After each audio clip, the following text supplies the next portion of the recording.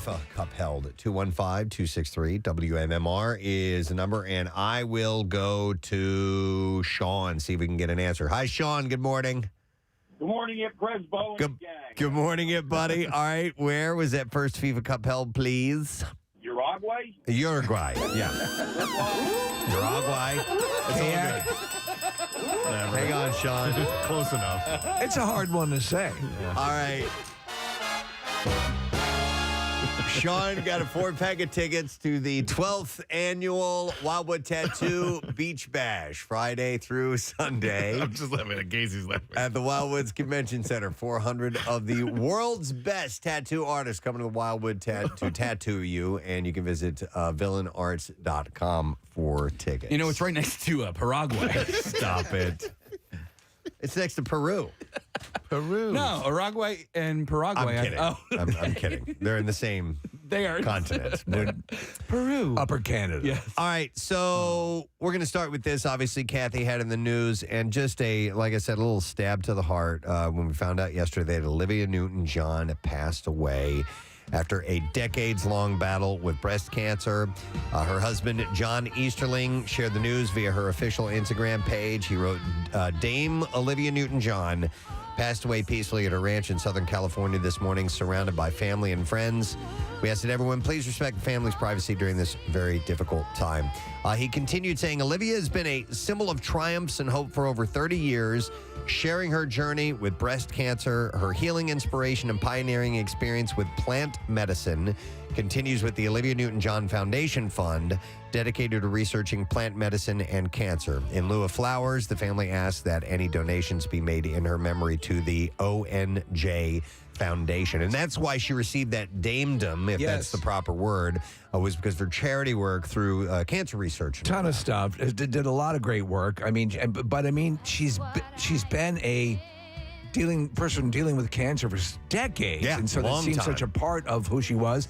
And in interviews and so on and so forth, we actually, I don't know if we have the clip is over, but her talking about how she deals and how she was dealing with cancer in her life. First, I want to hear this though. Yeah. Man, she could sing.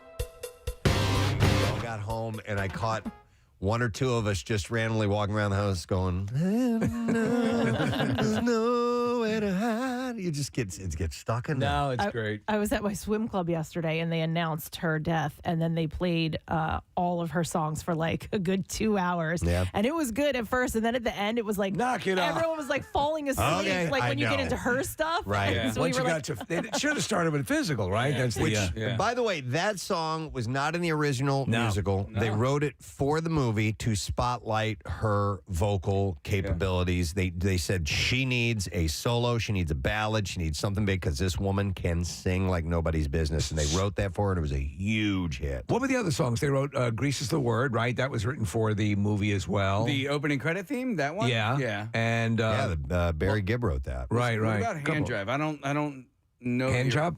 No, I think that was the musical, no?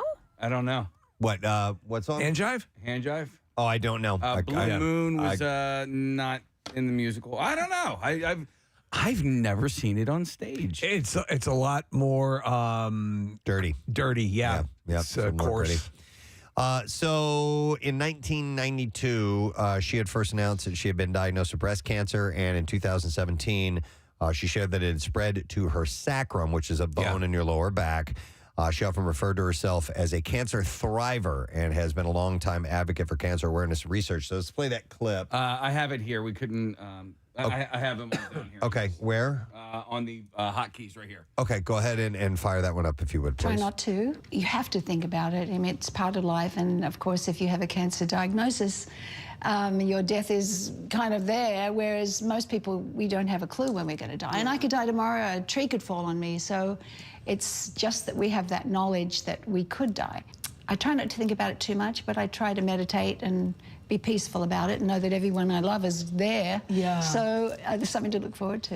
You know what? She was British born, I'd read. Yeah, it's funny. She's so associated with Australia because that's where she was raised, right? Yeah, she has to, and she has that Australian accent. Yeah, but yeah. when I saw British born in the news, I was like, oh, okay. What the? I always thought Australia, unless I'm incorrect, Nick. I don't know if No, you're She right. was born in England, Cambridge. Yeah. When did we have her on? It was on the phone. Yeah. And I don't. And she was great. I can't keep track of time anymore, so I don't Right. know if it was 3 weeks ago or five years ago. But she was such a easy conversation to have. She began her career touring with Pat Farrar as one half of Pat and Olivia before producing a few solo albums in the early 1970s. She received her first Grammy nomination for the title track to her 1973 album, Let Me Be There. And I have that isolated. Where is that, Casey? Right here. Here we go. This is.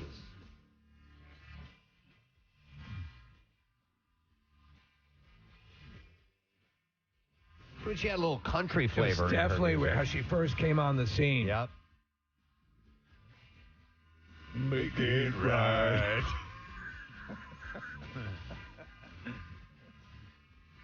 And only you can share. You just let me be there. Oh, let me be there. Yeah. So she had that kind of country flavor. And I was going through the list of songs, and Kathy, talk about the ultimate sleepy one.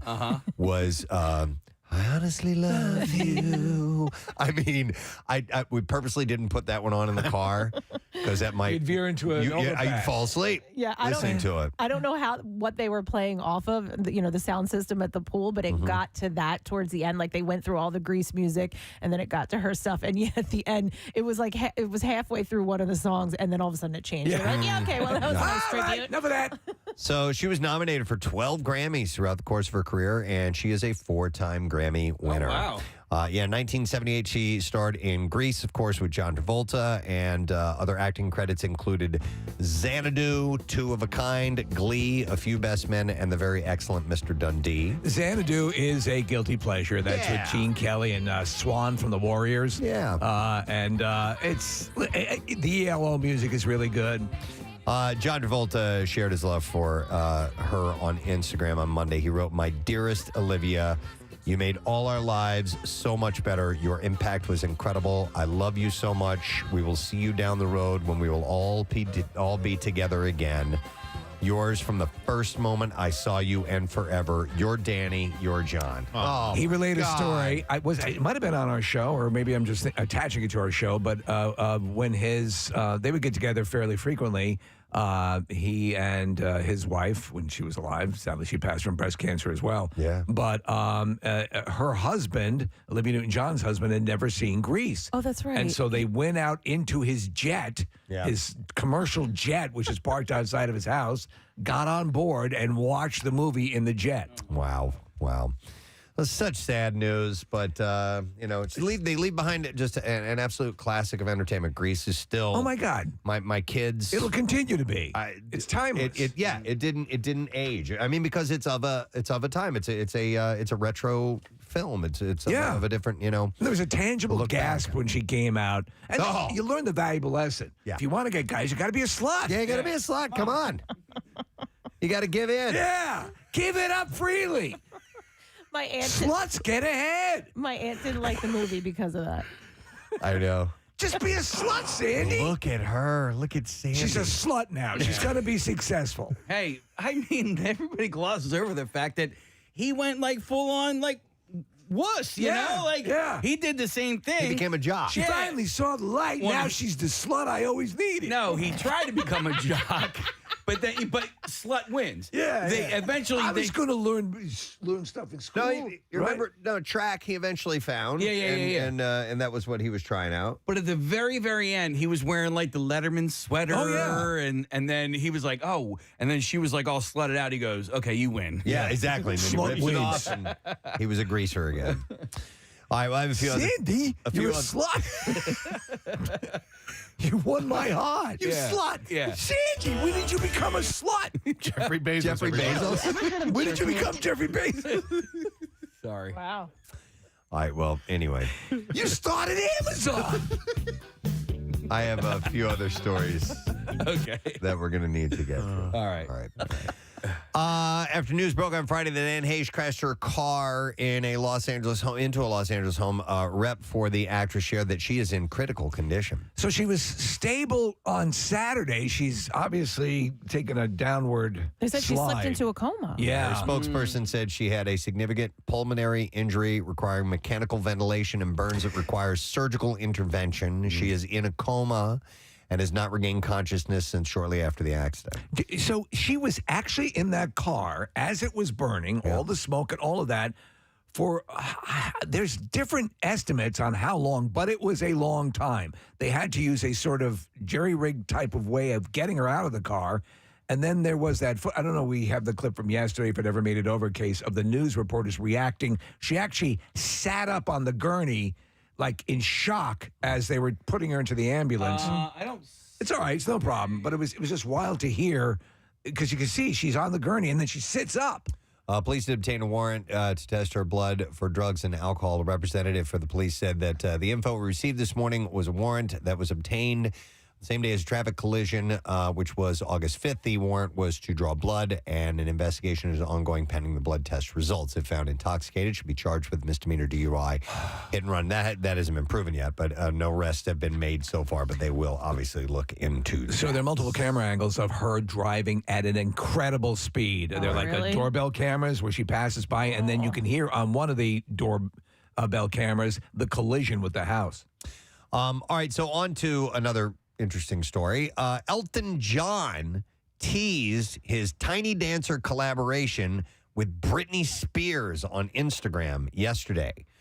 He shared a post that simply stated, "Hold me closer," with a rose and a rocket emoji underneath to symbolize each artist. Leave Britney alone! Last month, Page Six reported that the Toxic singer secretly recorded the duet with John at his home in Beverly Hills for release in August. An official drop date has not been revealed yet. All you people want is more, more, more, more, more. I don't know how I feel about that. I don't know what to think about that Tiny either. Dancer is one of my absolute favorites. Yeah, but Especially the Almost Famous rendition. Yep, we'll have to see. Hopefully, they don't destroy Maybe it. she'll make it better, Preston. Oh yeah, let's that's see if that happens. Ashton Kutcher has spoken out about his rare autoimmune disorder diagnosis for the first time. The actor said during a sneak peek of his Running Wild with Bear Grylls The Challenge appearance, he said, about 2 years ago, I had this weird, super rare form of vasculitis. I did some reading on this, man. I had never heard of it. He said it knocked out my vision, it knocked out my hearing, it knocked out like all of my equilibrium. And he said you don't really appreciate it until it's gone. Until you go, I don't know if I'm ever going to be able to see again. I don't know if I'm ever going to be able to hear again. I don't know if I'm ever going to be able to walk again. Kutcher told Bear Grylls that he's lucky to be alive, adding, the minute you start seeing your obstacles as things that are made for you to give you what you need, then life starts to get fun, right? You start surfing on top of your problems instead of living underneath them. That's good advice. Grills insisted, what do they say about survival? Storms make you stronger, and I think he's living proof of that. They also pranked him on this particular episode, kind of playing with the punked days. I don't know what they did, but word is that's what happened. So what he got to the point, now it can be treated with steroids and other things, but if it goes too long, it can start to damage your internal organs. But that was the better part of a year where he was dealing with that. Yep. Whoopi Goldberg's granddaughter, Amara Sky Dean, and I'm going to share where her name Whoopi came from. Okay, yeah. Shared her favorite story about the ghost actress in a preview clip of Entertainment Weekly's Claim to Fame, and it involves a fart war with Robin Williams and Billy Crystal. And we've heard Whoopi fart before. She farts a on lot. The View. Yeah. In the clip, Dean recalled the story that her grandmother once told her. She said, Robin Williams, and Billy Crystal were standing in an elevator, and Robin Williams was just farting his life away. And I guess they were Dutch ovening each other, just basking in the ambiance of farts, she said. And she shared that she likes to fart, and she said that Whoopi cushions farts. And that's how Karen Johnson became Whoopi Goldberg. Whoopi Cushion. How about that? So as a nickname amongst friends, she would cushion her farts, And there they started calling her Whoopee Cushion or just Okay. Whoopee after that. And that's where her name came That from. makes sense. I like that. Absolutely. It's a good nickname, and it stuck, From obviously. chronic gas. I was laughing with my mom for the weekend because we were talking about Ghost, and my mom and dad had gone and seen Ghost together. Right. And there's this really tender moment at the end of the movie where, whatever Whoopi's character's name is, and Kisses him as he's the ghost, yes. Right. And so it's this tender moment, and Patrick Swayze and Demi Moore are kissing. And my dad is in the movie theater and just loses it laughing because he's just imagining, because in real life, what's happening is Whoopi Goldberg and Demi Moore are the ones that are kissing. And my dad just ruined it I don't even know if he ruined it or not, but I was cracking up. I mean, how many years ago was that? 30 years ago? A long time ago. More, yeah. So the Flash star Ezra Miller is now embroiled in even more controversy. Deadline reports that Miller allegedly stole alcohol from a home in Vermont, and they're now being charged with felony burglary. The report reads, at approximately 17:55 hours, the Vermont State Police was notified of a burglary complaint at a residence in the town of Stamford, Vermont. The initial findings indicated that several bottles of alcohol were taken from within the residence while the homeowners were not present. As a result of an investigation that included surveillance videos and statements, probable cause was found to charge Ezra M. Miller with the offense of felony burglary into an unoccupied dwelling. They can't. So they must be looking at this. By the way, the advanced word on the movie, The Flash, is really, really good, and everything's in place. I bet you they're can we get just release this thing before he does something even worse? This comes days after Warner Brothers confirmed that The Flash was still on course for its 2023 theatrical release. I wonder if he has any family or anybody. Is anybody trying to put the brakes on what he's doing? I don't know. You remember that movie he was in? It was one of the first times I think I ever saw him where let's talk about there's a troubled kid who brings a bow and arrow into school and starts killing kids. Do you remember this? No. Okay. It was one of the first movies. I forget the title of it. Nick, if you could look it up. We need to talk about Kevin? We need to talk about Kevin. Okay. He plays a deranged kid. That was one of the first times you saw him. But now it seems to be like this. Then maybe that's why he was so good in the role. Yeah. Let's see. What else I have for you? A source told People Monday that Pete Davidson has been in trauma therapy since April, in a large part due to the harassment he's experienced from Kanye West. Well, I don't believe that. So the source said that the attention and negativity coming from Kanye and his antics is a trigger for Pete, and he's had to seek out help. I mean, but he's had struggles before, right? Well, maybe he found a Kanye West support group. The source added that the Saturday Night Live star has no regrets for dating Kim and wants it to be made very clear that she's been nothing but supportive of him throughout their relationship. I bet it was, Steve, that it wasn't the Kanye harassment that got to him. It was the Kanye supporters who then followed Kanye's lead and then attacked Pete as a result. Could be it. You know. All right. Maybe that's a good point. His legions of Kanyites. David McCullough, award-winning author, narrator, historian, and television host, died on Sunday at his Hingham, Massachusetts home. He was 89 years old. I met him.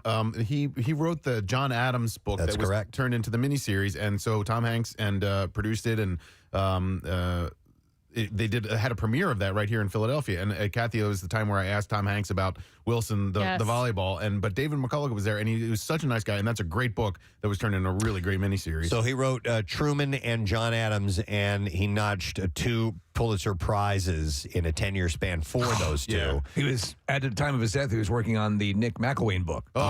He was so impressed by that meeting. Guess what I get to do? Well, you guys will know him from something else, which is kind of interesting. He also won the National Book Award twice for The Path Between Seas, the creation of the Panama Canal, and The Mornings on Horseback in 1981. In 2006, he was awarded with the highest civilian award of the United States, the Presidential Medal of Freedom, for his literary works and chronicling histories of some of the nation's most prominent political figures. Ken Burns is a huge fan of his. That John Adams series was so good. I should watch it again. Now, also, he hosted shows on public television, including Smithsonian World, The American Experience, and narrated documentaries like The Civil War, which was, Ken Burns. But one of his most notable voice roles was serving, and I never knew who did this, and I thought such a great job. He was the narrator for Seabiscuit. Oh, my God. Oh, wow. Yeah. I loved Me too. Didn't make the connection. I did not know that. That narration It's is excellent. so critical Yep.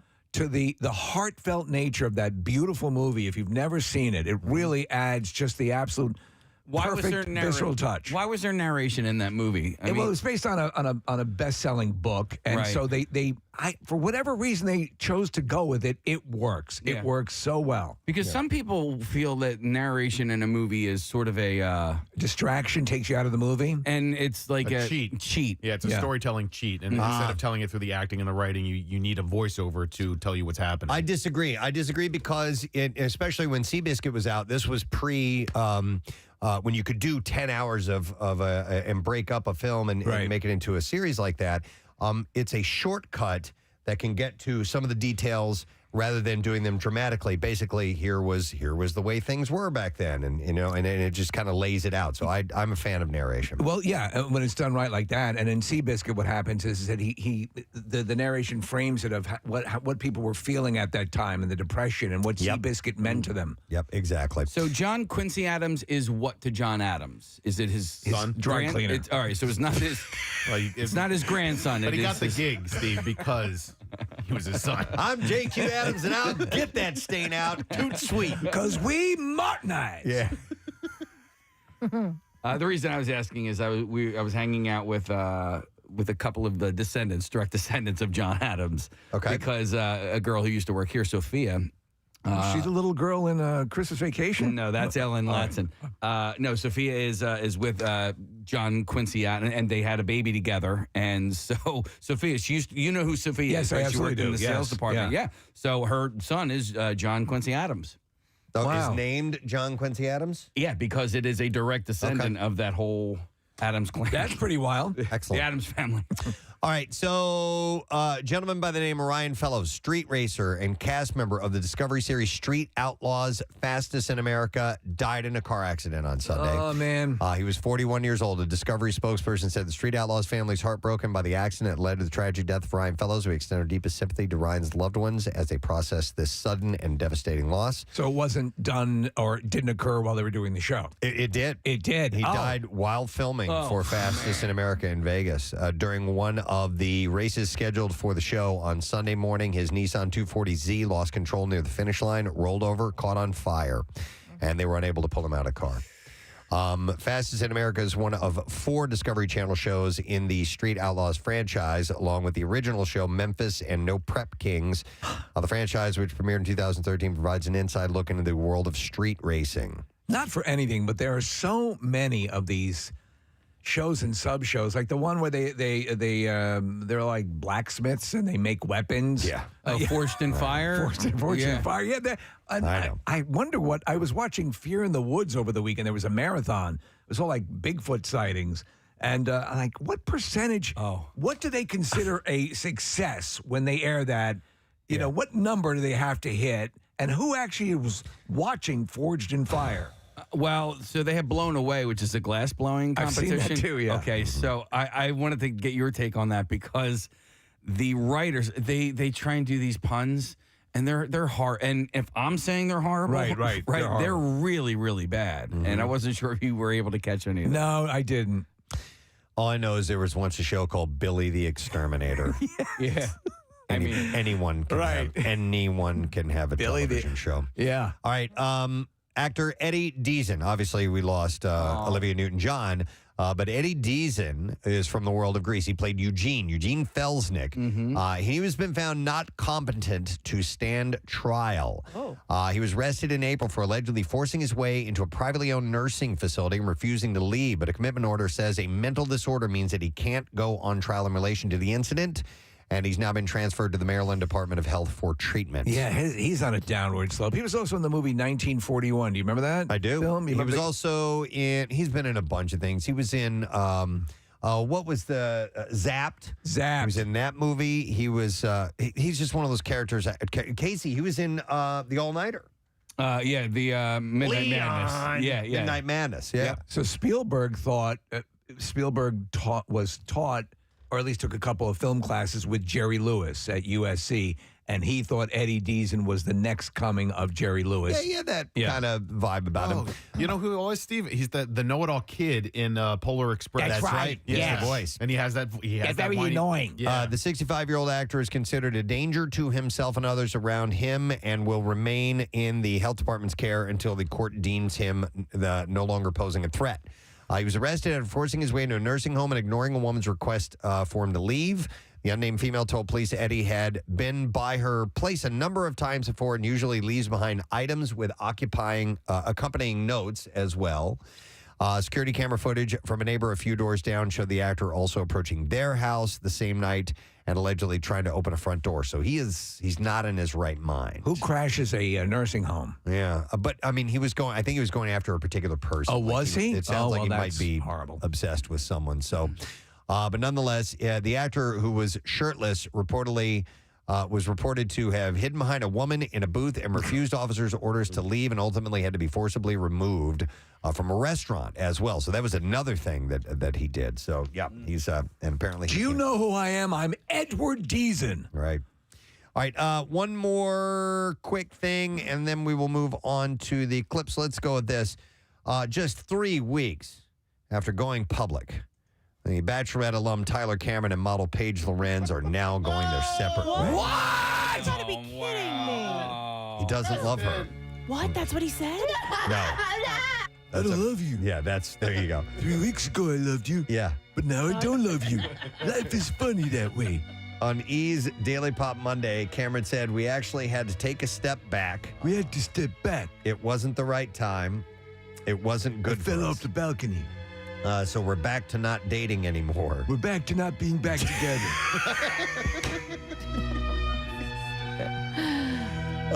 Just Back to the future. What? Back to the future. Oh, like the movie. Okay. How fast did you have to go to get up to go back to the future? I don't 88 know. miles per hour. I just know the title. I never saw it. Oh, okay. I'm sorry. Thought since you referenced it, Right. maybe. Yeah. Okay. So you said we're back to not dating anymore, just doing our own thing right now. I'd like to get back to not doing something. But we have tons of respect and love for each other. She's so smart. Yeah. So She can count. yeah. All right. And now we shall play the clips for you, friend. All right. Where are those coming up? Is the Vox Pro working? Yeah. I'll explain later. Santa's got to go. Yeah. It's okay. It's all good. It's just an important piece of equipment. It's not working. You want to feel a little better, Preston? Billy the Exterminator is still on TV. Oh my God! Are you serious? Swear to God. Good. I don't know if I want to work anymore. Since I think I'm 2009. done. Yeah. Did I turn? Oh, sorry. It's okay. You were hitting the Billy the Exterminator button. The new horror comedy, Bodies, Bodies, Bodies, is a murderous satire targeted at Gen Z. And here the cast recalls the first night they met and the hilarious way they bonded. Here we go. One of the first things we did was, I think we played like Never Have I Ever in a hotel room. Oh, yeah. Yeah. We played that. Yeah. Where it's like you ask someone a question and it's random. And sometimes it'll be like, what's your favorite color? And then it'll be like, what was the worst day of your life? Hot seat. It felt like we dropped straight back into like a high school sleepover day.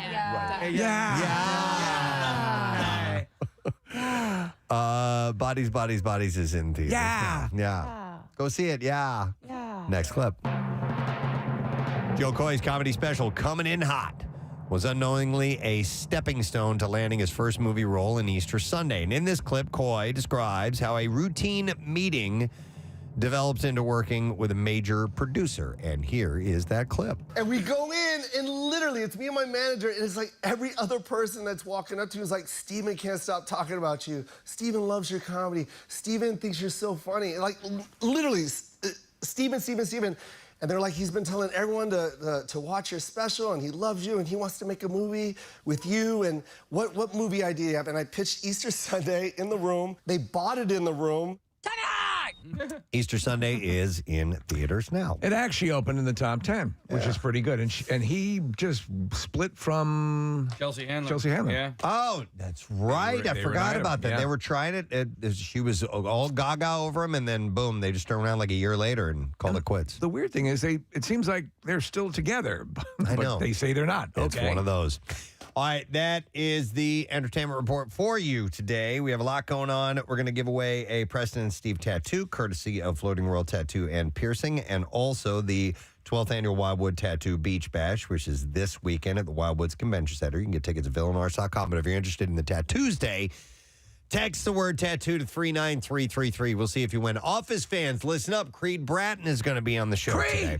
And he is in town appearing at City Winery tonight at 8 o'clock. Pretty awesome. So that'll be around 8:30. We got some other guests to tell you about them when we return. Stay with us.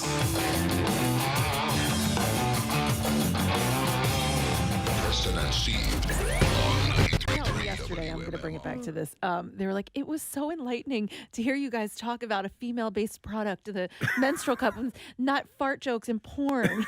Here we are. We're back. And we just did it all. Don't worry. We did it all. Absolutely. Hey, this might be the perfect opportunity. All right, Marissa, I sent you guys this instructional video. Oh, my God. Oh, yeah. Yesterday. Did you watch it? I heard you watching it in the office, and I could hear it, and I'm like, what? It's got to be some sort of sex toy or something. So it's this bizarre product, and I sent it to all of you guys, and the subject line I used was instructional video. Please watch. Nobody got back to me. Like not one person responded to me, and I'm like, did I offend Marissa and Kathy? Well, I know I didn't offend Kathy because she was in the same room. But that's a terrible feeling when you send out something you think, oh my God, did I cross the line? Right. And I wanted to watch it, and you were making such a thing about it that I wanted to not be distracted, and I never got around to it. Marissa, see if you can grab the audio from that, and I don't know if it's fully. If we can play it or not, but there are specific body parts. I don't think it talks about insertion or anything like that, but it is this quote-unquote massage piece of machinery that is one of the most involved-looking things I've ever seen. If it's indeed made for, it has to be. Back here is the carburetor. Oh my God, Yeah, it's complicated. Oh, It is. yeah, and it is there for pleasure, right? You know, if you make it all the way through, okay, you know, because things go in things and other things go in other things, and there are some things that and we've talked. I remember one time we did. I think we were doing an appearance at maybe Brisquet's store or whatever when it existed, and there were things in there I would have thought were actually involved in construction that were that there's no way that is a sexual thing. But Kath, when you were talking about sending things to people, and I have done that, I've sent things to you, and I'm like, oh, I shouldn't have done that. And then I go, oh wait, no, she has sent me the picture of that guy sitting on the on the side of his bed with his giant penis. with his giant thing hanging out. I'm like, okay, I think I might be safe here. I love when they will insert. They will have like a dignitary at some meeting, like a parliament, and they will insert that picture in one of the frames behind him. Dude, the latest one, it was a COVID test. Yep. And I sent it to Kathy. I'm like, dude, I think I came back positive, and she's like, dude, I got this like 3 days ago. I didn't say that. I sent you a screenshot of the text that Preston sent me I had that already said, sent I it think to I her. tested positive. There was only one person I wanted to send that to, and that was Kathy. Yeah, listen, I bought Kathy for one of her birthdays, like a butthole polisher one time. Right? Yeah, I thought it was nice. Right? Yeah. So you can't cross the line with her. No. I don't think so. No, there's. I don't. Yes, I don't get offended by anything. I don't think it's all funny, but I don't. Right. You know what I mean? Yes. But I don't get offended if you get me a butt plug. Like I've lost. I traded in, and I've always said this. I say of offensive things all the time. I do not have the right to get offended. You know, it's just it's my deal. Right. If I dish it out, I have to be able to take it. Right. But if Kathy ever wanted to like get us fired, Oh my God! Jesus. Oh yeah, there's so much ammo. It's not even. I mean, Then all you have to do remotely is funny. show the text from her on the phone. Yeah. You'll be reinstated. I will also my mind. I will also think of the time that you put a Sharpie in my butt crack, and you don't remember that, but I do. I'm No. like, yes. Did I draw on your butt? No. I was like bent over, and my crack was showing, and you were like, bloop. Wow. Okay. Do we have it over the audio? No, I don't. Are you editing it? It might Marissa? have. Yeah. Yeah. It's you don't need to. We don't need to hear all of it. It's just I want to get the tone of this guy that is doing the narration for it. That is actually the the instruction. It's like he's being as serious as you can possibly be about it. I love that. And talking about this stuff that's just like it's like these things, and we never play these fully, but Dad, can I talk to you for a minute? yeah. There's a much longer piece of that, but I love.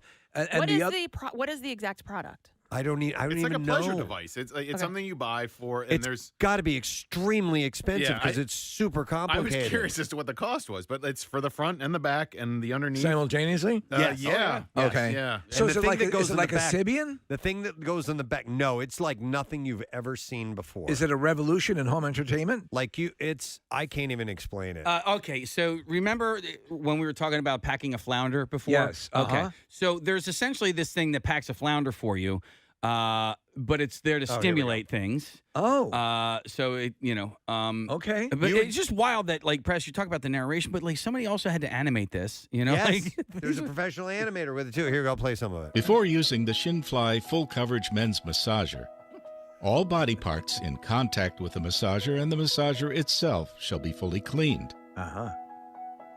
music. After assembling the massager, lock the rear massage bar in the initial position, adjust the front massage bar to the maximum angle away from the body, and tie the belt at the waist.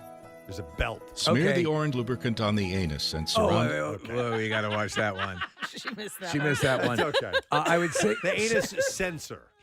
Yeah, so. So It is funny what we can and can't say because like it's all technical terms. it is. You But know, there are some.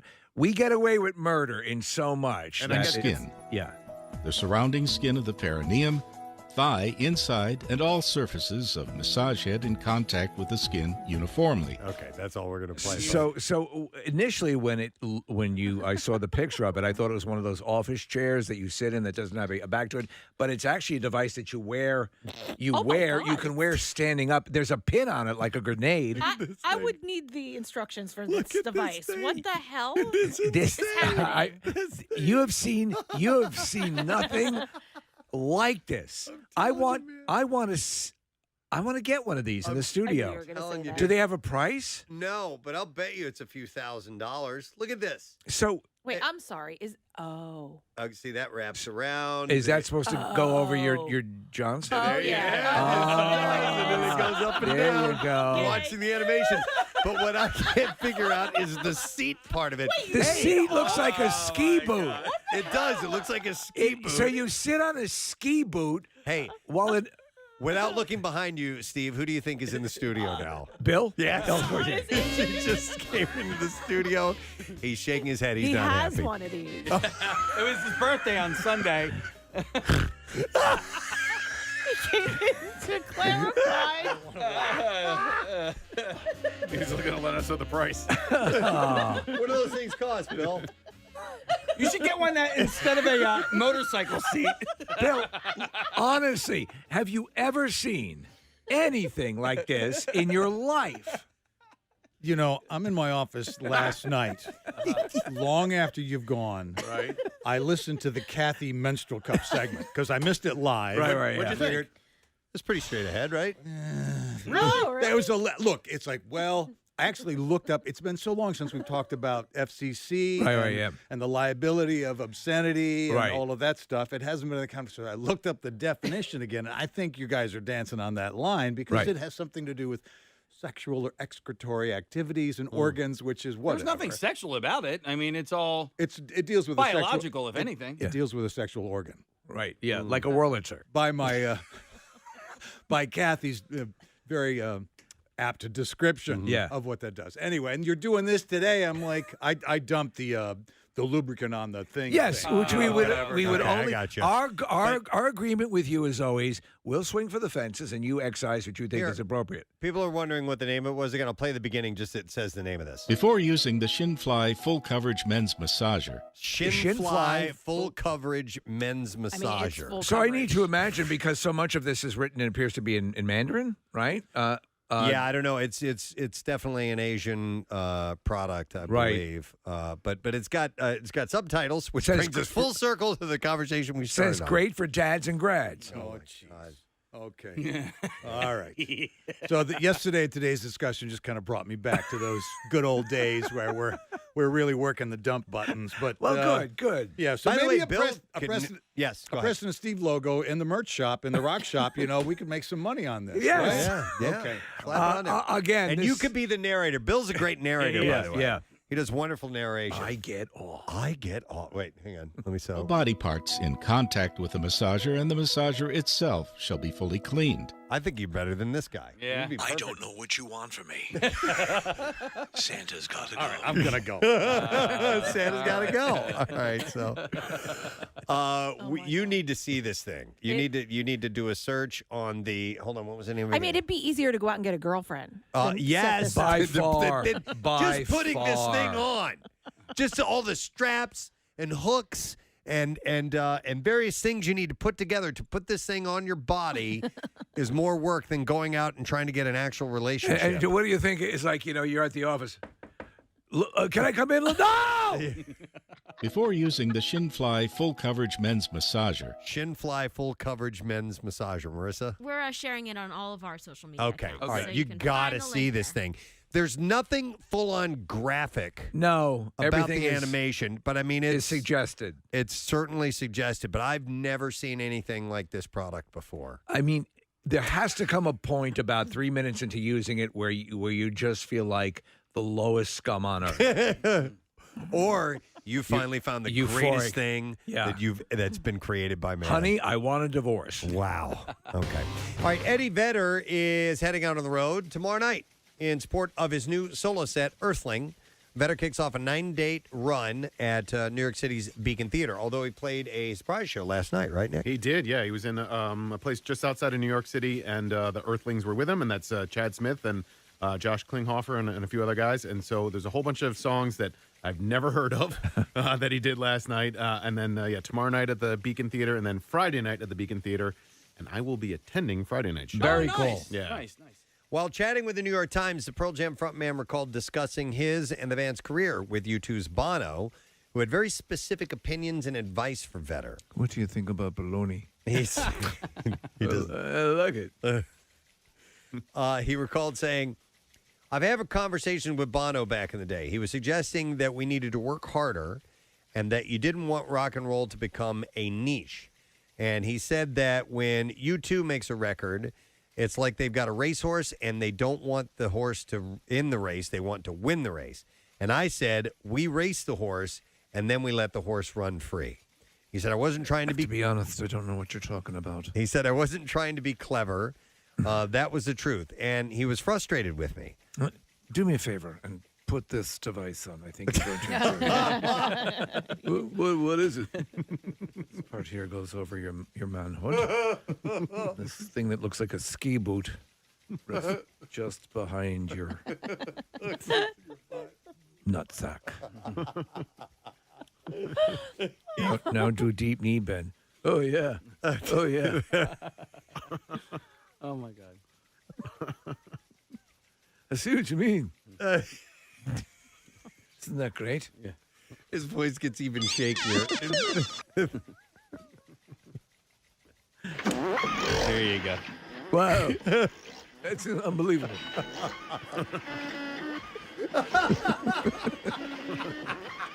Isn't that something? It's crazy. Boy, today, the last of these days, so this might be a good point to bring this up. But I the other day, I saw, and we've talked about this before, I know, but I saw a landscaper wearing long pants, long sleeve shirts, all the way neck covered up, hat. I mean, complete, like a winter get up is what it looked like to me. How do you survive in that? How do you, and I know that you're covering up your skin to protect you from direct sunlight, but it's got to be like a baked potato when I do inside of foil. You know what I mean? How is when I that do landscaping, possible? I wear like a frock or a summer dress. That's because cute. it's got to be a little bit more billowy. I don't know. I don't know how they do that. But for the landscaping thing, for example, since we got my wife is now keeping bees in the yard, and occasionally we have landscapers come over, and the guy has to wear a full thing as he's going past the bees, But in general, you're right. To protect from the sun, to protect from that. This guy was just working and wearing that. I don't get that. I've always been told for years, and you'll see them in the desert wearing, completely covered up. And apparently, as it goes, that actually makes them cooler. I don't know how that works. It doesn't work with me. I think I like to wear a short sleeve shirt and shorts makes me cooler, not wearing a head to toe covering. I was at I know this is different, but I was at a spa over the weekend, and the girl I was with was like, we were in a sauna, and the temperature was 194 degrees, and she goes, "We're almost at boiling." Like, that's how, and I was like, oh my God. 194? You're right. It was 194 degrees. You can only stay in for 12 minutes. No. Yeah. You can't be in 194 degrees Nick, heat for 12 minutes. I will show it to you online. It was 194 degrees, and then you went. It was one of those you had to go from hot to cold. So you went from the sauna and then into, I think it was negative 50. Dude, you can toast bread at that temperature. 194. You're literally less than 20 degrees away from boiling. Like Yeah, that's what she said. She goes, "We're almost boiling." I don't believe it. Oh, look it up. It was 190 degrees sauna. It was. You sure you weren't in a microwave? Here we go. Saunas. Here's a little bit of information. This is saunas are small rooms that are heated to temperatures. Oh, thank you. Listen to this: between 150 and 195 degrees. She's right. They often have unpainted wood interiors and temperature control. Friends and family love to use them. Did not know. I hate saunas. I can't. I don't stand care them. for them either. You know who's crazy about them, man? The Scandinavians. They love saunas are everywhere in Scandinavia. We Damn have Scandinavians. We have family in Sweden, and so I was like amazed that people had saunas in their homes, and all the hotels would have little signs to the sauna, to the spa, and all that stuff. I'm like, what is the big deal with saunas? What's the big deal with Scandinavians and their saunas? For me, there's I like the saunas. I don't like the steam rooms. Okay, so have you ever done a UV sauna?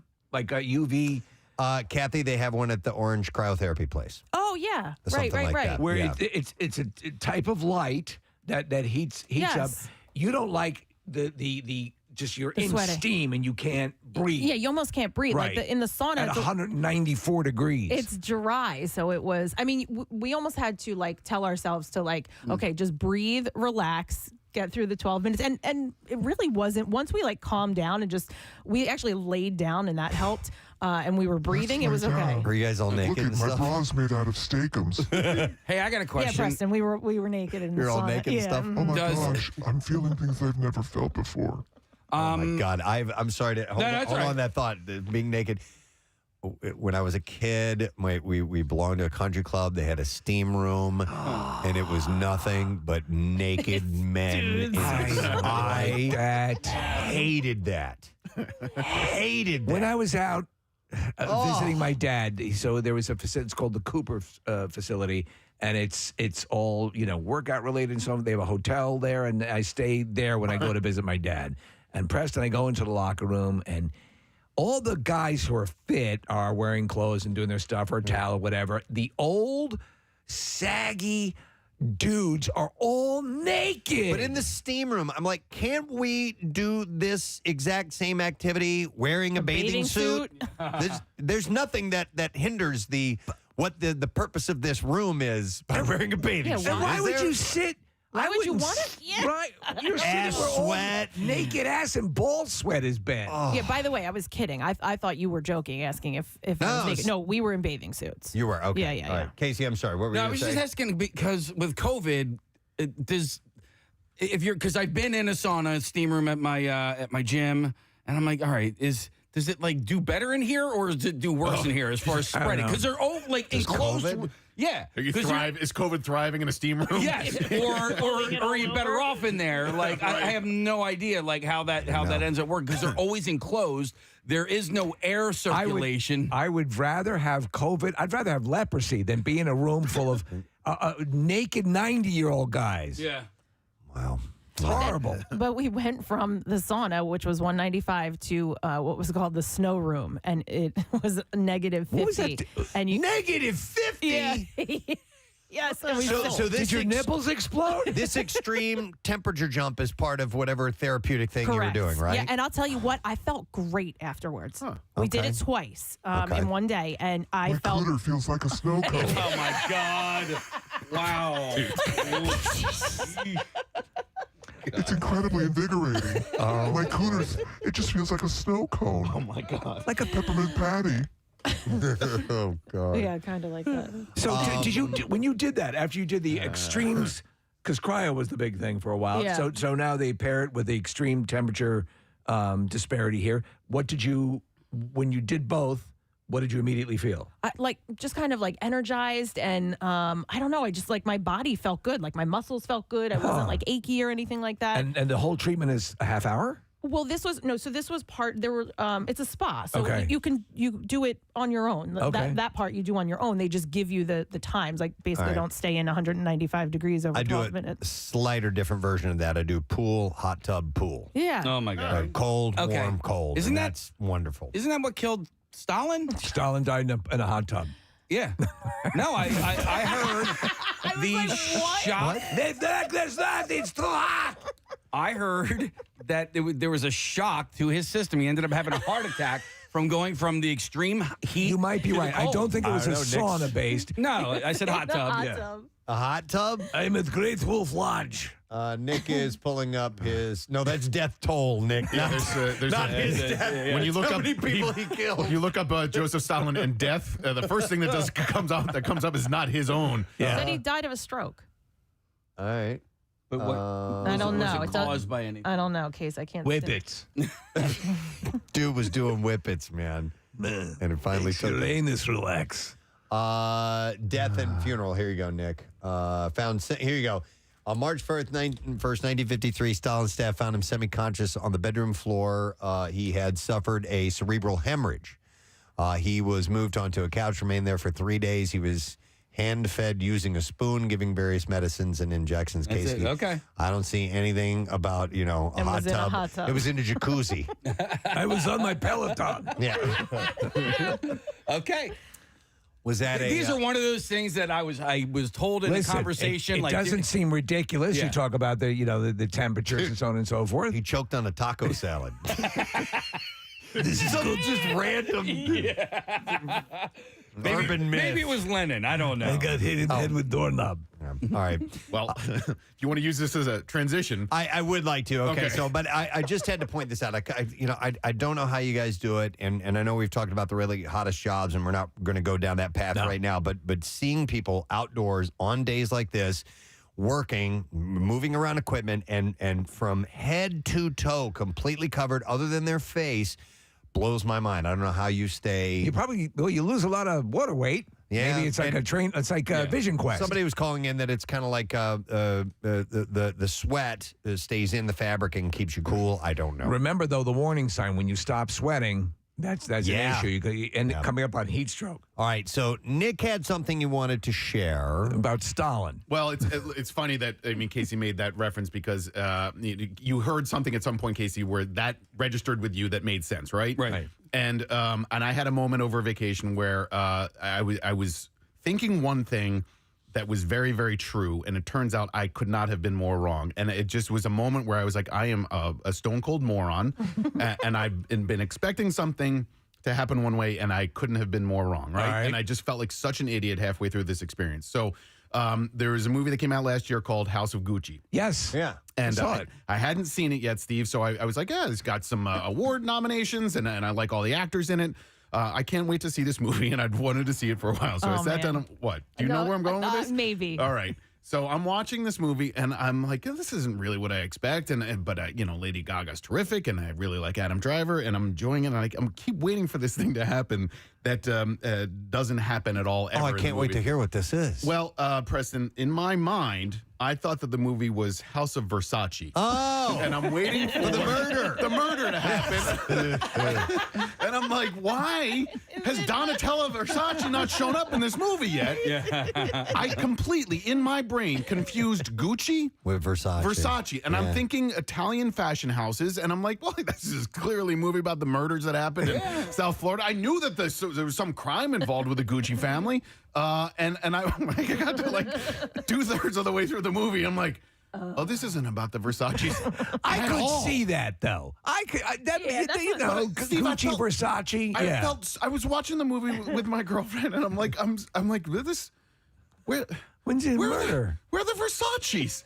And I felt like such a freaking idiot. This is not the same thing, but it does involve watching something and having expectations. Okay, so we watched the show The Righteous Gemstones. Right.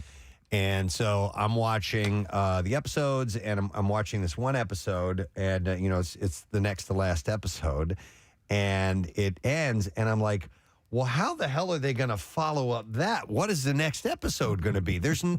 Where are they going to go with this? It was the last episode. Yeah. And they tied it all up, and I was not ready for it to be all wrapped up and done. They left no one. There's nowhere to go. The conclusion had happened, all this. I'm like, well, what are they going to do next after this? I just don't see where this can go. I don't get it. And that was Deer Hunter for me because I rented it from the library at school. That's right. They gave me the second tape. I didn't realize that there were 2 tapes. Yours starts right off of Vietnam. I mean, I have there are no deer in this movie at all. They haven't gone hunting once.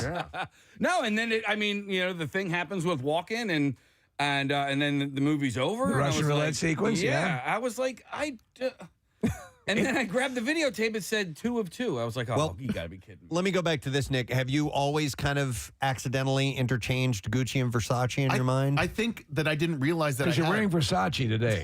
Yes. But I realized, Steve, a side note, that you and Casey and I are all wearing Sixers T-shirts. We are, yeah. And you and Casey We're have the wearing same one. the same exact one, Steve. Are we? Yes. Yeah. I didn't even notice. By the way, somebody texted in and said, Nick, I did the same damn thing as you. That makes me feel better. How about this? I'm sorry. Here's another one. Somebody once told me that Fred Rerun Berry was Halle Berry's father. And like an idiot, I believed it. Fred Rerun Berry was Halle Berry's father. Oh. That's great. Well, someone told me that Stalin died in a hot tub. No, Preston, in my mind, I think I did. I thought Gucci and Versace were the same thing, and they were interchangeable in my brain. I know that I interchange things, and I can't think of an example right now, but I know for sure that I do the same thing. Well, with actors, it happens frequently, right? Mm-hmm. So, and I guess maybe that's just sort of the same name association. But I'm like, yeah, Italian designer. This movie, I can't wait for Versace. Well, there is, by the way, a movie that was made, I think it was on HBO, about the murder of Versace. Oh, I should watch that. Yeah. Did you like it, Nick? That's the okay. movie? House Gucci? Yeah. It's all right. All right, but what's the driving force of the story? Like, what's the controversy with Gucci? They go to a planet with large blue people. Oh. No, that's Avatar. Oh. So somebody ends up going to prison. Yeah, Adam Driver and Lady Gaga, they are both Gucci's. Adam Driver is in that house of Gucci, and he marries Lady Gaga, who is not a Gucci by birth. And then it's about their relationship and how things sort of go awry. And how she kind of took over. Yes. Oh. And so it starts off with something happening to Adam Driver's character, and then by the end of the movie, you figure out how that happens. It got a lot of acclaim. It was okay movie. It's not bad. But it's not at all about Versace. Wait a minute. Okay. Is it about Versace? Here's a text that says, I adopted a dog around Halloween. Netflix was pushing Halloween movies on the homepage, and it took me 20 minutes to realize that I put on, instead of putting on Cujo, I put on Benji, the heartwarming family movie. What does this little dog eventually get rabies and turn huge and start killing people? That's really not a threatening dog. No. In fact, he seems rather pleasant. Wow. All right. Let's see. There's some other text coming in. What is this? I didn't realize Westworld was a movie from 1974 and thought that it was the first episode and thought that it really escalated quickly for episode 1. They pulled up the movie. He watched the movie, which, by the way, is a great movie. Instead of the series. I've done that before on Netflix or Hulu, thinking that I'm getting into a series and really I'm watching a movie, and I'm like, this is the longest first episode I've ever seen. And I was enjoying it. There was one specifically, I was enjoying it, thinking it was a series. Right. And then when I realized it was a movie, I was like, oh man, this is all right. Yeah. Like, I don't know why. It just changed my thought. It's the way things are laid out a lot of times menu-wise. And let me ask you guys, like if you're watching a series and you go over and to determine if you watch the last episode, do you find yourself always having to do that? Like, you put it on for a little bit to see if you watched it, because the way they have them laid out, and sometimes they don't have that line that appears at the bottom that says watched or whatever, and it's it's like, oh, now I have to do this CSI to figure out where I am in this series. Here's a text that says, my friend convinced a coworker that Uma Thurman was Strom Thurmond's daughter. I guess just for fun. Yeah. Well, I constantly do stuff like that, and my wife she'll believe the whatever BS I'm rattling off. Well, deers don't have sphincters has been a thing on our show for a long time. Right. Because my buddy told me that deers don't have sphincters. That way they can poop on the run. Right. And then he kind of doubled down on that not too long ago because I had earnestly believed it?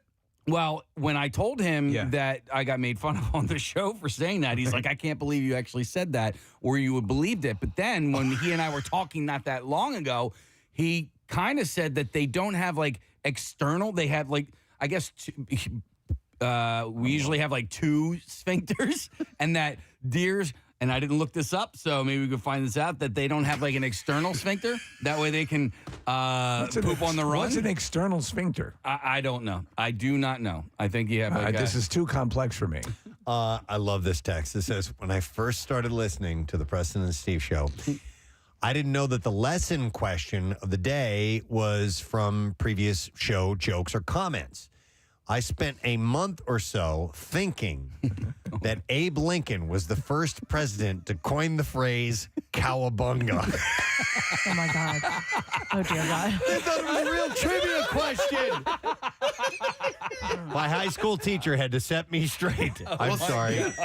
Abe Lincoln did not coin the phrase cowabunga. I don't remember what. But remember Steve, where that came from? I don't. But you will deliver lines sometimes, and just completely straight. And I have to check because sometimes they are facts. Right. More often than not, they're jokes. They're woven in with semi-sounding But this correct was material. the question at the end of the day. So if they didn't know that, Right, they would have thought that, was yes.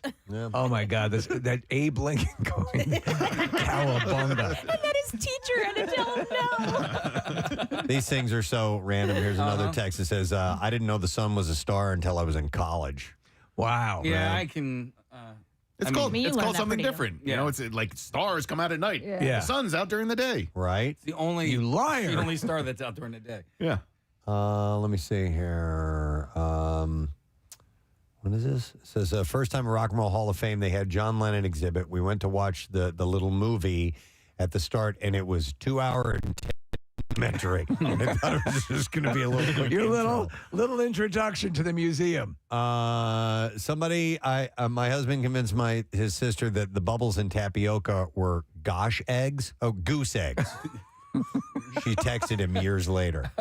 Okay. The bubbles in tapioca are goose eggs? I don't know. I think that's what it says. So, anyway. Or gosh eggs?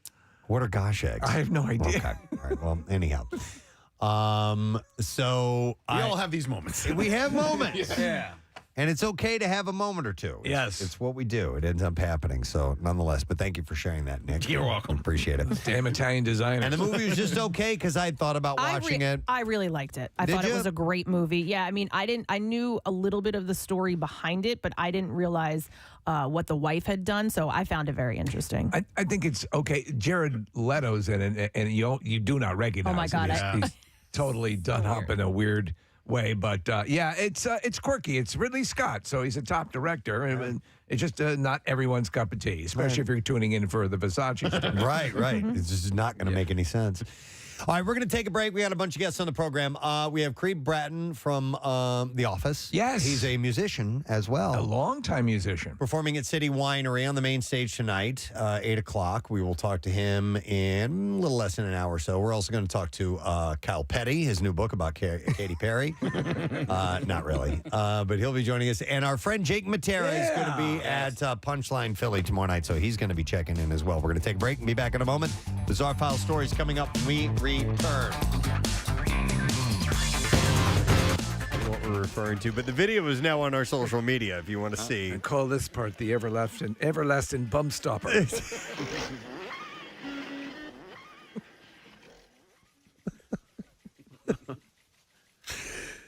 Oh, my God. Hang on. I can't see the copy here. And the video's back up again.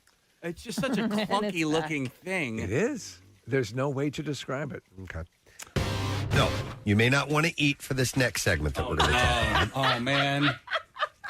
Okay. Kathy told us last night on a little phone call, and she prefaced this by saying, I want to share something with you guys. And she says, because we're family and we can talk about these things. By the way, Casey was not on the call at this point, so this is going to be a surprise He for, called the end for of it. Casey. I go, what did I just walk into? And you guys said, you just wait till tomorrow. Yeah. I said, okay. Yeah. So you want to try something out, I believe? do. Yeah, I want to try something out. And when I say we're family, I mean us in the room and everyone that listens to the show. Exactly. Right? Yes. So I'm going to try a menstrual cup. Oh, a menstrual cup. Wow.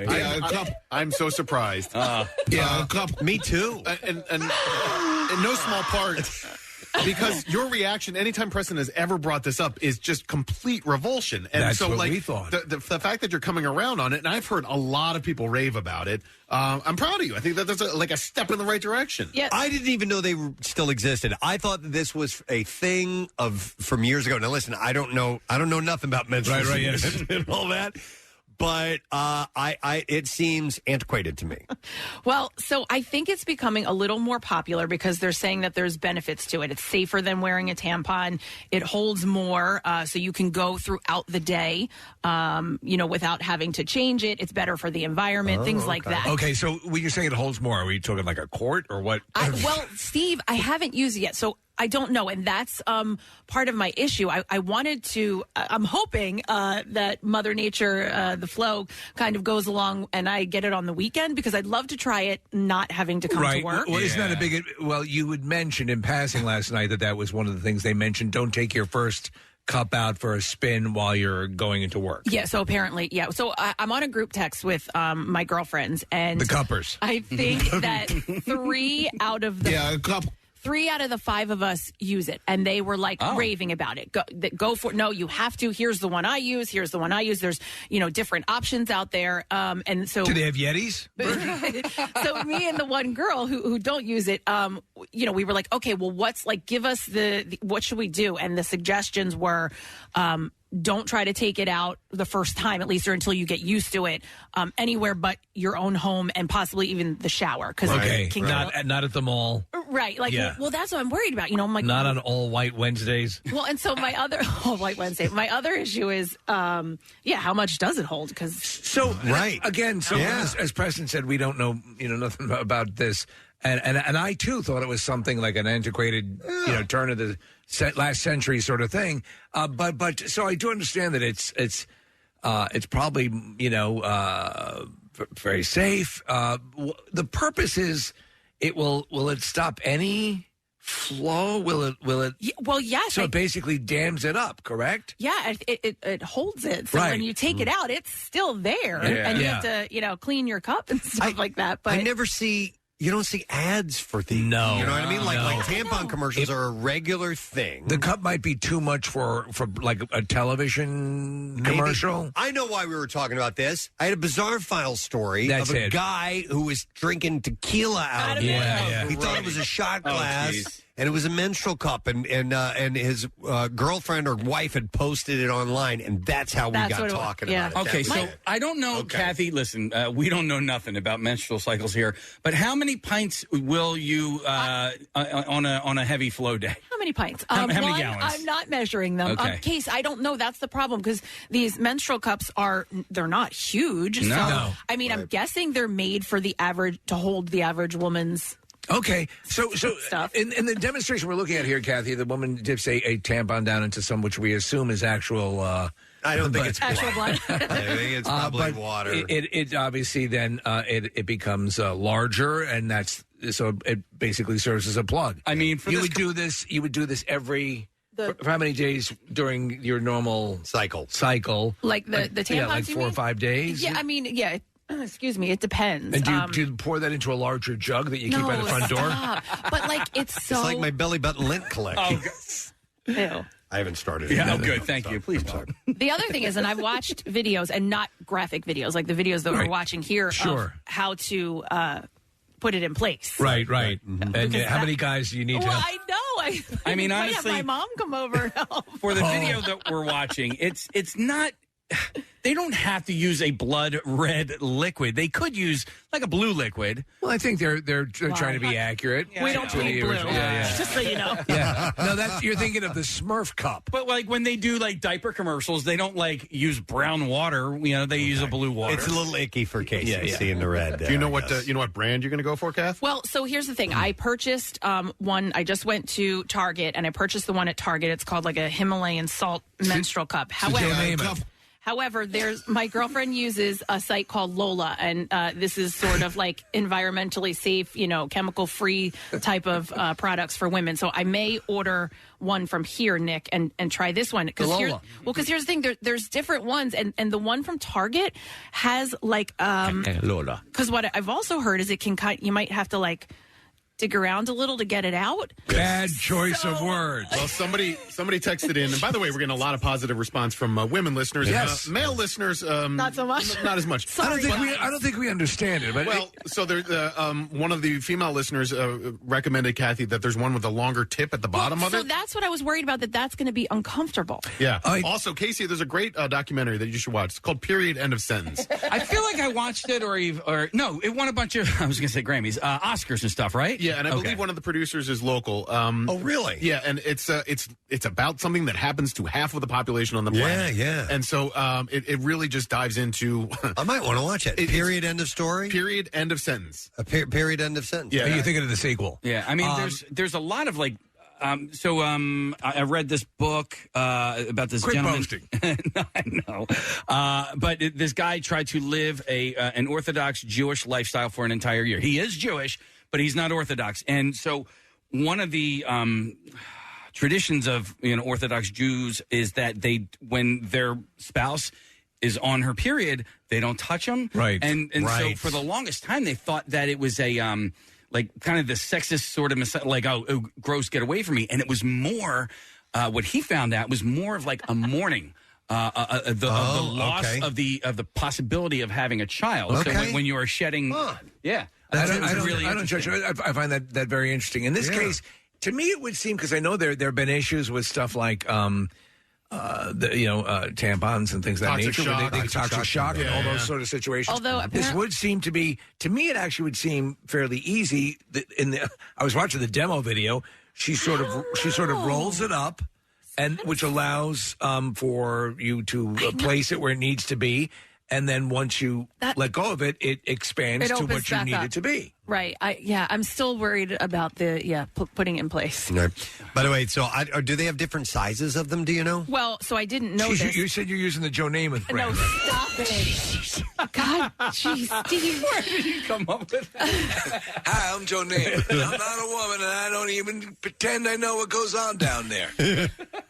Preston, I think there are sizes. I'm looking now here. It says mini, size 1, and size 2, and then you can click the size. So for the ad campaign, this would be for the regular size. Yeah, a couple. And the mini would be couple. There you go. Oh, it actually a couplet. It actually goes by the sizes are based on your age, because I guess your flow changes as you age. So if you're 30 or older, so that wouldn't be me. That's a size 2. Oh, so under 30 is size 1, and then the mini are for first time users. We're watching the again. Couple. So this seems. So, Kathy, the little nubby at the end that one would use to extract would seem to be about kind of the similar purpose of the string. Right. So what you're looking at right now, that's similar to what my friend uses, but the one that I got from Target, the little nubby is kind of long. So that's why I don't know if it's comfortable. To paint the picture, gentlemen, if I will. The cup itself looks like the front end of a World War II bomb that you would see dropped. Right. In exactly. Video footage of World War II. So anyhow, but it's also got a little spire that sticks out from it. Sort of an extended nipple. A little handle, a little extended nipple, like a very lengthy nipple, if you will. Right. And that is what, now we're looking at some that actually have a ring on them. I guess these are reusable ones, Kathy. Oh, are okay. they Those are party disposable? ones. No, they're reusable. You wash them. Which is why it's environmentally better. Better, okay. And it seems to be of a very malleable polyurethane sort of thing. I do see the merit in this on one level. I think it might be a way I would go. So let me ask you one thing, and again, not to be. And then At this point, go ahead. She's showing to me that they do have the Joe Namath brand on Amazon. That with the tampon, you are also sort of cleaning the area when you extract. Can you extract this?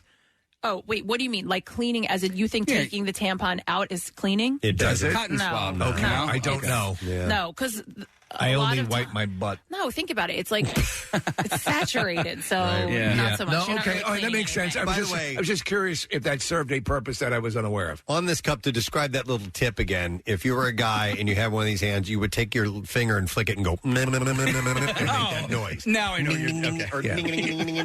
I have to say, Kathy, I think this actually, as Nick started again, and I agreed with his perception, this seemed like something you'd be opposed to. Now that I hear it explained, it seems actually more cleanly. Right? Just the extraction process seems like it would be difficult because you're talking about something that's not plugged, it's not saturated into something. It's in a cup. Exactly. And you got to pull that cup out, and there could be spillage. It's like playing a game of Operation. Yes. Yeah. Right. Yes. But Like that. will your nose light up if you hit the edges of your... But you want to do it in the shower, right? I think in the shower, of course. I think the shower is a good idea. You Now- wouldn't do it while standing on the console here in the studio, I right? mean, no, I think I'm not going to go that far. But if you were at work and you didn't obviously have the shower, would you then have two cups, like take one out, put the other one in? Because I don't know how these things work, but like if you took it out and then you had to like clean it in the sink, right? You couldn't do that because you're still I think that expelling also things, the right? point, true. But I think also the point of this is you can go much longer than a tampon. So you're not going. You can go to work for the day and then come home and change. And if you have three of them at work, you could set up like a little 3-card Monte game with a little ball underneath one of the cups. Ooh, watch the ball. Which one has the ball? Two more and you have a flight. That too. Yeah. I'll have a flight of menstrual fluid. Hey, Kathy, what does an ablation do? Because I hear like some women after having babies will have an ablation to help with the flow. Jerry Lewis invented that, right? Case, I'm not exactly sure, but my guess is that it helps with because your flow gets heavier. Okay. I think a lot of times as you age. All right. Calls from ladies who either approve or disapprove. I want to hear. Let's go to Rebecca. First of all, hi, Rebecca. Good morning. Good morning. Oh, that was well done, Rebecca. Hey, Rebecca, what's up? So I have been a cup wearer for many years. I actually started with the disposable soft cups, which are really easy to use, and you can actually wear them during sex. All right, so let me just ask again, as a completely ignorant to this. So they make them in both disposable and reusable. Yeah, so the disposable ones I just kind of wanted to start out with to try them out, but they do also work for 12 hours, so like you get that long-term use out of them. Okay. Versus a tampon, you know? Yeah. And you prefer it? I absolutely do. So it's super easy to use. So the new one that I use, the Diva Cup, there is like a suction that forms to prevent it from leaking. So I typically change in the shower. Now, you have to. Am I reading correctly that it says here on what you were going to comment on that you can have sex while you have it in? Kim and John Maggie, or McGee, M-A-G-E-E. That'd be... McGee. Is that McGee? Yeah. Okay. And they're amazing parents, the best ever, and it would mean so much to them. Thank you so much. Oh, man. And it just says sent from my iPhone. I don't even have their name. I have Kim and John McGee, but I don't have who this is from. That's not your fault. So one of your children loves you very much and wants to wish you a happy anniversary, and here's a shout out. But didn't have the decency to request the date that it occurs on. And thanks for listening in Florida and taking this with you since 2015, which is cool. Here is, let's see. Let me make sure there's not a date on here. 2024.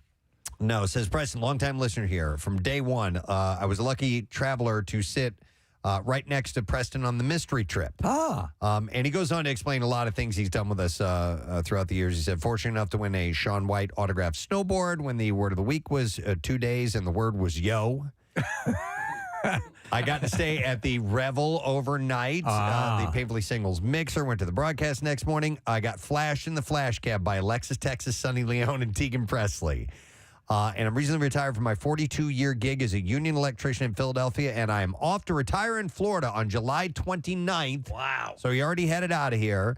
So I'm requesting you give me a proper shout-out to send me off into retirement, where I will faithfully listen via podcast on the beach in sunny Florida. Signed, loyal listener, Jack Jacobs. So there's a shout-out. Jack, Excellent. Congratulations, man. That's awesome. And another transplant to Florida. Yeah. Those people that were on that mystery trip, like, we have a special bond with them. I Like, know. we still hear from them, things Yep. like this. Like, every once in a while, I'll get an email from one of the women that came on the trip with us. I'm still friends with somebody who went on the trip with us. Like, They were fun. That was like a special group. Yeah. We did two of them, right? We did Jamaica and Mexico. And Right. Tulum, Yeah, those were two separate mystery trips. Man, they were fun. For those who don't know, it was literally you won, but we didn't tell you where we were going, what we were doing, or anything like that. You just had to trust us and meet us and get on a bus, and then we were going to reveal where we were going to go. And it was to be able to tell people, all right, by the way, everybody on board, you ready? We're going to Jamaica. It was just like, oh my God. And then we get on the plane, went straight to the airport. We listen. Oh my we God, plan it was fun. things. We obviously the world goes on, and we try to get things like that done. But we're trying to do some stuff that's similar to that. We'll see how successful we are. Yeah, but a mystery trip, if we could pull that off. I mean, that way to do it that way is so magical. So We just told them you're going to a warm place, like dress That's for it. warm weather. And bring a passport. Yeah, Pick 'em yeah, up yeah, and like, yeah. hey, make sure you bring a passport. I think that it was the Tulum vacation. And bring some weed. It was Well, not to Jamaica. Not to Jamaica. That guy You did. don't There was a need it. guy who did. There was a guy who brought weed with him. You remember the story? Yeah. And Casey goes, this guy, you're going to Jamaica and you're bringing pot? Oh my God. It's like when you get there, it's like when they put a lei on you in Hawaii. Yeah. When you get to Jamaica, they just hand you weed as you're walking through the airport. All right, one last shout out says, hey guys, thanks to your show, my 4-year-old now walks around singing "Sucking on a Chili Dog" in public while driving the 13 hours up to Lake Temagami in Ontario. I caught up on a few podcasts last week that week that I hadn't heard. Well, all of a sudden we got to the Chili Dog song, and it was stuck in my head. I started singing it to my buddies, Scotty and Zach, both avid Preston and Steve fans, and it wound up stuck in our heads all vacation. Needless to say, my 4-year-old Carlson picked up on using it and now won't stop singing "Sucking on a Chili Dog" everywhere he goes. Sucking on a chili dog. Yeah. Sucking on a chili dog. Sucking on a chili dog. Sucking on a chili dog. He says, I'm requesting a chili dog shout out for the White family for allowing us yet again to escape to their island for a week, and my 4-year-old Carson for making me embarrassed everywhere I go now. Hang on a second. Let's back up a moment ago. Yeah, right? Escape to their island. They have an for a week? island. You have an island? You have an island? We'd like to go to an island. We could do a mystery We could do a trip to that mystery island. trip. Yeah. I guess it's a Canadian island, right? In Canada. Love you guys. It's in Canada. That's from Justin Fritz. So a chili dog shout out. Here we go. Sucking on a chili dog. Sucking on a chili dog. Yep. Sucking on a chili dog. Sucking on a chili dog. And there it is. All right, we need to do the bizarre file. Here we go. WMMR presents Preston and Steve's Bizarre File. Brought to you this morning by TMA Bucks. I encourage you to visit Bucks County, by leaving the car at home and riding SEPTA Regional Rail. You can go to tmabucks.com to check out their Bucks County Public Transit Ride Guide for trip planning assistance. All right, we'll start with this. This story a few days late, but I'll get to it anyway. Brazilian bodybuilder who injected himself with oil for bigger muscles died on his 55th birthday.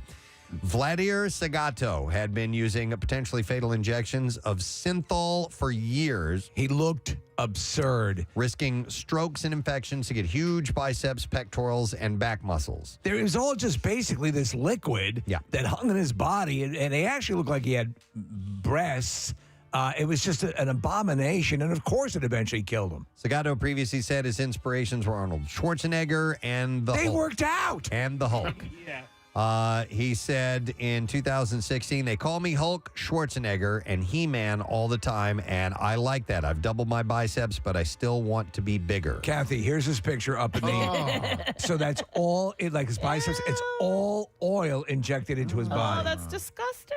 6 years ago, the Sao Paulo native was warned that he would face amputation or at least nerve damage and muscle disfigurement as a result of the injections if he's continued to use them. And people have died from this. Yes, before. they have. His biceps blew up to 23 inches after he started injecting himself. He had come to be known as, that's what it says here, the monster on the streets, and was proud of his title. He posted images of himself and his body transformation on social media. He even called himself Vladimir Synthol on Instagram. Yeah, that's something to be proud of. He had 1.7 million followers, and a local media reported he lived an isolated life with few friends or visitors. So his neighbor, Moses De Silva, said that Sagado had rented a property built behind his family's house. And on the day of his death, he was complaining about shortness of breath. It was around 6 a.m. He said he came crawling through the back house and came to the front and then knocked on my mother's window. She woke up, and he said, help me because I'm dying. Oh, it's horrible. He had a heart attack. Synthol, by the way, usually consists of a mixture of oil, benzyl alcohol, and lidocaine, and can cause the damage of nerves, oil embolic of the pulmonary, and all this other stuff. And the results of the drug did not make him any stronger. It was purely cosmetic. Well, Preston, they had an arm wrestling match between one of these guys who had inflated up his biceps with the synthol against a guy who was just moderately built. Yeah. The guy killed him. Yep. All right, an alligator bit a man's face while he was swimming in Lake Thanatos in Florida. The Florida Fish and Wildlife Conservation Commission received a call about the incident Thursday. The fire rescue transported the 34-year-old victim to the hospital. Fish and Wildlife Commission said, adding that it dispatched a contracted alligator trapper to the lake and is continuing to investigate the incident. Damn alligator bit my hand. Oh my God! Imagine getting bit in the face by an alligator. Face, man. Yeah. A total of 9,442 nuisance alligators were killed in Tastes like a chili dog. 2021, by the way. Sucking on a chili dog. Sucking on a chili dog. Sucking on a chili dog. There have been at least 3 fatal alligator attacks in the U.S. this year. In July, an elderly woman, and I reported in the Bizarre File, died after falling into a lake and being grabbed by 2 alligators in Florida. So are these statistics higher than normal? Or about the same? I don't know. I think they're kind of maybe a little elevated. I'm not sure. But how about this? Here's a good story. A spelunking group in Perry County, Missouri, found and rescued a senior dog Saturday that had been missing for nearly 2 months. Oh, man, senior dog. Found him in a cave. The group was deep inside the Tom Moore cave system when they discovered Abby. The cave itself is approximately 22 miles long and estimated to be the 23rd longest cave in the nation. It's unclear how long Abby had been in the cave or how she managed to survive. There's some running water in the cave as well as the presence of fish and crustaceans, but rescuers said it was total darkness in the part of the cave where they located Abby. Luckily, the cave broke off into an Alpo mine. Oh, nice. Rick Haley, a trained cave rescuer, was on hand to oversee a sump dive, and there was an issue with the diver's equipment when he was notified of the dog. Haley and Jerry Keene successfully maneuvered Abby through a 2-foot opening in the cave and then some 500 feet over a long vertical climb to safely get her out of the cave. Once outside, the fire chief helped the rescuers go door to door in an area to find Abby's owner, and after a surprising reunion, the owner told rescuers she hadn't seen Abby since June 9th and thought that the dog was a goner. Then Abby bolted out of the house to go get her ball. That is a great story. Wow. Yeah, that is a great story, especially a senior dog. Yep. An architect who spent a whopping $2,600 on a designer coffee table was horrified when it turned up sporting what looked like a giant penis. It is pretty funny. Brazilian architect Ana Julieta Garcia had purchased the table for an interior design project that she was working on for a client in Spain. The 32-year-old paid $2,600 for the handmade piece, but at the time of paying, she had not seen the specific design she would get, as the tables are made from volcanic lava and are each individual. And Ms. Garcia was astonished when the delivery arrived with the likeness of a penis covering the tabletop. She said it's a handmade table from a volcanic lava which is enameled by hand. That's a lava penis table. And you can't know the final design until it comes out of the oven. You don't know what you're going to get. And that's the beautiful part of our story. You never know how your product will turn out. And I saw the example, but it really went wrong in the oven. All the dark pigments clumped together in the middle. Normally, they're spread out, she said. Usually, the final images looks like it's multidimensional, but my order turned out really interesting. She said, help, you work your whole life, and now your reference is a huge black, or not huge, like it's huge blue penis. Oh, man. So it's blue. She paid $2,600 for it. I'm Big Dick Black. There you go. All right, and is that all we have time for? What? All right, we got to wrap up right there, friends. Sorry about that. Yes. More stories we'll get to a little bit later on. So let's take a break and come back in a moment. Don't forget, today is Tattoos Day. We have your chance to win a $350 gift certificate for Floating World Tattoo and Piercings, 1729 South Street. And by the way, it is sponsored by the 12th Annual Wildwood Tattoo Beach Bash. It's this weekend, Friday, Saturday, and Sunday at the Convention Center of Wildwood. You can get tickets at villainarts.com. And text the word tattoo to 39333 if you're interested in winning the free one. When we get back, Creed Bratton of The Office fame will be joining us. So hang in there. We'll be right back. Similar to the sauce cup that doesn't have that little nub. So it's kind of more like a saucer, and it does not leak when you're having sex, and it doesn't poke anything that's poking in you. Wow. Okay, and again, we're trying to slalom this because listen, there is so much. Thank you, Rebecca. We get away with as guys with not having to operate all this additional plumbing and concern and so on and so forth. So I would endeavor in every way to make it easier to to use. So Listen, I completely my heart and my accolades go to anyone who is attempting to juggle that kind of stuff. Rochelle has had difficulty with it her entire life. Oh my God! Okay, so it's not easy for her. No, every single time. Yeah, so she's got some above and beyond issues, and it can be. It's very tough. And I feel horrible for her every time that it happens, and it's just she's been going to doctors for years to try and figure out what's wrong. Yeah, and they can't figure it out. And you know that here. No pun. It's like the clock is ticking to your next encounter with it, and it's coming no matter what. Yeah. So my friend who uses it just texted me, and she said, "No way, I would not have sex with it." Okay. Well, I guess she said there's a different kind that's like a saucer. So what does it say as far as the under the Joe Namath specs there? Stop. But wait, I read about putting it in place, but there's also you can read about removing it, and the first step is wash your hands. The second step is relax. Okay, it's a picture of Joe Namath holding a football guard with my cup. Go deep. Yeah, a couple. Hi, I'm Broadway Joe. Oh, my God. Now, I'm not saying I know a lot about lady parts, but I do know. All right, let me go to Kelly. Hey there, Kelly. Good morning, it. Good morning, Kelly. What's up? I love this conversation so much. I've been encouraging my friends to switch for months now. Okay, and are you being met with deaf ears, or are they opening up about it? So I think they have the same concerns as Kathy with, inserting, removing, and then how much it holds, too. Mm-hmm. I think it's so much better than tampons. Well, many people say it does that, make sense. And once you go to it, you're never going to go back. Like when people who switch, they are committed to it. Kelly, how long ago did you make the switch? So I'm actually pretty new to it. I just switched over the summer. Oh, okay. And I'm actually pregnant now, so it's not like I need it. Oh, so you don't need it right now. Can I ask you also, so in the course of an average day, and Kathy, please feel free to chime in, I should say, how often would one normally replace a tampon during the course of a day?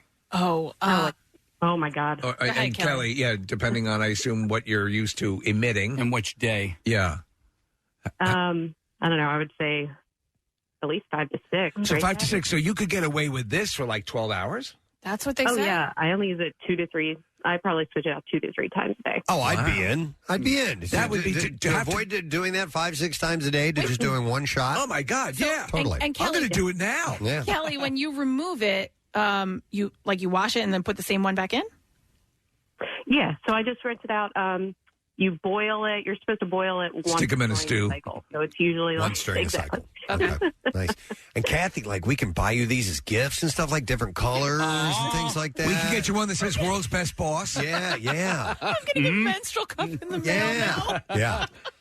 Wow. Oh, my God. Listen, we have loads of people on the line that want to talk about this. But we have to take a break. Can I go to one more? Yeah, I would like. Yeah, we All need to let me go to revisit Rachel. this. Hi, Rachel. Good morning. Hi, good morning. Hey, what's up, Rach? Using the cup, Gadzooks. I've been using the cup for a while. I'm on my third one. Okay. You're supposed to throw them out about every 2 years, or a little less. But, there's a measuring tool on the inside. So, Kathy, you could actually measure how much you are letting go. Okay. Got it. Oh, okay. So as you pull it out, it's got little notches on the side of it that tells you how much. Okay. On the inside, it actually says like quarter ounce, half ounce. Okay. Wow. Okay. So It's like a jigger. It's exactly. Like Yeah. On the rocks, please. Right. I'm a big fan. Good luck. I love it. All right, Rachel. Thanks for the heads up. That's what I mean. Anybody who uses them, that's what they say. Like you're never going to go back once Listen, you get it down. Reducing the amount of times you have to swap it out. Yep. It appears to be less detrimental to the environment. Also, it appears to be just in general more hygienic. Nick, did you see any negatives on the text board? Because I didn't see any, and I didn't see any negative calls either. No, I mean just people who are eating their breakfast. Well, yeah, I mean that's yes, right. Yeah, of course. But I'd say like for half the audience, this is a really relatable topic. All right, most definitely. Nice. Okay, and those of us who are married are probably concerned about our ladies as well about that whole thing. So, yes, I would like to applaud Kathy Romano for being so forthcoming. No pun intended. No pun intended with her personal life. I will let you know how it goes. Please keep us updated. Let's start posting your flow chart. Okay. And the let's air. add Joe Namath and see if you can get an endorsement. Yeah. Sometimes when I play golf, I will get something stuck in my head. Either it's a song or something somebody said. And because you're spending a lot of time, walking and your mind is free to just think. And these things pop in my head and they will play for 4 hours over my head. Yesterday, I had the weirdest one. Yeah. And it made me realize that I think I would have been a good husband to Kathy. To Kathy? No, you would not have. I'll explain. All right. So all that was going through my head yesterday was, Baba Ganoush! Say it, Kathleen. Baba Ganoush! And what I realized is that's how she calls our wolf, Boltar, by screaming Baba Ganoush. But I realized that I actually like the sound of Kathy's voice when she's yelling at you. Really? Hence, I would have made a good husband. I have not developed to it like Kathy yet. Romano. I know. That doesn't mean you would be a good husband. That means that you would just enjoy a lot of the anger. Yeah, which means I'd be a good husband. Yeah, You're angry most of the time. So, no, but I realized I like the sound of her voice when she gets mad or when she starts yelling. And I know some. You find it amusing. I do. Though to be in close proximity to it constantly would not be as enjoyable. I see some of the text sometime that it drives people crazy when Kathy gets all fired up about something. I like it. I mean, I think just the sound of her voice, whatever it is, the resonance of your voice when you yell. Here's the difference, though. I like it. You hop in your car and you go home. I go home. I don't have to live with it. Right. So you're like, wow, that seems great. Yeah. That's I just. What does that mean, like people, Steve? With my wife, they say you must laugh and laugh and laugh all the time. Right. And then say, yeah, I laugh and laugh all the time. But I find it entertaining when Kathy gets fired up and starts yelling about something. And I've realized it's the actual sound of her voice, not necessarily what she's saying. Let's cut to the real chase here. Yeah. Marissa or Kathy, if you had to marry one. Marry one? And as you said, you could, be in close proximity. Yeah. Which one? Wow. I love the tones of your yelling voice, Kathy, but I would marry Marissa in a heartbeat. Are you sure over Kathy you. can cook? She can? No. She can't. Are you crazy? Cooks. Marissa can't cook. I know that. Preston would be doing the cooking. That's not even on the table. I don't know, man. Marissa's pretty controlling.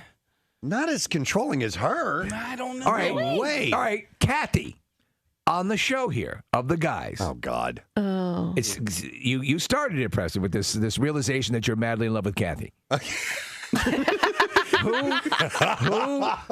on the show would you pick as the best husband? Not lover or into your crazy S&M stuff. Okay, all right. Just husband. wise? It's just husband wise. Marissa. Now you have to pick one of the guys. I thought it might be Steve because Steve is in schmoopy doopy coopy. She doesn't like that though. Oh, Do really? you really think that I would Okay. be like She's not going to answer. You want to know why? I love you. She's not going to answer because well, let me think about me. it. It's not. See, I knew you would think that. Just on a basic level. No. Here, Think about I'm it. gonna. Don't answer for me. There she goes. Will you marry me? Yeah. I love it. It would have to be, honestly, it would have to be, I'm not joking, the most organized person. And I think, Casey, that's definitely not you, because I've seen your closet. I think it's going to have to be Steve. Wow. Yeah. You're pretty organized, aren't He's you? very I organized. am pretty organized. He puts on things in right some angles. level. Though I would say this, I am bizarrely, I will do like this. I will keep things at angles. Yeah. I'm not as clean as you are, you know. Like we could get a cleaning lady. all right. I thought Nick might be that if you're talking organizational. Are you serious? I mean, not with his post-war Berlin look at a station here. This is the only space I have. Yeah. It By is. design. Yeah, I know. But I allow you, Kathy, to throw my stuff away. I don't care. Like if there's accumulation of crap, it's fine with me if you grab it and toss it. Okay. Who? Okay, good. All right, Marissa. Who would you? Because Marissa, you don't want to get married at all, though. No, I would never want to settle down. Just kidding, Mom. I don't know. I don't want to choose. It's not an insult. See, but she's got 4 to choose from, and we just have 2, so it's pretty easy for us. It's okay. Well, technically, Steve lives in the city. That's important to you. Everyone Because I'm paying city taxes, Get off my I'm much more attractive. Yes. No, I don't know. You guys all have your own good qualities. I would pick you for Preston. We can make it He happen. does play instruments. I do like guys that play instruments. There we go. You would call them musicians, He right? has a beard, kind of, a little bit. Facial. He likes He has a beard. He likes cheese. He loves cheese. I love cheese. There you go. Well, He's a good cook. we are meant to be. It's a friends. match made in Swimming in heaven. brie. What's that? Because you know you do these things as you start when you're in the dating. There's and the check columns. you know. Oh, yeah. Okay. Absolutely. Okay. Cheese? Cheese. Hair? Beard. His beard is made of cheese. Kathy, do you think I'm attractive? Wow. All the Buckle Bunnies laughed. Now I have to reveal it. We're excited to have our next guest on, and outside of acting, he has a whole world of music and is bringing that here to the Philadelphia area. It was just announced he's going to be playing Ardmore Music Hall on March 12th. It's a great venue. Tickets will go on sale tomorrow for the show, so please welcome Kiefer, William Frederick, Dempsey, George, Rufus, Sutherland. This morning. Thank you very much. Good morning. That's what the Wikipedia page calls you, Kiefer, but I had no idea you had so many middle names. Thanks, Kath. We're about 10 minutes away from Creed Bratton joining us from The Office fame, who's in town to perform tonight, by the way, at City Winery. So we got a couple minutes to play with. I saw this article I thought was kind of interesting. And with all of the streaming services and all the television entertainment that you pay for, there, of course, is still a free way to watch television. That is using an antenna to capture over-the-air broadcast signals. Right. However, many people who grew up with cable and streaming might not understand how it works or even be aware that it is available. So there's a media company called EW Scripps. They own 61 TV stations nationwide, and they have launched an education and marketing campaign to promote about how you can get free television. Wow. I remember years and years and years ago, Preston, when there was a concerted effort and there were banners all around. So I lived in East Northport, Long Island. They were up all over the place. Said, "Fight pay TV." It's when cable was just coming into the market. Fight pay. You should get it for free. Yeah. And now now our cable bills are through the roof. Obviously. And it kind of that's what that threw me back to watching this. I'm like, pay a lot of money for television. Oh, but. And the antenna you had on your roof meant everything. What kind of antenna did you had to get a really good antenna? I have a digital antenna, and it works pretty well. It does not get all of the channels all the time, but it's free. Steve, it's how I watch Me TV. And that's available. So the way that it works for me is that I have channel 2, and there's like 2.1 through 2.7. Right. And one of those is Me TV, and then it goes in Philadelphia, it goes channel 3, and then that has a subset, then channel 6 for ABC, then channel 10. So they're all like the basic antenna channels are there, and then these weird subset channels, including Me TV and a few other ones, also show up. All right, so I have questions for you because I would like to unplug, right? But I can't because my mom, when it comes to anything technological, so I have to keep cable TV for her because she will not be able to figure out any of the streaming. She uses the voice remote. She uses the voice remote. That's very helpful. Like I was so impressed. By unplug, you mean cut the cable? Cut the cable, yeah. Okay, I thought you meant not unplug. a respirator. Yeah, she's got to go. Time's up, lady. She's led a good life. Yeah. So, I mean, I was impressed last night. We went out to dinner on our way home. She's like, "Oh, Father Brown's on." Father Dowling Mysteries coming up? No. Father she's Brown. all about Father Yeah. Brown. Father Brown on PBS. Oh, Father Brown's on in a half an hour. Channel 793. And I was like, wow, you actually remembered 3 numbers in a row. Like I was really impressed at that because like, dude, You're so stupid. So dumb. You have no idea how technologically sophisticated she is. And so I have to keep the cable because and she doesn't watch anything. That's her story. What are you going to do? Are you going to get a regular antenna like this? Well, if I can just get her a digital antenna that she can, because she watches HYY, whatever Father Brown's on, and like Channel 6. There you go. And that's it. They're both there. That's how I watch Jeopardy, is with the digital antenna. And Look, Father Brown. And Father Brown, I watch that every night. There are trade-offs, right? The signal isn't always great. If there are storms happening, sometimes like you can't get Fox quite as well. Like it's weird, but it usually works. And Preston, to your point, like how antennas used to be, digital antenna brings in a better signal than the old antenna that you used to have on top of your house. By the way, how old is Father Brown as far as this show goes? We're looking at video clips of it right now. Is it from the early 1980s? Oh, 74. It's been around forever. Yeah, but there's like new-ish episodes. Oh, are there? Yeah. Oh, the sexier ones. I thought it was just she was watching these old shows. I go the opposite way. I have every possible cable channel and every possible streaming service. And I hate myself for it, but I do. And you still watch Love Boat. I still watch Love Boat on MTV. Hang on, let me go to Jamie. Hi, Jamie. Good morning. Yeah, what's up, fellas? Sorry to bother you at work. No. So wait a minute. You just watch antenna television, it says here? Yeah, dude. We watch like antenna TV. It's got Frasier. It's got all the wholesome shows, man. It's awesome. If you grew up in the 80s. It's its own channel. Right. So there's a cable channel called Antenna TV. Yeah. Which is channel just called Antenna TV. We're not talking about that. We're talking about actually using a broadcast antenna. And that's all we do, dude. That's all we use. But we get that channel plus about like 30 more for free. So what kind of so you're using a digital antenna yourself, Jamie? Yeah.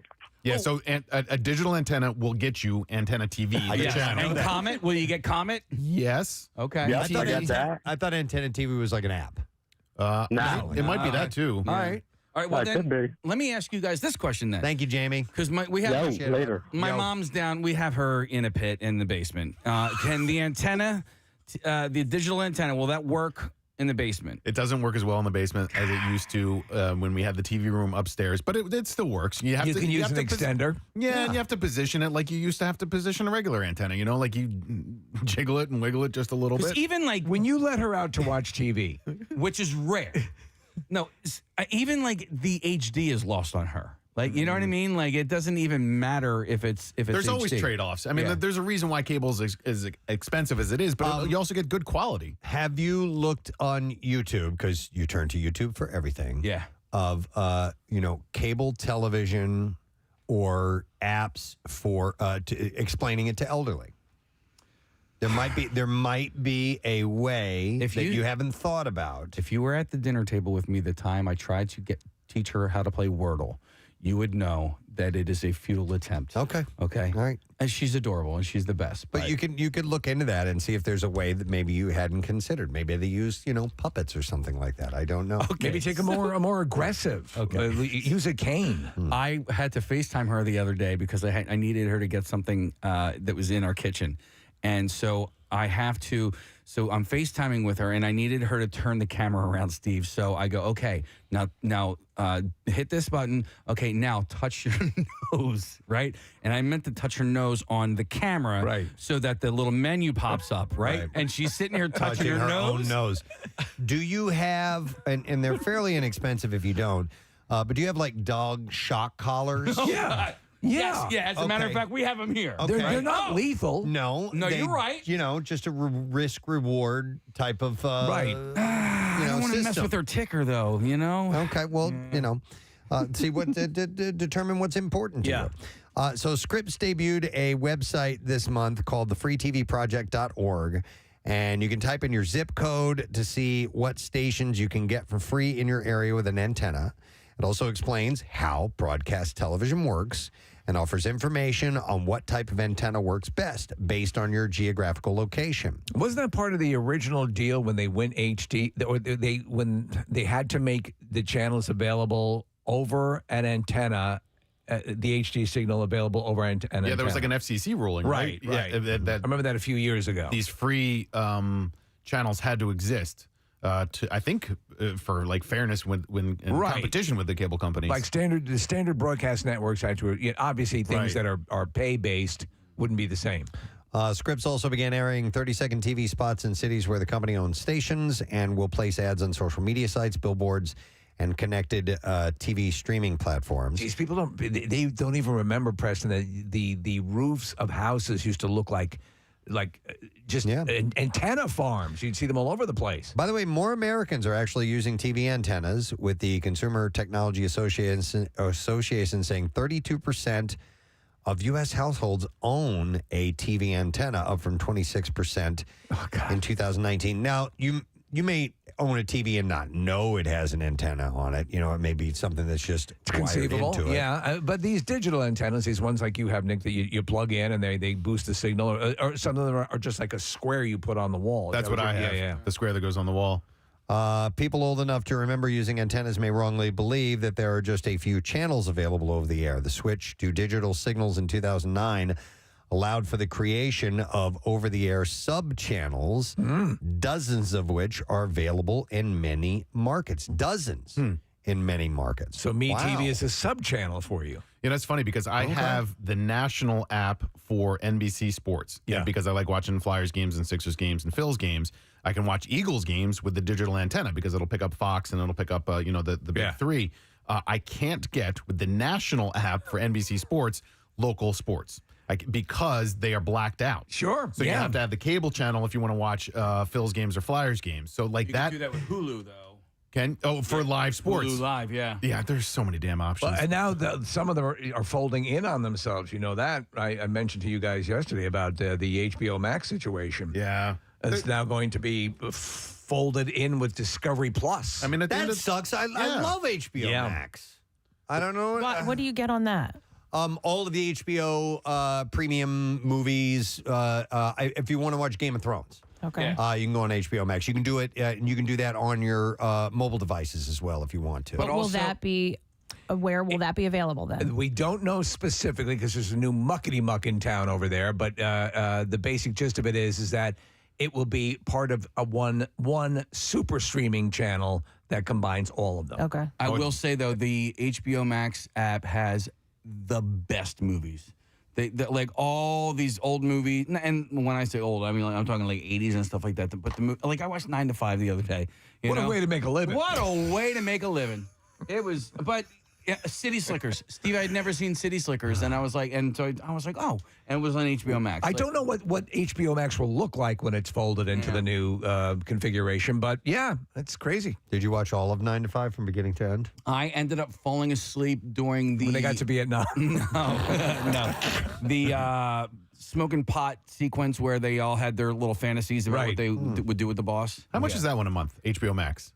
The streaming service. It's about $250,000 a month. Well, because I pay for it's bundled comes with HBO. It comes with, so I still have cable, and because I have cable, because I think Netflix is now overpriced. Netflix is almost $17 a month, and I love it. Would you switch to the commercial version once it comes out? Probably, but Netflix, for me, Casey, does not have the amount of movies that HBO Max does, and so I if I'm going to cancel anything, it might be Netflix, but I still watch a lot of stuff on Netflix. Who the hell knows? Just do what I do and keep everything and forget what you're paying for and pay for things 2 to 3 times. All right. By the way, if you want to find out where or what free broadcast, over the air, antenna broadcast TV Old shows, or not shows, but services are available, you can go to the freetvproject.org, and then you type in your zip code and you can see what stations are It'll available. cost you $60 a month. No, it will not. That's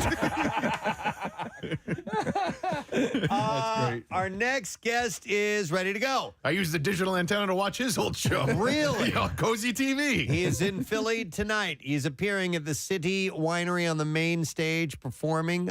Tickets are available at citywinery.com, and obviously you know him from The Office. But a great musician as well. Please welcome Mr. Creed Bratton. Let me see here. Creed, do we have you? Can you hear us okay? I can hear you fine. Can you hear me? Yeah, we hear you. Are you in our fair city yet, or are you coming here later today? No, I'm here. I'm here in your fair city right now. Excellent. Took a swim yesterday. Just came from Meadowlands. We had a show for, I think 4,200 people showed up the other night. Wow. For my show at the DunderCon. That was a good crowd. Yeah. So DunderCon, this was the first fan convention put on for The Office. It was the first completely Office related Comic-Con, as it were, and the fans, they got their pound of flesh out of me. Well, it was really well attended, and we're friends with a number of the cast members of the show, and this is the first time I saw something this big happening, and the turnout was great.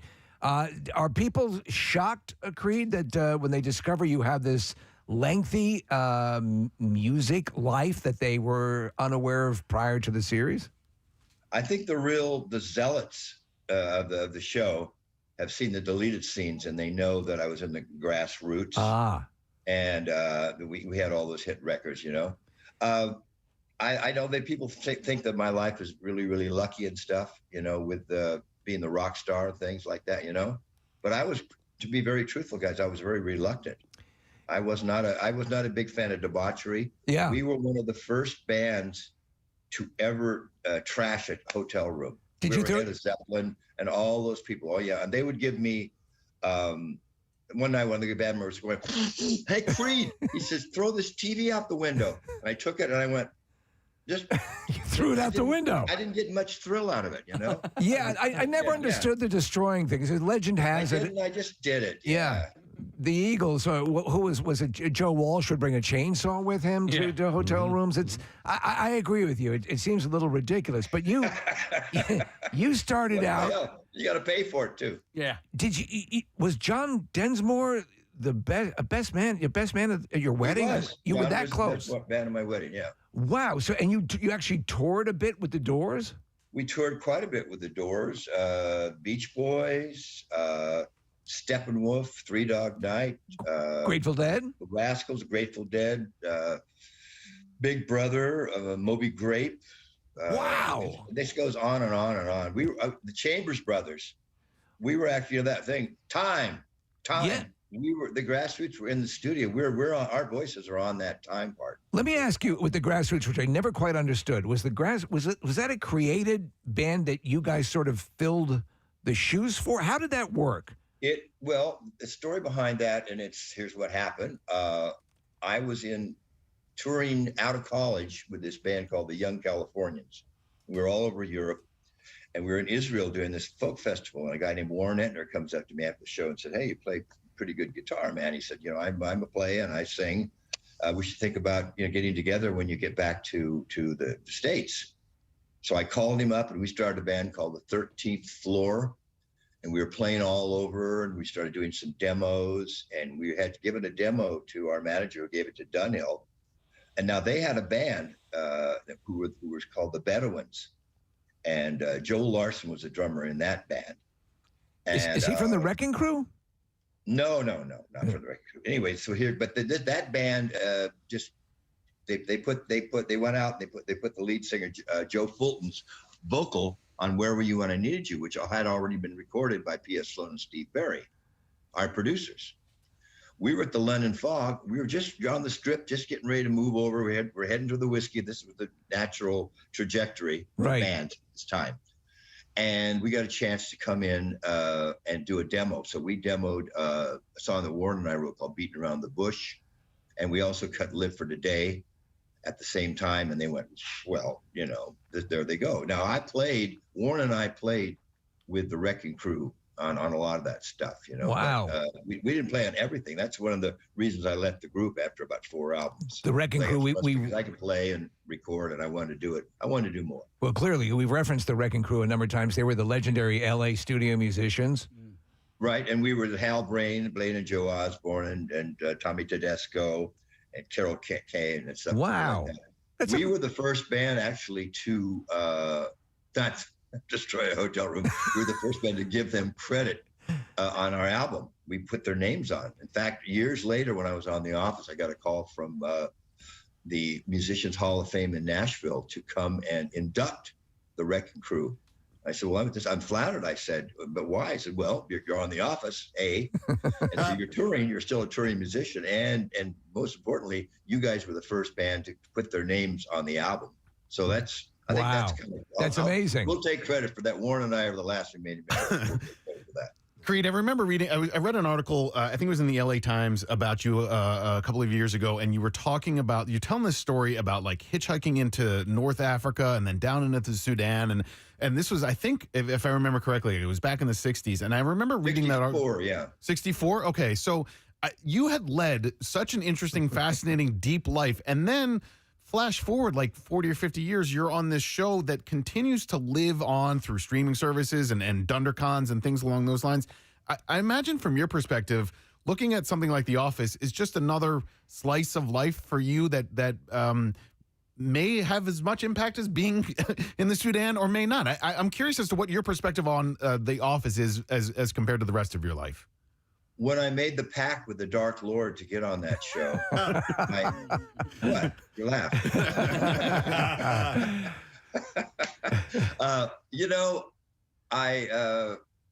I don't know. I don't even know how that happened, to be very honest. I never wake up with the day and not realize how lucky I am and what the fluke, how life goes. But people kind of said, you've had your 15 minutes of fame. You got the gold records, blah, blah, blah. You did your rock and roll thing, and that's it. But I saw something inside, your mind's eye. When people have visions and people can talk you out and say, well, it's done. Don't get greedy, blah, blah, blah. But I never believed that was true. And I'd stayed in class. I was in acting class right up to the day I got a chance I was working on Bernie Mac, and the director, Ken Kwapis, brought me over to The Office set in the background, and I wrote my own character. I wrote the Creed character out and shot an hour's worth of material, presented to Greg Daniels, and they all found it very funny. And here we are. You and I are talking, Preston. It's funny. We get the sensation, obviously, and with your character, that a lot of these sociopathic things that you'll blurt out are taken from little nuggets of your actual life, Creed, because you have such a storied past. So you're saying a lot of the dialogue, or a lot of the times stuff that we will see on the show, some of the this dialogue you yourself have created. In the beginning, that was the character, and they kind of went from there. But then, of course, the writers, who were absolutely brilliant, far better writers than I am, took it on and moved it on. When people meet me in person, they're either relieved or disappointed. It's just both ways that it breaks. But I wanted to mention, so the album, your most recent album's slightly altered, correct? Yes. All right, and you call it folk adjacent. And the people who are familiar with the show, and you said some of the outtakes, know that you have this capability. So when people come to see you, did I say folk adjacent? Because that's a pretty good title. Yeah, that's what you said, folk adjacent. I think I'm going to count you on that one. That's pretty good. It was in an interview with you, so you deserve all the credit. Oh, So- all right. But the album was Folk produced by Dave Way, who's kind of a legendary producer. Oh my yeah. God, he's a multi-Grammy award-winning Dave Wade, and Dylan O'Brien, another dear friend of mine who's extremely talented producer, singer, songwriter.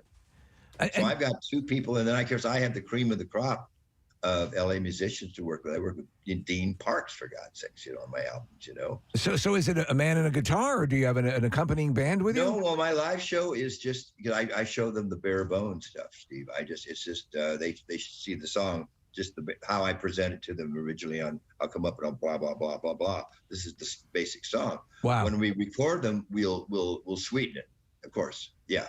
But basically, the foundation of all of it is right there. It's just me and my guitar. That's how we work. We work from there. That's cool. Well, Creed, not the only one musically inclined from the Office cast. A good friend of ours and a Philly gal by the name of Kate Flannery. Yes. Nick had reached out to her yesterday, and she sent us a little nugget over. I've not heard this yet, but apparently... Is it the don't tell me, the Pennsylvania polka? That's exactly it. And not only you two together, but Weird Al Yankovic. Could you tell us a little bit about this before we play a little smidgen of it? Well, Al's career was flagging, and just, oh, God, he just called us and said, guys, you and Kate, I need something to tap it up. It's kind of like Kanye or something coming in on a track, dropping some beats. So... Were you guys all together, or with this Weird Al back it? Or was it done remotely? I can't remember how it came about. Okay. I just know we were... I know what it was. Bob Thiel of the Scrantones was putting together an album with all the Office cast members singing songs and stuff. Oh, the Scrantones. I love that. And Kate and I did one, and then we thought, oh my God, Pennsylvania polka, and there's an accordion, and we get Weird Al. Yeah, he's a great guy, Yeah. All right, let's. I want to play just a little bit of this and hear how this goes. Pennsylvania polka. Pick out your partner and join in the fun. The Pennsylvania polka. It started in Scranton. It's now number one. It's bound to entertain ya. Everybody has a mania to do the polka from Pennsylvania. It's subtle. I love it. Everybody's cares are quickly gone. Those dulcet tones. The dulcet tones.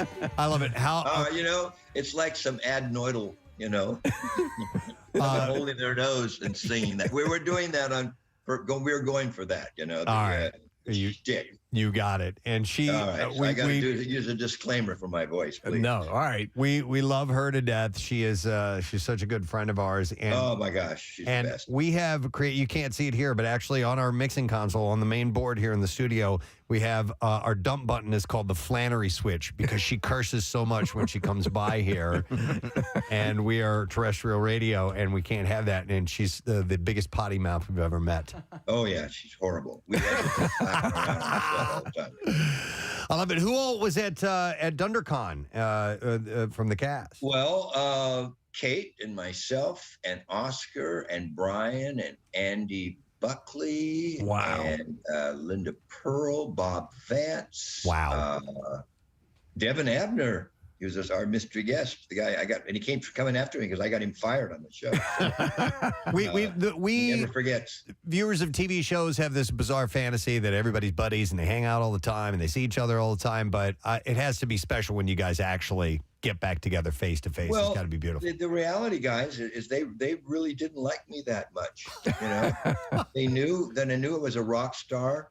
But as far as film, they really didn't understand me. And by the way, I had more film credits than that whole cast combined when I came on. Well, really? Albeit silent films in black and white. I still think the numbers add up. They would hide my cane and put little iron lungs on my desk, Looking at Krasinski would yell before set scenes, he'd go, "Hey, Creed, A potato a day keeps the doctor away. I mean, you eat one potato thinking it's an apple. I ate the whole thing. I didn't know. I can't tell.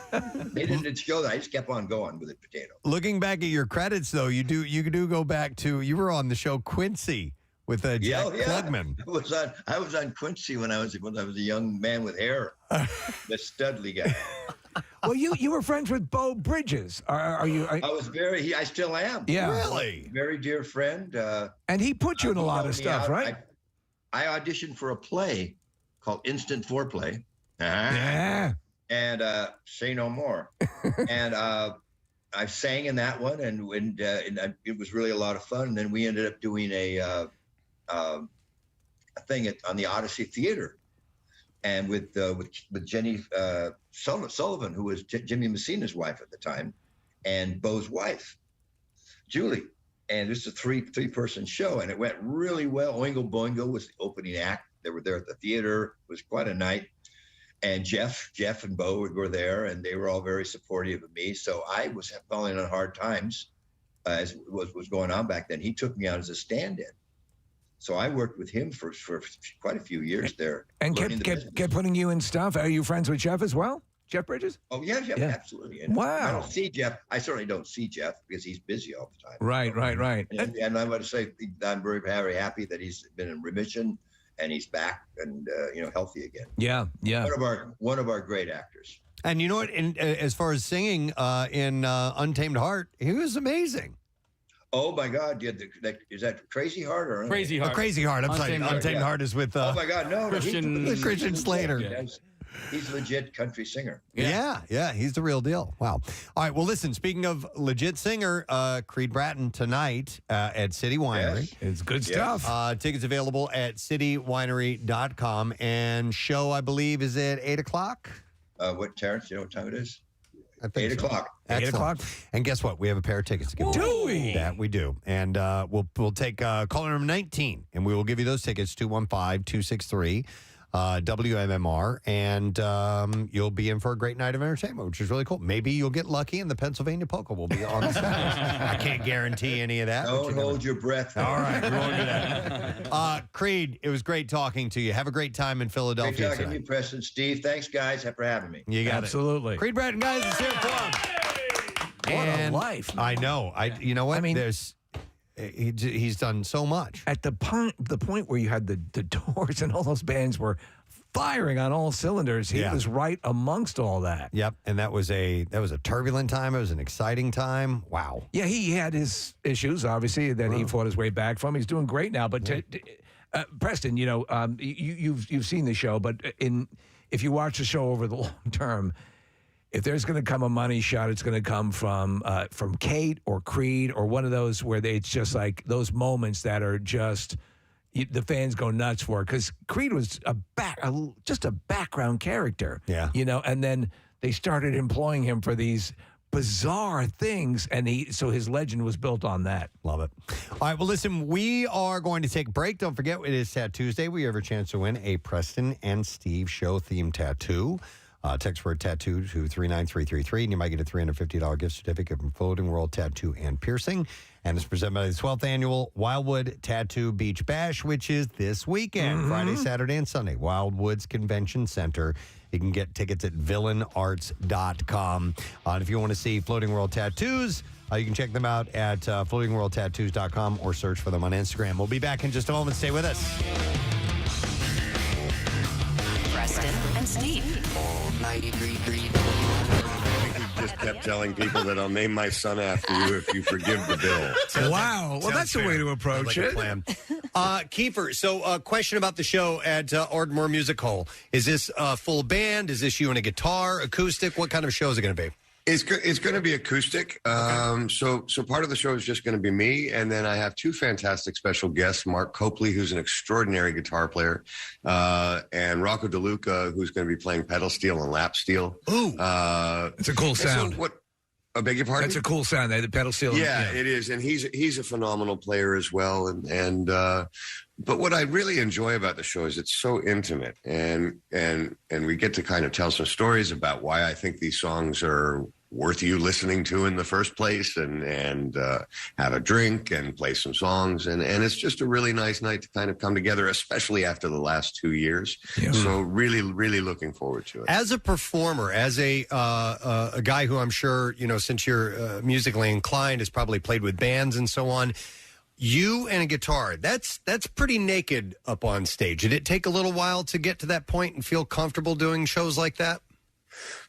I'm still not comfortable. I mean, I think one of the funny things, as an actor, if you get a little nervous, and I do, I use that nervous energy. You put your hands in your pocket if they start to shake a little.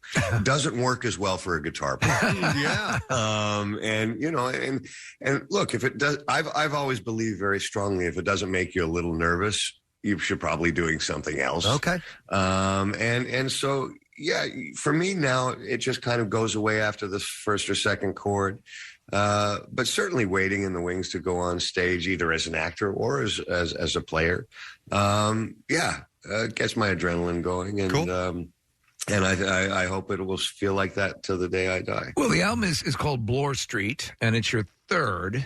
And and it's funny. I know that when you have somebody who's known for what you're known for, and you take the foray into music, of course you're obviously going to be met with the initial, okay, what's this guy doing?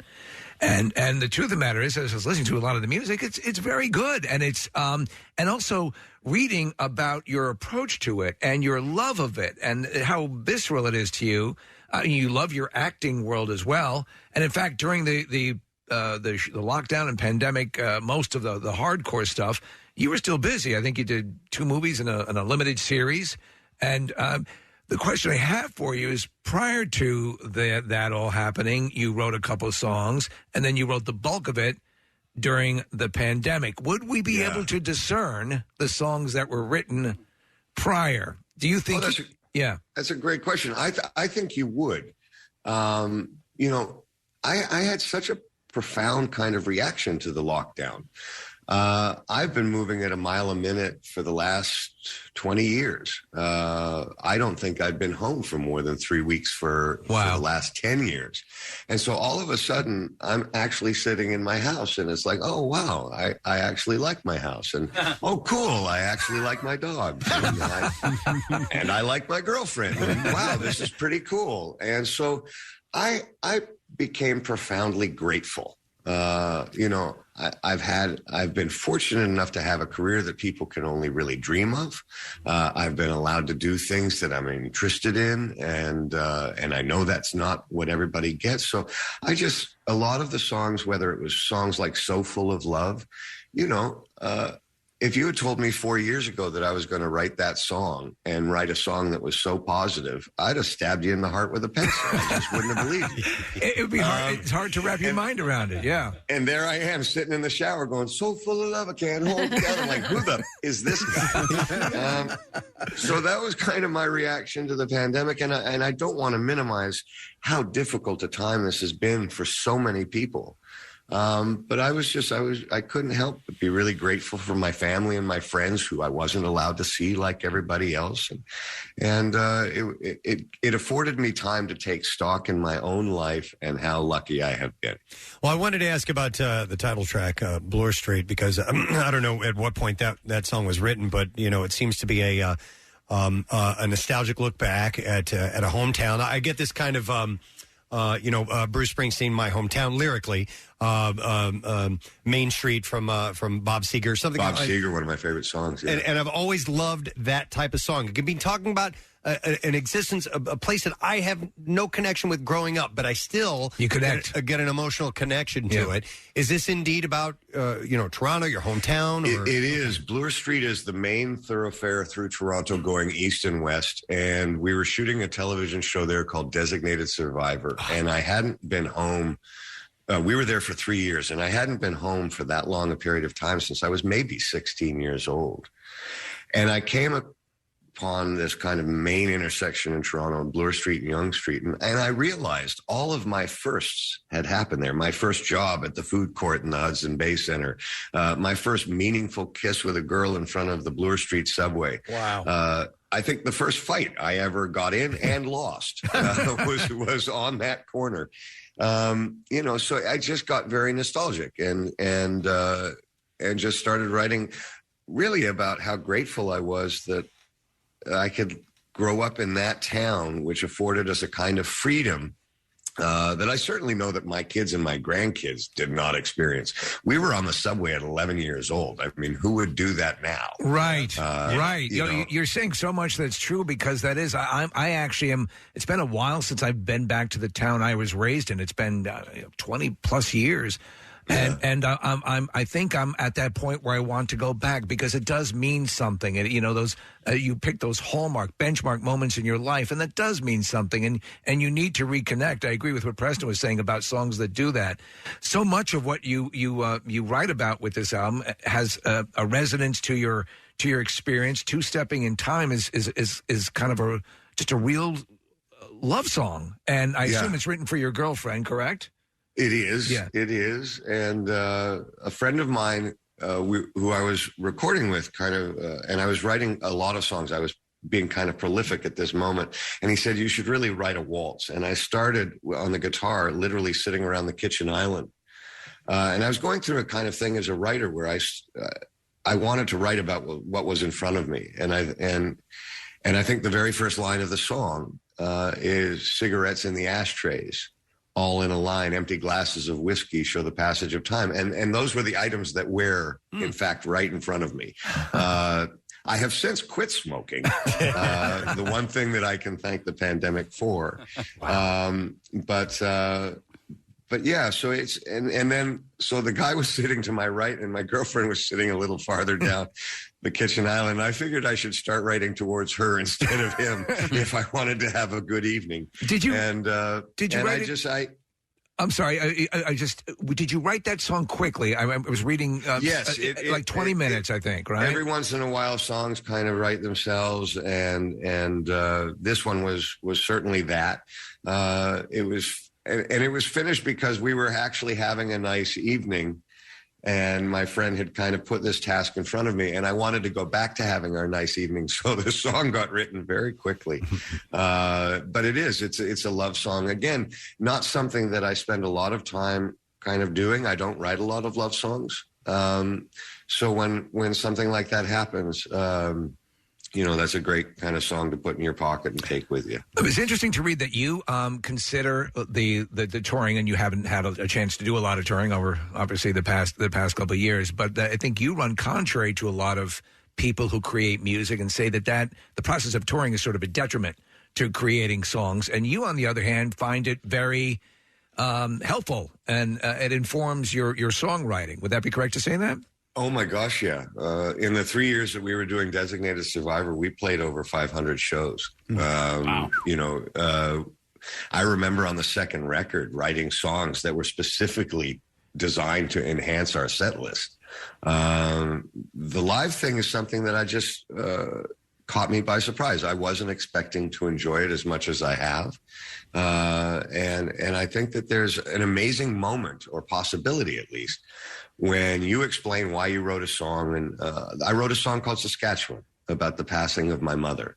And there were times when I would play that song and I could see someone put their arm around a friend in the audience. And I could realize at that moment that person's going through something similar. Wow. When we can come together and realize that we've got these things in common and that we're going through this thing together, that's a great night. I mean, that's a good evening. And so it's something that's made a deep impression on me, and hopefully for the people that we get to play for. Kiefer, I want to ask you about your voice work over the years, because you've done some narration, you've done animated movies. I love you in Monsters vs. Aliens. The warmonger character was terrific. You've done, The Simpsons, and narrated a few other things over the years. Does that lend itself to your ability to sing, perform on stage? Do you get training from doing narration or voice work that you can then bring to your music career, or are they entirely separate? They are pretty separate. The voiceover work started actually for me in a very funny way. My dad was doing commercials back in the early 90s for Volvo. And I think one evening he whispered in my ear what they were paying him. I think the next day I called up Volvo and told them I did a really good Donald Sutherland. I'd do it for half the money. Undercutting your dad. Which I don't think he really appreciated. I thought it was a lot funnier than he did. But it's its own thing. I mean, when I think of someone like Mel Blanc, who did all of those cartoon voices, and which, Monsters versus Aliens, I hope I don't get sued for this, but I completely ripped off Yosemite Sam. Bring on the fearless freak. I hate rabbits. But it's an awful lot of fun, and it takes you back to being a kid and just loving cartoons and listening to cartoons, and so it is a lot of fun to do. But they're very, very separate kind of entities. You have lived a very, very interesting and full life, and obviously voiceover actor, musician, but you're kind of a cowboy, too. You've competed in rodeos and have won roping championships. What's that? And do you still do that? I do not. I think 24 kind of put an end to that. I'd been doing it for a decade, and I had two partners that I would rodeo with, one guy named John English, just an amazing all-around cowboy, and a guy named Mike Wolf, who has since passed. Really loved it. I mean, it was kind of like being in a band. You and about three other cowboys kind of load your horses up onto a trailer and go from town to town, doing rodeo after rodeo. We had more fun than we probably should have. And it was a great experience. And it was so nice to do something kind of different. I did that for about a decade, and I did films at that time. But it was a great kind of refresher, because when I went and started 24, that was going to be a whole very intense decade of just doing that show. So the rodeo actually kind of helped cleanse my palate, if you will, for a lot of work. And I enjoyed it immensely. And I got to see parts of America that I don't think I would normally have seen. Right. I wanted to go back to the songwriting and having songs kind of just present themselves to you. And, two-stepping in time and having it be so quick and present itself and you write it. Did you get a chance to see the Peter Jackson Beatles documentary? I sure did. I mean, for you, that had to be, as it was for us, to see the creation of songs that have become so iconic. What a mind blower. Yeah, to have Ringo Starr kind of doing an interview saying, I could just listen to Paul play piano for an hour. and in the background, Paul's working out the opening chords for Let It Be. I mean, are you kidding me? One of the greatest songs ever written coming to life right there. It's insane. But what's really, really funny is kind of, as iconic as they are, there's always going to be something really personal that you watch in a movie like that, and especially one that's documented 6 hours. My phone rang off the hook somewhere in the third episode when they all started drinking J&B Scotch. Now, J&B Scotch is certainly now not considered to be very highbrow on any level, and you'd have to find a pretty dirty bar to find a bottle of it anyway. Yeah. That was always kind of my drink of choice for a number of years. And literally the fact that they had all drank it together, kind of sitting on the floor, working out, the long and winding road, somehow gave the beverage validity. My friends finally, after 20 years of drinking this swill, have forgiven me. It's good enough for the Beatles. I love it. Yeah, I thought, if John Lennon could drink it, and apparently I make the same kind of disgusted face that John Lennon makes when he takes that first pull. That's great. We laughed about that. If you're just tuning in, it's Kiefer Sutherland that we're speaking to. His album is called Bloor Street, and he's going to be performing at Ardmore Music Hall coming up on March 12th. Tickets go on sale, I believe, tomorrow, by the way. And I didn't even realize this is a bizarre coincidence, Kiefer. I right before you came on, I go to Casey. I go, oh, my God. I'm wearing my Castle Rock Maine shirt. There you are, yeah.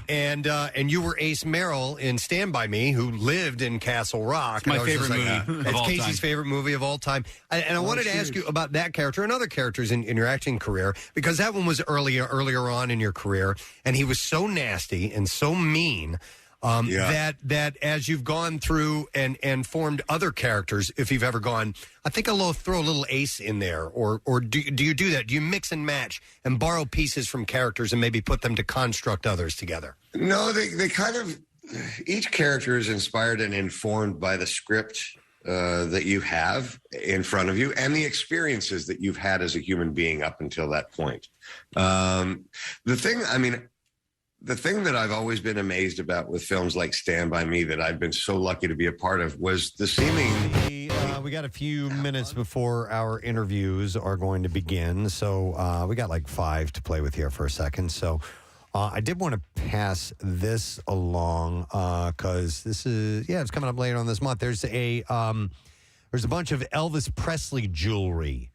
That's right, man. That he gave to his manager, Colonel Tom Parker, that's going up for auction. Here, take this, man. On the 27th. So you like this crap. In fact, there's 200 items, including gold rings encrusted with jewels, cufflinks, watches, and chains. Yeah, that's Elvis jewelry. Totally, man. Look at the size of that belt buckle, man. That have been park a car on there. Brought together by GWS Auctions. Also included is the guitar played by Elvis during his famous comeback TV special in 1968. Well, that's got to be worth a mint. But think about all that gaudy jewelry. That's right, man. There's some cool stuff in there. Is there? Yeah, there's cufflinks. It's stuff that he gave to the. Fun fact: I don't give oral to women. That's okay.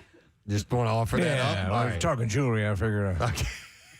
There's a pair of gold cufflinks that say rock and roll that would probably be pretty cool to own. Did anybody see the movie, the Baz Luhrmann? No, you know what? We're actually giving away downloads this week. By the way, people I know who've seen it said it's really, really good, and the focus is on a fair amount is focused on Colonel Tom Parker, who was a real scam artist. Yeah, you know what I mean? and Tom Hanks is playing him, so obviously that's right, man. Going to be a big role. You act with that volleyball, man, that Wilson.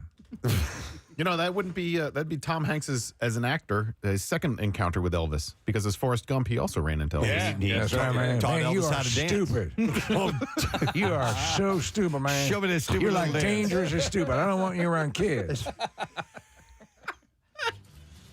Elvis didn't mince words, man. Said what was on his mind. Man, yeah, break this guy's legs. So many of the pieces were provided by Priscilla Presley. Yeah. She said, well, it brings back memories for sure. She added that it was a running joke with her former husband that he constantly bought or commissioned jewelry for Colonel Tom Parker because the manager already had everything he needed, and the Presleys did not know what else to buy him. So it is amazing when you stop and think about the wealth that he did command, that Graceland is not as spectacular as you would imagine. As it's been built up in your mind. Right, because man. you think of this big, sweeping estate, this gigantic... just need a place to put my monkey. Dwelling, but it's I haven't been there, but everyone I've spoken to has said, yes, be prepared to be a little bit underwhelmed with its size. But I guess at the time it was considered a pretty large home. Yeah. But and definitely for Elvis, who grew up, as a young poor guy, that this would be pretty palatial. And maybe a month from right now, somebody in this room might be visiting. That's right. Maybe if we're able to. That's just called a tease, man. Get Casey going west. Let's go see west, here. young Casey. So a lot of the artifacts include the logo for the TCB band. The musicians who formed the core rhythm of his band, and TCB, of course, stood for. It's a yogurt place, right? No, that's TCBY. That's Oh my God, TCBY. does that still exist? That's the country's best yogurt. It's like soft ice cream, but lower in calories. Yeah. But Elvis, for Elvis, it stood for taking care of business. Oh, that's which right. is Man. one of his You favorite expressions. That's right. That's right, man. Do you remember, even in that special, where that Christmas special, a lot of his band always seemed like they were 80 years old. Like he had these guys in his life forever, but they were like pre-old. The drummer was from the Mickey Mouse Club, Cubby. What? Oh, Cubby! Yeah, wow. He was his drummer. He's a great drummer. You're in the Mickey Mouse Club, man. Yeah, look at that. You ever seen that Funicello's boobies? Put them funny ears on, man. Yeah, Let's take a look at man. that. You look so stupid, man. You're like, I met this incredible moron called Forrest Gump the other day, man. I think you're dumber than that moron, man. This guy's like virtually brain dead, and you're like 10 times as stupid. All right. Well, anyway, that guy was incredibly stupid. All this stuff is going up for auction on the 27th if you want to buy some Elvis Presley merchandise. Okay, our guest is on the line, ready to go. And we're excited to talk to him. Of course, a very, very rich family in the world of NASCAR. And did you really want me to play this? Well, you can either do that or this. It's I up think to you. you should. Yeah. Casey wants me to play this. He's got it. Nick misread his name when we were going to. We are not, ladies and gentlemen. We're having a legend in the world of NASCAR. Oh, yeah. And of course, the family is rich in the tradition of NASCAR. Mr. Kyle Petty is on the program. Kyle, good morning to you, sir. Good morning. Good morning. That Katy Perry thing hurts a little bit. And let me just say this. Let me just say this. TCB stands for Take the Car Back. Take the car back. Take the car back, dude. Just take it back. I love it. For those who don't know, Kyle's memoir's out. It's Life at My Speed in the First Family of NASCAR Racing, which is available now. And you can go to kylepetty.com. Wow, what a life you have led, sir. And growing up within that family, could you have done anything else besides be in the world of auto racing? Oh, my gosh, man. You know what? I tell people, this is what I say. I grew up in rural North Carolina where most of my neighbors out in the country, most of my neighbors were chicken farmers and dairy farmers and tobacco farmers, and we just happened to farm race cars. So they are third and fourth generation farms, and that's what we became. And I never thought about doing anything else. Listen, when you're 5 and 6 years old, and you know, man, you hear that race car running over there. Or they have a Superbird over there. You know, that was the cars from the 70s with the wings on the back. Yeah. Hell, man, they had landed a man on the moon. I thought they were going to be flying cars before long when I was 9 or 10 years old, you know. So I think when you look at that, that's all I ever wanted to do. I never thought about doing anything else. I've played music, and I've done some of that just on the side, and I've done a lot of things on the side. But, you know, my main focus was to get in a race car and be a race car driver. Kyle, I lived in the Carolinas for a few years when I was a kid. I lived in South Carolina. One of my best friends, his name was Bubba Martin. And Bubba, and I kid you not, at like 12, 13 years old, his family had some land. And he, at 12 or 13, could drive these cars all over these vacant lots, these fields. He had set up little tracks and stuff. And it was then that I realized, okay, that's why racing comes out of this part of the world. Because these back roads, these people tinkering with these engines and these cars and fixing them back up and then just getting out and driving them however the hell they want to drive them. It was pretty wild to see. Yeah, and listen, it's because, and a lot of kids, like I said again, grew up on farms. They knew how to drive tractors. They knew how to drive pickups and stuff when they were 6 and 7 years old. We drove the closest gas station / curb market / sell anything you want to buy store was about 1.5 miles from where we lived.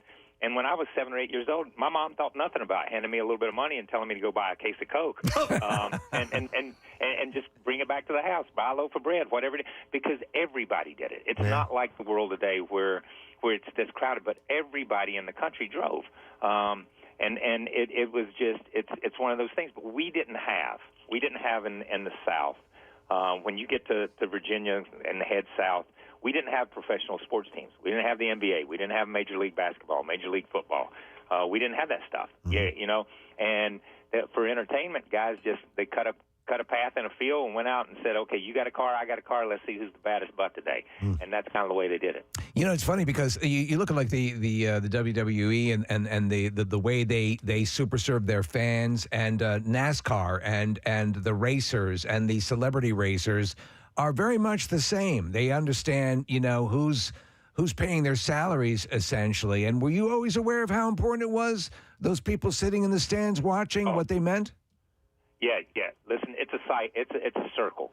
So the way it starts is you're Coca-Cola. Let's just say you're Coca-Cola. You're Coca-Cola, and I need your money to sponsor my race car. So you pay me money so that I can drive a race car. So I'm nice to the fans, so they buy Coca-Cola. Right. You pay me money, so I drive my race car. I'm nice to the fans. So they buy Coca-Cola, and that's the way it works. You know what I mean? Because the more Coca-Cola they sell, the more money they send me, and the more I get to race. And that's what it's all about. So it is a direct connection. It's not like other major league sports where you have a team owner per se. You basically work for for the sponsor, and the sponsor is there. You're working for the fan because the fan is that connection that makes it happen. And I think that's why this sport has always been a little more open, a little bit more giving to the fans because even from the very, very beginning to today, drivers realize that connection has to stay strong and has to be there for this sport to survive. Right. Let me ask you a question. How often do you think somebody becomes a fan of a driver because they like the product that is on the car of that the driver is driving? And I'll give you an example. I like Kyle Busch because I love peanut M&Ms. Okay. Well, I think Mark Martin back in the 90s got a lot more fans when he had Viagra. Yeah, it's a different kind of nut. Yeah. But I'm a Diet Coke guy. I definitely I fall in line with the Coca-Cola products. So then I'm a Kyle Petty fan. Yeah. So. And there is a lot of that. You do get some of that. And back in the beginning, what you had manufacturer loyalty. You had Ford guys, you had Chevy guys, you had Plymouth guys, you had Mercury guys, and they didn't care who you were as long as you drove their brand of car. They were more loyal to the brand. And then it switched to the drivers. When Richard Petty came along, when Dale Earnhardt Sr. came along in the late 70s, those two guys really switched it from brand loyalty to driver loyalty. So I think you get a lot of that where people listen. People will buy Tide because Darrell Waltrip drove the car, but when he quit driving it, they quit buying Tide. They went back to the regular brand, and you do get stuff like that sometimes. Mm-hmm. Hey, Kyle, I love a well-done film about auto racing. There's been several of them, Rush, Ford versus Ferrari. There's been a bunch. What about a definitive film about the Petty family or about your father, Richard Petty? Is anything like that do you foresee in the near future? You know what? Honestly, great question. We are working with Sony right now on a project. They did a story. They did a story back in the 70s called 43, the Petty Story, and you can buy it at a lot of truck stops in the $1.45 bin. Makes a great Christmas gift. And I think it's on. It might be on. It might be on beta, and you can get it on beta in the I think the. Laserdisc? Is on an 8-track. It all comes together as a pack. Beta and Viewmaster. That's how bad it was. That's how bad that was. So, well, it does need the real treatment. I mean, it's such a fascinating sport, and the thing is that used to be the default was this is a thing of the South. No, up here we have incredible tracks and the fandom, Dover and Pocono. Yeah. I mean, the fan base is just, if not more loyal, up here. It's crazy how popular this has become. Yeah, listen, it is crazy. But I look at it like I honestly look at two sports. I look at stock car racing or NASCAR was a southeastern sport. Hockey was a northeastern sport. Mm-hmm. Who would have ever thought that the Stanley Cup would be in Dallas, Texas? Who would think that Dallas? The world is a different world. It's a different place. And the fan bases have broadened so much. They are passionate about hockey in the South, and they are passionate about stock car racing in the Northeast and then in the Northwest, in Seattle. So I don't believe anybody envisioned that, probably 30 or 40 years ago, and maybe as late as 20 years ago, nobody envisioned that. But I just think the world has changed, and the sports fans have changed. They're a lot more educated. They travel around. They look for jobs in different places. They marry in different places, and they take their sport and their culture with them. Yeah, and you know what? And the internet is, I'm sure, has helped or maybe hurt. I don't even know as far as your anonymity is concerned, because NASCAR racers or IndyCar or whatever, you guys also, it's like football players because you wear helmets. You had a certain level of anonymity, but it can sort of hurt if you're looking for any sort of endorsements or anything along those lines. But over the years, with the internet, everybody knows exactly what Kyle Petty looks like, and I do this thing with Delaware Autism every single year. It's called the Drive for Autism. I don't know if you're familiar with Artie Kempner from Fox. Yes. So, yes. Yes. Are you kidding me? Yeah, he is the man. But I've been doing that for the last 20 or so years, and you'll go out on this golf course with all these NASCAR drivers, and you're like, and they just blend in with the background, more so than any other, I would say, professional athlete. Yeah, here's the funny part. When you see a guy and you say, "Oh, that's an NBA player," and you see a guy and you say, "Oh, that's an NFL player." You know what I mean? I mean, you kind of get that. NASCAR drivers are just regular people, and they do blend in. You know what I mean? I mean they're getting smaller, man. They're like 5'3", 5'4", but it's funny at the same time that I think that they blend into a crowd when you go somewhere when you least expect it. You can go to New York City and you would and walk down the street with a Kevin Harvick, and people will stop him and say, "Man, I saw you win at Dover. I saw you win here. I saw you win there." And it's fascinating because I don't think that we have ever had that level of recognition in the past. I think NBC has done a great job of that. I think Fox has done a great job of that, of promoting the drivers and putting the drivers out there in front of everybody. So that's been a huge plus for our sport. Kyle, a lot comes with being the son of Richard Petty. Is one of the biggest perks, though, a lifetime supply of Blue Emu when you need it? Yeah, listen, I'm wearing it right now, and I don't stink. You don't stink. You don't stink. We love those commercials. They're awesome. That's it. What a great tagline, man. Who thought anything like that would ever sell? Oh, it's the best. Well, they took that from a... They took that from a popular douche, and so they stop it. Oh my God, Kyle, it is great to talk to you. Just want to remind everybody: Swerve or Die, Life at My Speed in the first family of NASCAR racing is available now. So make sure you check this out. You can go to KylePetty.com. Thanks for checking in with us. We appreciate it. Thanks for having me, man. I appreciate it. You got it, Kyle Petty, guys. It's a different breed, right? Those guys are so cool. Yeah. And just the banter, the talk, and all that has just got a cool little vibe to it. I love it. He's saying they're getting down to like 5'4", 5'. I mean, dude, Jeff Gordon is a little guy. Yeah. We met him at the to meet you at the Drive for Autism, and he came over. He was pretty lit up too. Yeah, was he? When he was hanging out with us. Yeah, but I'm like, I drive in circles for a living. I think he had retired at that point, so he was definitely living his best life at that point. Having a good time. That's all there's to it. Speaking of having a good time, here's a segue for you. There's a comedy show going on at Punchline tomorrow night. And a damn good one. Mm-hmm. And we are happy to have the star of that show. Ladies and gentlemen, it's an evening. Jake Matera and Friends comedy show at Punchline tomorrow night at 8 o'clock. We give you Jake Matera. Oh, my God.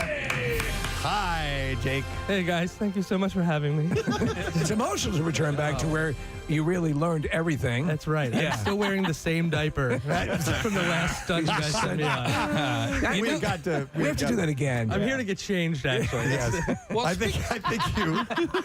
Last time we had you on, you said something like, I forgot. It was something about completely losing your dignity or whatever. It was just the best. Well, we have this big baby head that actually looks good on you. Yeah, thank you. And it's an improvement.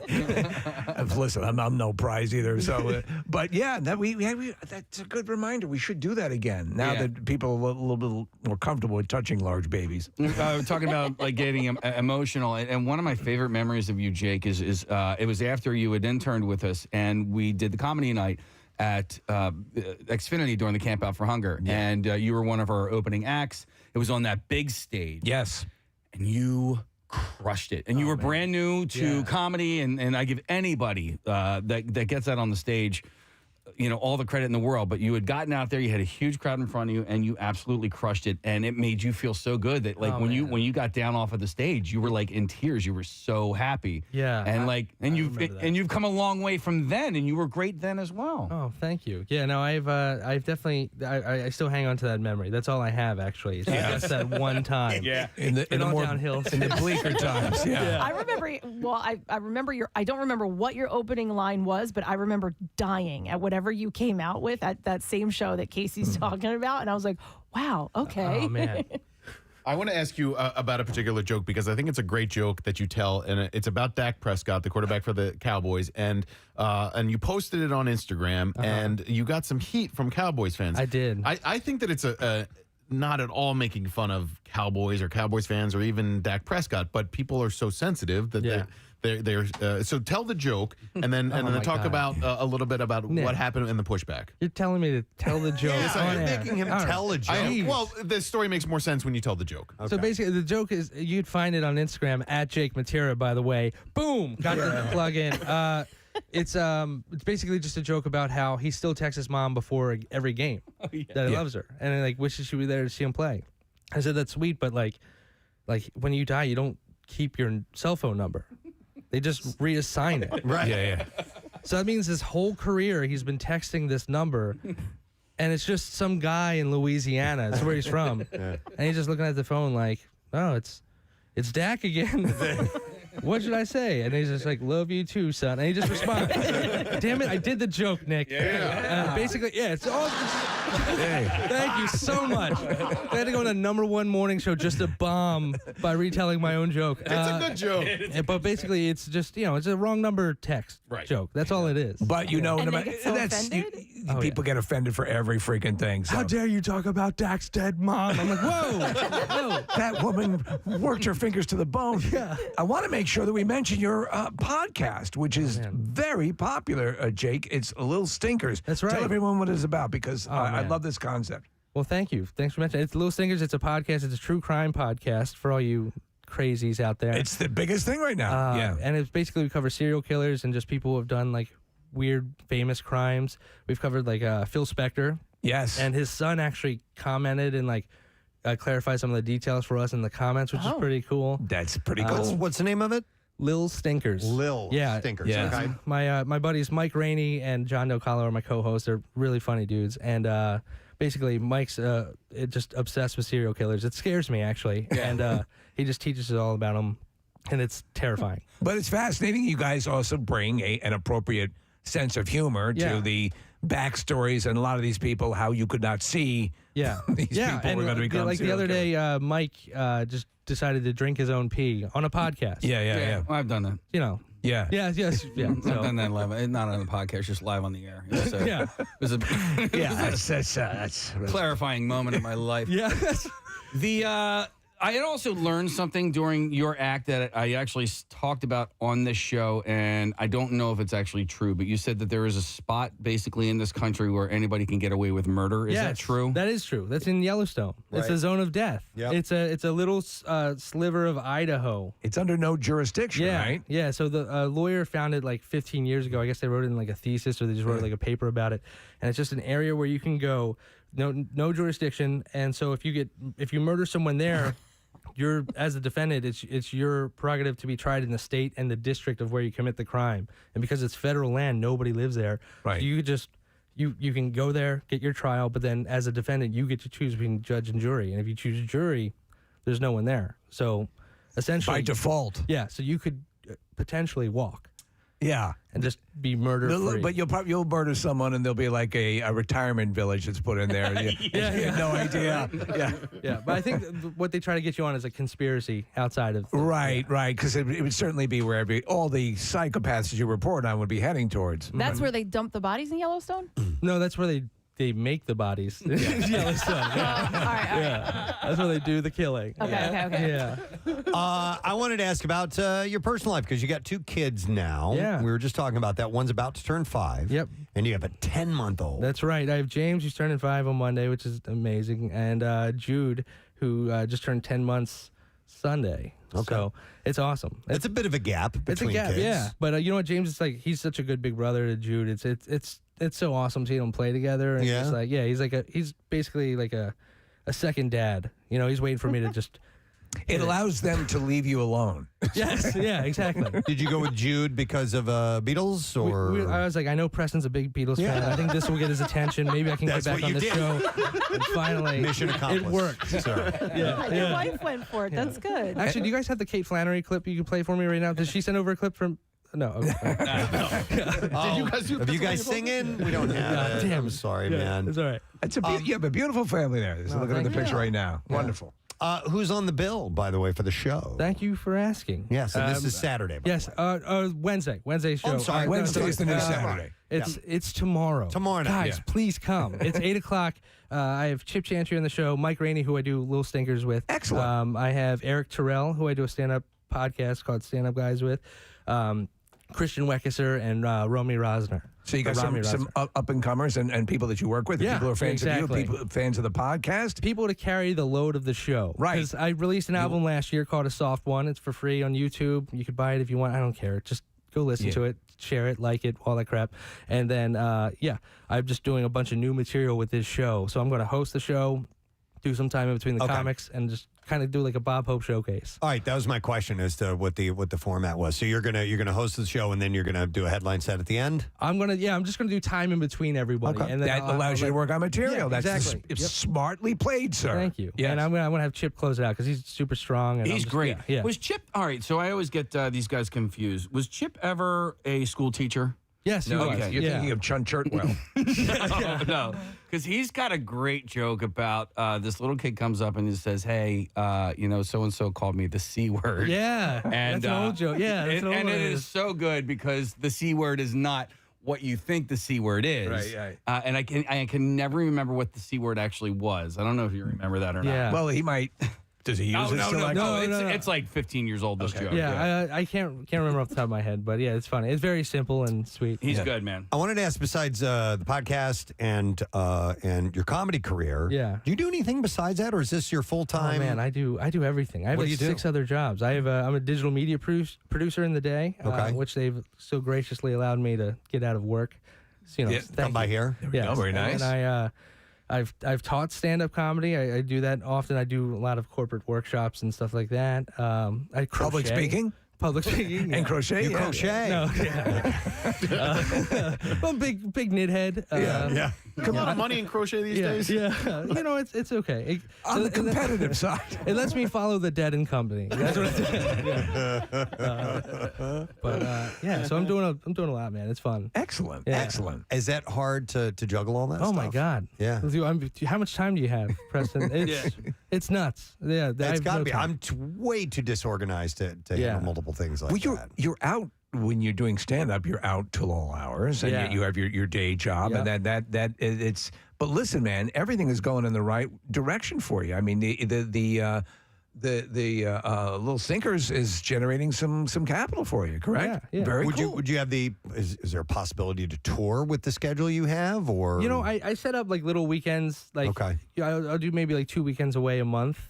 Maybe I just got to get away from the family. I'm just kidding. They've got to be annoying. Yes. Yeah. So I'll pick my spots and just try not to lose enough money to justify it. Well, I think you're a really fun and funny follow on Instagram and TikTok. One of my favorite videos is of you when the crew's dancing in the Breakfast Club. And you're oh man, you're also in the library, just kind of watching them from afar. Wait, is that on Instagram? Yeah. Oh man, yeah, I think it is. Yeah, it's old, but yeah, it's listen.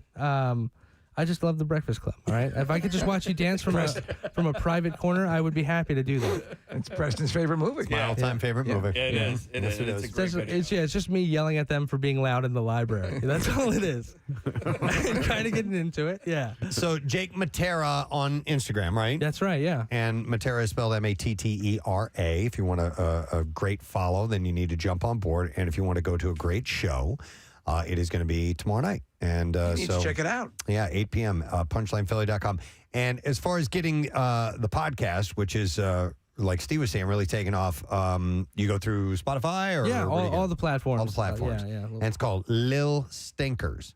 I've got to check that out. It's fun, man. Yeah, it's cool. We'll definitely do that. Anything else you want to add before we cut you free, sir? Thank you so much. It's wonderful to see you. We miss you. I miss you guys. Yeah, I appreciate it. Thank you for your time. Anytime. Jake Matera, guys. Jake Matera and Friends Comedy Show, Punchline, tomorrow night, 8 o'clock. Tickets at punchlinephilly.com. We're going to take a break and come back with the Bizarre Files. Stay with us. Preston and Steve on 93.3. When I look back, I think, man, you have been lucky because, when I first read that script, it was just a job. I didn't think it was going to turn into this amazing thing that Rob Reiner and the other kids turned it into. So I've been very fortunate to be along for the ride on some of these things. And I also remember it's the first and only time that I went on an audition where I was hired in the room. Mm. And that was Rob Reiner. And that was like the most incredible feeling to go in for a meeting. And then by the time you're going back to your car in the parking lot, you've actually got the job. Yeah. No callbacks, no we'll get in touch, none of that. Just no, it was, I was just, I think it almost made me cry when I was a kid. I mean, it was just because it was such an important thing to get the first couple jobs down here in the States. And I'll always be grateful for Rob for doing that. And that movie has hit me in different ways over the years, because I first watched it as a child, and there were things about the movie that I didn't get or understand because I was a kid at the time. And you seeing these four kids going on this amazing journey, and then all of a sudden at the end, like, they're not friends anymore. Like they went to middle school, and then as an adult. Yeah. And I actually have a friend of mine. I was just talking to him about it on Sunday. I went to kindergarten with this guy, and we're still friends to this day, but we were lamenting over the fact that, like, there were people on our last day of 8th grade. That was the last time I ever saw them. And, these are aspects of these child's lives that Stephen King was well aware of as an adult. And so it's my favorite movie, and it has always been, will always be my favorite movie of all time. Well, it's certainly one of my favorite to have made, because I was so young again. But all of a sudden, I'm in Eugene, Oregon. I've got my own hotel room. I'm being paid. I'm 17 years old.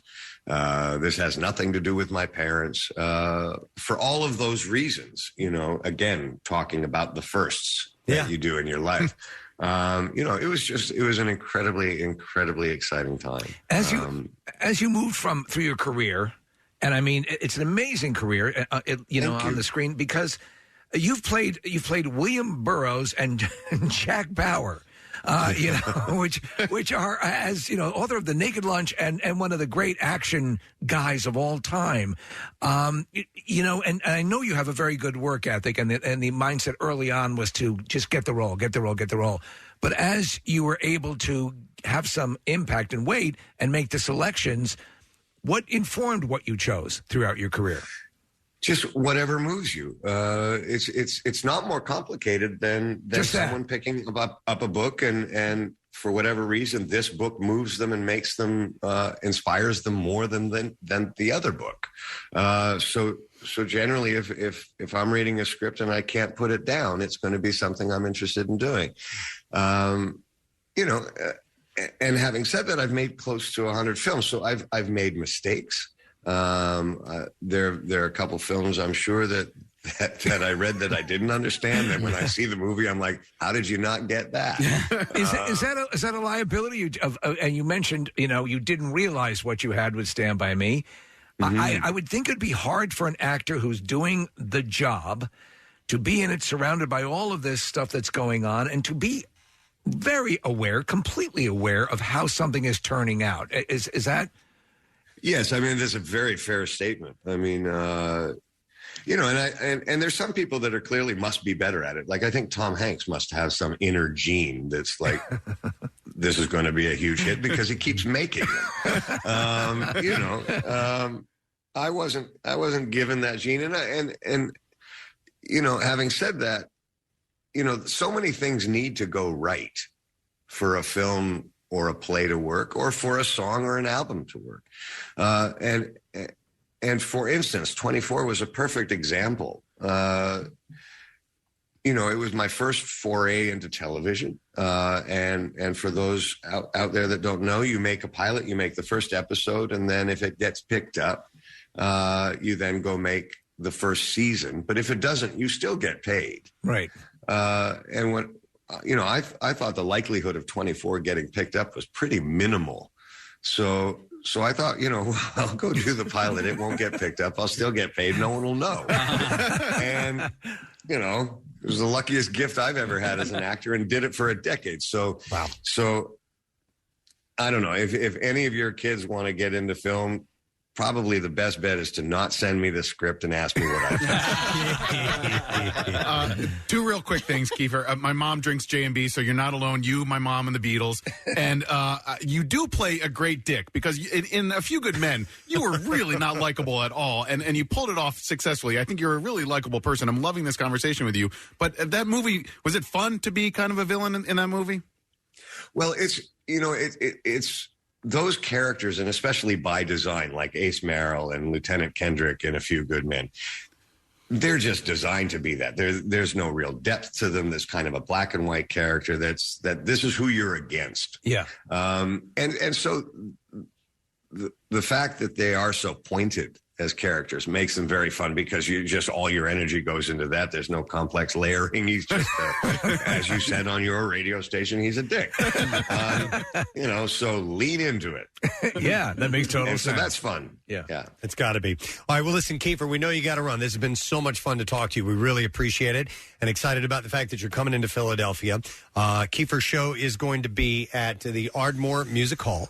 It's on March 12th. Tickets go on sale tomorrow at 10 a.m. at ardmoremusic.com. The album is called Bloor Street. Some great music. It's got a country vibe to it. If that's your thing, then you're definitely on board. Yeah, it's very, very solid. Yeah, so thanks so much, man.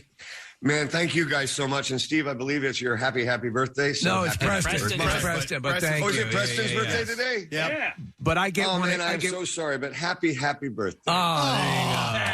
Dude, thank you. I appreciate it, Kiefer. Good luck with everything. Cheers. Thank you so much. We appreciate it. Okay. Kiefer Sutherland. Yeah. Wow. And there's so much more that we could have covered. Even we could have gone another hour. Yeah. Just talking to him about all his movies, TV shows. It's still an interesting thing though because you have a guy who's of the vast movie career, but he is passionate about the music and he really is sinking a lot into it. And if you do give it a listen, I mean, you did mention a little bit of Springsteen-esque. There's even a bit I think of Warren Zevon, and there's and it's personal and he does a good job relaying that through the music. I meant to and wanted to ask him about. He performed at the company's Christmas party. We weren't at that, but it was for national sales and. No, you didn't want to bring. Yeah, that were up. you in here when we were talking? Well, no. So I wanted to ask about Matt. So Matt Capper was the organizer. He was the master of ceremosas, and he wore a bright red. I saw you in Stand By Me. That was sick. Was that dead body real? Played eighth. You played eighth. That was sick. Oh my God! Are there really a few good men, or is there just one good man? Sick. Were the boys really lost? Wait, he was wearing a red outfit, A red suit? blazer, like almost like a Santa Claus, but it was fitted perfectly to or imperfectly to his body. I had it tailor made, so it can show my V. Sick. Your V. Casey, I was glad you got to bring up Stand By Me because I think now you've been able to ask Rob Reiner, Will Wheaton,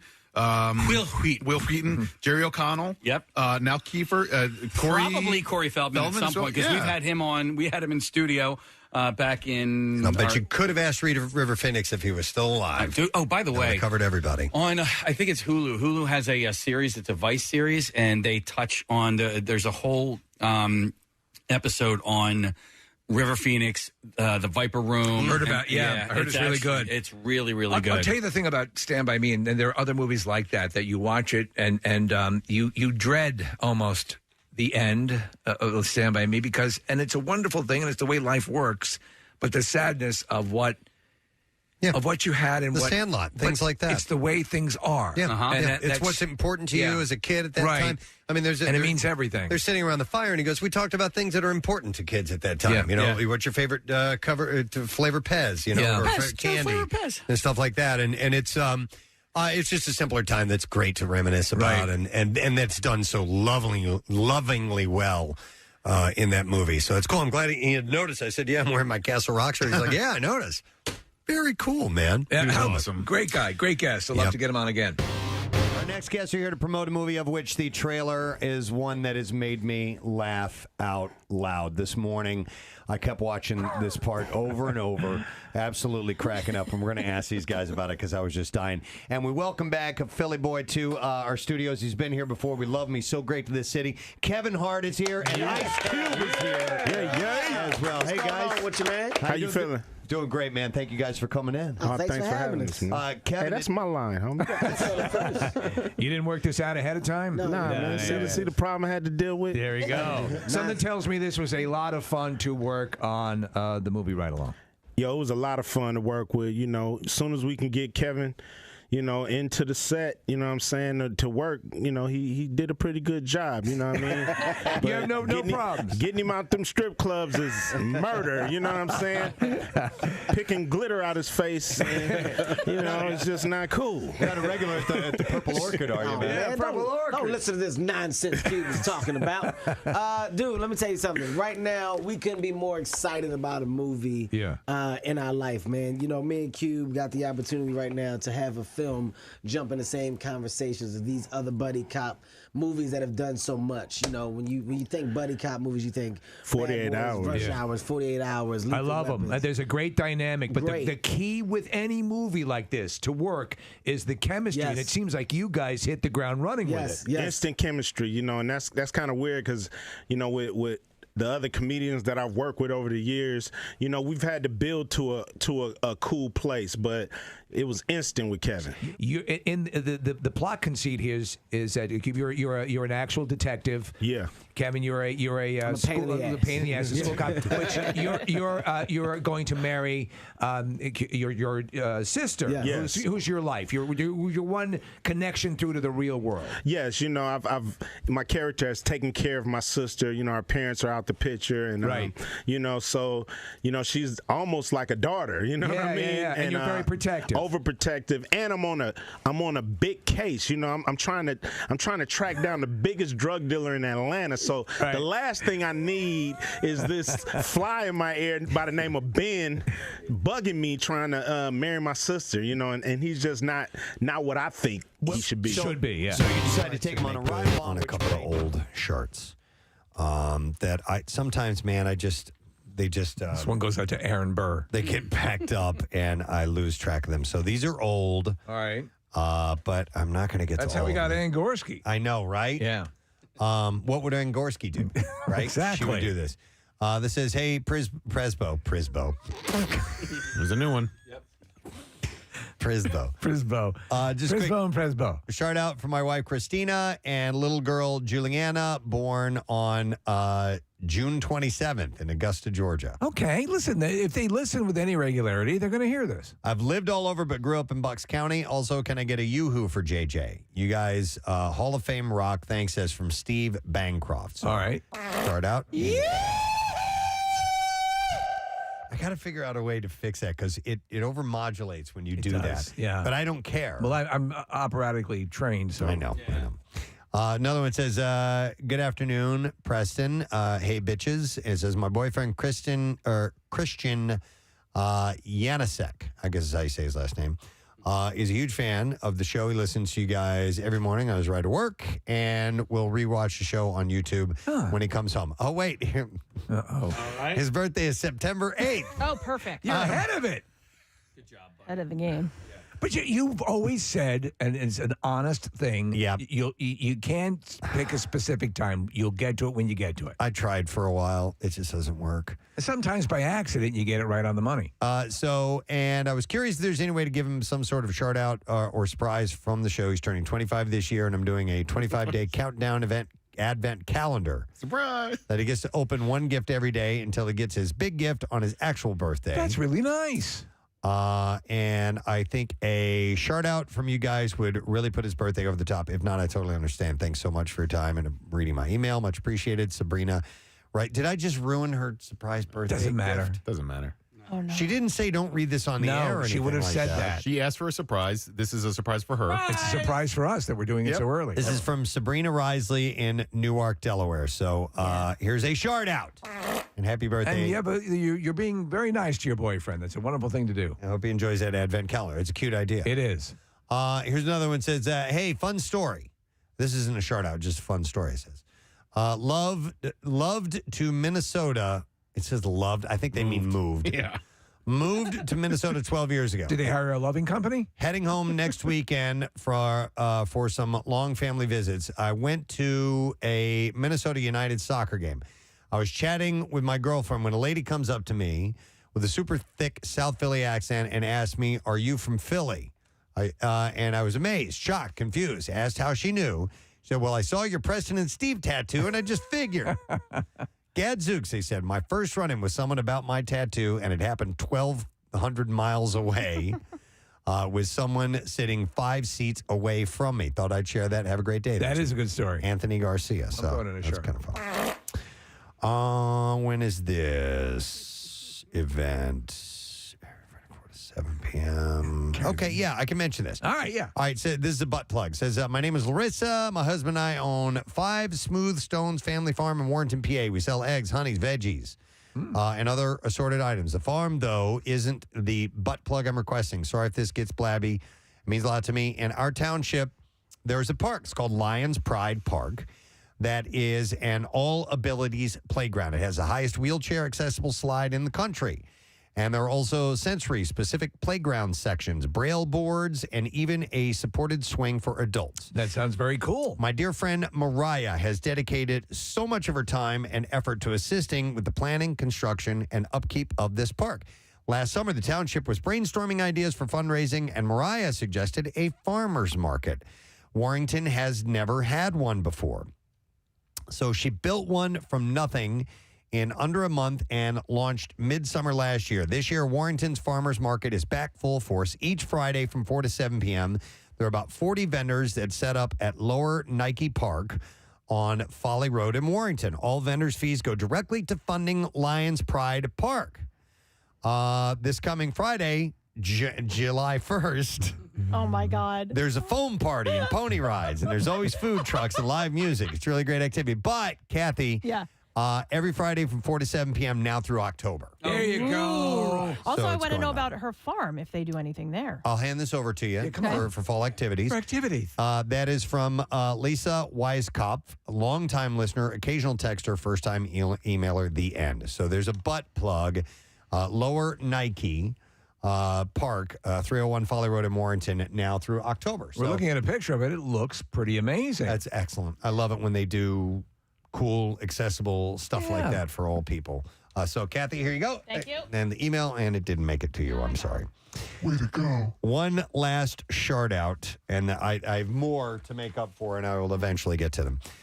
This says, hey, P-Buds, could you please send a shout out to Dick Vermeil? Oh, well, yeah, he deserves it. Yeah. I heard about the Concours d'Elegance at the Simone Foundation, which was back on the 24th on your show. My wife and I had not been to the museum in years, so we decided to attend. Turns out that we were able to show our 78 El Camino, Ellie Mae, in the car show outside. We were not part of the actual concourse show. That was invitation only, but it was pretty cool to be able to participate. So thank you, Dick Vermeil, for mentioning the event. A shout out is definitely deserved. Love you guys like Dr. Mike. That is from John and Faith Shore from Newcastle, Delaware. Very nice. That was He kind of knocked fun. off a few right there. Yeah, so I'll eventually get to them. All right, now we can do the Bizarre File. WMMR presents Preston and Steve's Bizarre File. Brought to you this morning by Monster Mania. Come see the biggest names in horror this weekend at Monster Mania Con 50 at the Doubletree in Cherry Hill, New Jersey. Tickets are available online at monstermania.net. Hold on a second. What? Preston's coughing a lot. What's that? Preston's coughing a He's lot. coughing a lot. I know. Use the dump button. You okay? Use the cough button. An 8-year-old, this is messed up. An 8-year-old British boy was attacked by 2 sharks while on holiday in the Bahamas. Yeah. Finley Downer was surrounded by 3 nurse sharks, actually, while swimming in a lagoon last week, his family said, before he was pulled to safety after suffering bites on both legs. Finley was then taken to a clinical in the capital of Nassau, where he underwent a 3-hour operation. Finley's father, Michael, said that it was like a scene out of Jaws. Michael had taken the family, including Finley and his sisters Lily and Emily, on a 5-island tour when the attack took place at Compass Cay. The family told the paper that they joined a crowd of people swimming among nurse sharks in the lagoon. His father recalled that there was so much blood that his son said to him, "Dad, I don't want to die." Wow. The family has since returned home where Finley is recovering. Tour guide operator Exuma Escapes told the Sun the family entered a lagoon not used on their tour without a guide. They describe nurse sharks as usually docile bottom feeders unless handled incorrectly. So, so it was sort of the thing where you go swim with these sharks, correct? Well, no, this was not on part of their tour, and it was not in the area that they go to. So they kind of wandered off on their own, I guess. But yeah, they usually just sit at the bottom. They're nurses, the nurse sharks. So yeah, they're there to care for people when they're not eating your ankles. The general manager of a barbecue restaurant in Texas says that a thief stole almost $3,000 worth of brisket. Brisket? On the morning of August 4th. Allison Clem, the general manager of Le Barbecue in Austin, Texas, said that 20 briskets were stolen by someone who jumped a fence around 4 a.m. and ran toward the smoker. What? Clem said she thinks that the thief had been planning the theft. She said, hell he does? He'd run toward the smoker. Taking my dad's brisket. She said, we're kind of speculating that he has been watching. It's the goddamnest thing I ever saw. She said, somebody that used to cook for us, possibly. It must have been an inside job. We haven't had turnover in our house since we've been here, so it wouldn't be current, so that's kind of strange that he knew. She said the incident was caught on camera and went on for about 15 minutes. She said, one of my strongest guys back there can barely lift 10 briskets in a box, and the thief lifted them over his head. So I really just think it was planned. It was planned. She measured weight. All right, in everybody brisket. come back here. I want to see how many briskets you can lift. Enter your name on this chart. The cost of the meat is around $3,000 when seasoning and labor is factored in, she said. Eddie, you're a 12-biscuit guy. A polar bear attacked a campsite in Norway's remote Arctic Svalbard Islands, injuring a French tourist, adding that the wounds weren't life-threatening, but the bear was later killed. The woman was part of a tour. I didn't kill him. The woman was part of a tour group of 25 people camping at Svedsletta. The campsite was located across a fjord from the Longyearbyen. Authorities responded to the news of the attack, which came shortly after 8:30 a.m., by flying there in a helicopter, according to Chief Superintendent Stein Olav Bjerdi. The French woman suffered injuries to an arm, he said. Shots were fired at the polar bear, which was scared away from the area. Further details on her injuries were not disclosed, and she was flown by helicopter to the hospital. Svalbard is dotted with warnings about polar bears.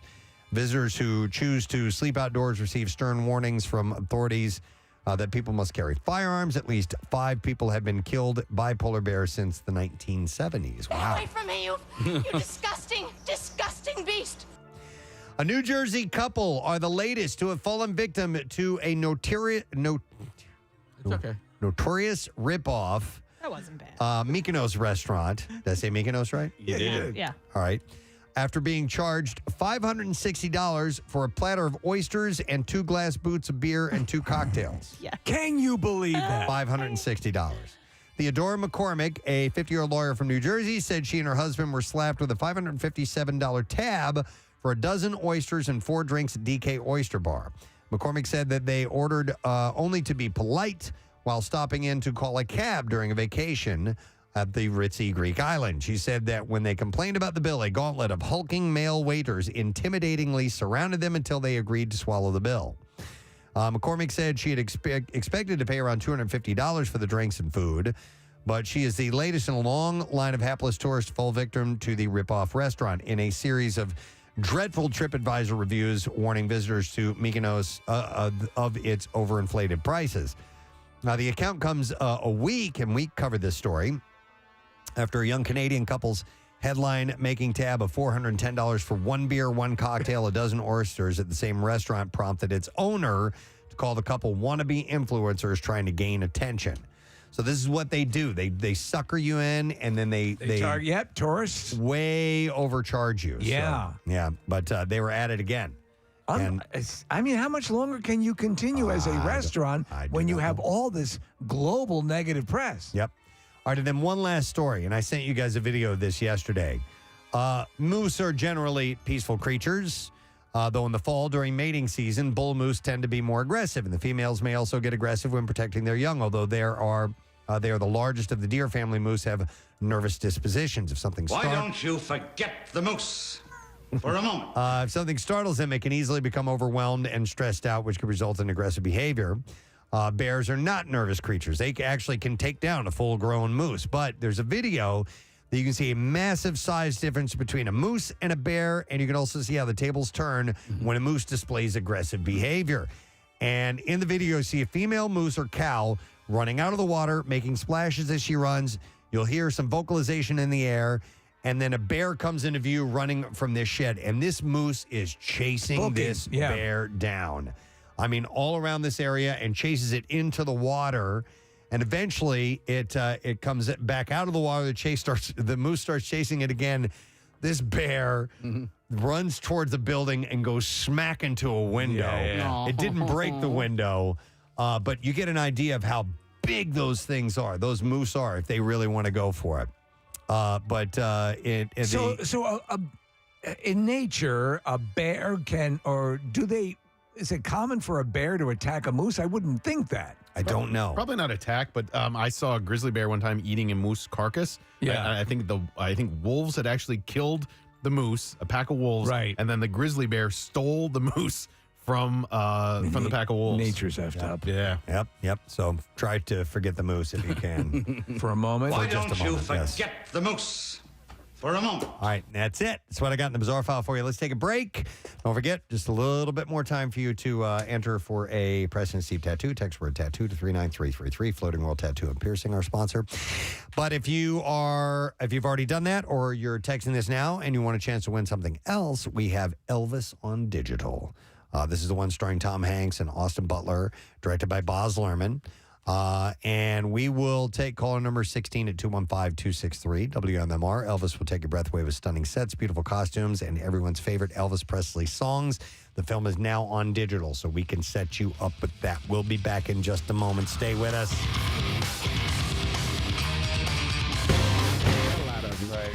You're Denzel to his Ethan Hawke. Pretty much. Yeah. You know what I mean? Training day upside down. Yeah, upside down on his ear. You know what's funny though? There's an aspect to it. I'm a gamer, so and you, Kevin, your character believes sort of in a way that because you're accomplished at video gaming, that would translate into the real world. Yes, I solely believe that this is a real thing. And I guarantee you, there are a lot of dudes, because you'll hear it when you're playing. I can promise you there are. There are a lot of dudes that think they could be dropped down in Fallujah and have no problem. I can assure you that I've met these guys. Yeah. I was doing a press junket, and one of the guys, this guy, the blacknerds.com Oh, guy, yeah.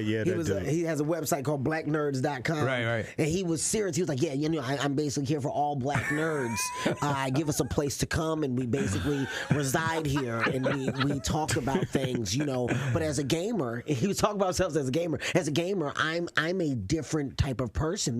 This world that I'm in, Kevin, I respect you for going there because it's me. I'm above a platinum level. I'm actually on the game that I play. There's a diamond level, and there's only and we didn't know what the hell he was talking about. We're like, hey man, ask me about the movie, man. I don't know what you talking about, man. The scene I was referring to when I introduced you guys is you're both interrogating this guy, and Cube, you're saying, you better tell me what I need to know. And Kevin's character decides to act like he's the crazy cop and just starts wigging out on the guy and accidentally shoots him. Your reaction, Kevin, your face, just the immediate switch it went off to, oh my God, I just shot this guy. And then Cube, you pick it up. He just shot you. That's how serious we are. When you did that scene, were you the one who pulled the trigger on the gun, or did they surprise you with that bang? Or no? Well, on the day, actually, we were trying to figure it out because first of all, they don't like me with guns on the set. I'm the last person they want with a gun just because I just don't know how to handle them in real life. So Cube's like, Kev, hey, make sure somebody check Kev's gun, show me that it's blank. His thing is me shooting him by accident. So on the day, of course, it's empty and we just sound affected. Okay, so it's just physical, and then after that, you sound affected at the end. Damn, that was funny. And the director is Tim Story. Tim Story, who did Barbershop, Fantastic Four, and Think Like a Man. Great movie. Now, Barbershop, I assume there was an improvisational atmosphere. Did you get to do a lot of improving on a movie like this? Oh Oh yeah, no doubt. You know, I think when you get it right, you know, you start off with a funny script that you're laughing at out loud when you're reading it, and you make sure that script is tight, but you do leave room for the actors to play. And Tim says, you know, get it off the script once, and then y'all can have fun with it. And then, you know, this dude, he don't stop. You know what I mean? He don't stop. I improv because I can't read. So I basically, I have problems with my T's, H's, and R's. So I'd rather just wing it sometimes. You got the Danny Glover thing going on. If I don't recognize the word, I just go off book. That's my motto. Kevin, I have to indicate how proud Philadelphia is of your success. Thank you, man. I mean, because you've been here in our studio before, and I remember last time you were here was back in 2009. You were playing the Tower Theater. That's a big room, and we were all impressed at how you were, you know, continuing in your success on the way up. And then the next thing, you're selling out the Wells Fargo Center, man. Yeah. Dude, it's amazing. It's unheard of, man. I try not to think about it because I don't want to go crazy. Well, you know what? It's to me, you're doing it the right way because it seems like you keep you enjoy your work and you enjoy your personal life and you keep them both. Yeah. Because you don't, you know, you're not. They don't get blurred. I think guys who let that get blurred end up, you know, I like Steve. I like Steve, man. Steve gets me. I like Steve, man. I don't know where Steve got his research from, but he ain't been wrong yet. Steve is all right, man. You know, y'all should do the sequel together. Man, Steve chemistry is great, man. While you guys are riding along and ride along too, maybe you're listening to the radio while driving through Philly. I think so. I'll take that. Or Steve is the gamer. I don't know, something, man. We go to Steve's house. He's got all types of weird gaming artifacts in there. You and I are drinking milk together. Something. I like it. I did want to say, though, on behalf of the city and everything, your generosity has been fantastic. Thank you, man. A whole bunch of computers. There was that little incident where some of them were clipped. Yeah, they stole them. Stole computers. You're trying to do something good for the city. Oh, son of a... Now, Steve, I mean, Kevin, you didn't donate the computers and then steal them back. No, listen. That ain't cool. I didn't steal Kevin, them back. that ain't cool. Here's the thing. Let me tell you something about old Kevin Hart. See, here's the thing. You can't keep old Kevin Hart down. At the end of the day, I bleed Philadelphia. So at the end of the day, I step up for my city. And I understand where our public school system is, and I understand the problems that we're going through. So rather than being a talker, I took it upon myself to take my own money, $250,000 I did. I took it out of my account, and I bought the computers. I didn't want any help. I didn't go after sponsors. So being that somebody came in and stole them, all you do is motivate me to do more and to do it bigger. And at the end of the day, my job is to just give kids hope that are in the same position that I was in, that are coming up in the same community that I was in, to show them that, hey, look, you know what, guys care, people do come back. These guys don't make it out the city and just go on to do whatever. The fact that they still physically see me and they can still talk to me and reach me, that's all I need. I know that I'm reaching somebody and giving them that motivation. Cube, I'm such a good dude. Yeah, what part of you are a good dude. You are a good dude. All right, well, listen, the movie is opening up on the 17th. And like I said, it looks hilarious. And as Steve said, we're looking at a franchise, I think. I mean, it looks that way, it looks great. It's called Ride Along. Make sure you go check it out. Thank you, Kevin Hart and Ice Cube. Good luck with everything. Thank you, guys. I appreciate it, man. You bet. Let's hear it, man. Ice Cube. I had somebody tell me yesterday, I'm going to bring it back to this. They were like, it was so enlightening to hear you guys talk about a female-based product, the menstrual cup, not fart jokes and porn. Here we are. We're back. And we just did it all. Don't worry. We did it all. Absolutely. Hey, this might be the perfect opportunity. All right, Marissa, I sent you guys this instructional video. Oh, my God. Oh, yeah. Yesterday. Did you watch it? Well, I heard you watching it in the office, and I could hear it, and I'm like, what? It's got to be some sort of sex toy or something. So it's this bizarre product, and I sent it to all of you guys, and the subject line I used was instructional video. Please watch. Nobody got back to me. Like not one person responded to me, and I'm like, did I offend Marissa and Kathy? Well, I know I didn't offend Kathy because she was in the same room. That's a terrible feeling when you send out something you think, oh my God, did I cross the line? Right. And I wanted to watch it, and you were making such a thing about it that I wanted to not be distracted, and I never got around to it. Marissa, see if you can grab the audio from that, and I don't know if it's fully. If we can play it or not, but there are specific body parts. I don't think it talks about insertion or anything like that, but it is this quote-unquote massage piece of machinery that is one of the most involved-looking things I've ever seen. If it's indeed made for, it has to be. Back here is the carburetor. Oh my God, it's complicated. Oh It is. yeah, and it is there for pleasure. You know, if you make it all the way through, okay, you know, because things go in things and other things go in other things, and There's some things that and we've I remember one time we did. I think we were doing an appearance at maybe Brisquet's store or whatever when it existed, and there were things in there I would have thought were actually involved in construction that were that. There's no way that is a sexual thing. But Kath, when you were talking about sending things to people, and I have done that, I've sent things to you, and I'm like, oh, I shouldn't have done that. And then I go, oh wait, no, she has sent me the picture of that guy sitting on the on the side of his bed with his giant thing hanging out. I'm like, okay, I think I might be safe here. I love when they will insert. They will have like a dignitary at some meeting, like a parliament, and they will insert that picture in one of the frames behind him. Dude, the latest one, it was a COVID test. Yep. And I sent it to Kathy. I'm like, dude, I think I came back positive, and she's like, dude, I got this like 3 days ago. I didn't say that. I sent you a screenshot of the text that Preston sent me I had that already said, said I it think to I her. tested positive. There was only one person I wanted to send that to, and that was Kathy. Yeah, listen, I bought Kathy for one of her birthdays, like a butthole polisher one time. Right? Yeah, I thought it was nice. Right? Yeah. So you can't cross the line with her. No. I don't think so. No, there's. I don't. Yes, I don't get offended by anything. I don't think it's all funny, but I don't. Right. You know what I mean? Yes. But I don't get offended if you get me a butt plug. Like I've lost. I traded in, and I've always said this. I say of offensive things all the time. I do not have the right to get offended. You know, it's just it's my deal. Right. If I dish it out, I have to be able to take it. Right. But if Kathy ever wanted to get us fired, Oh my God! Jesus.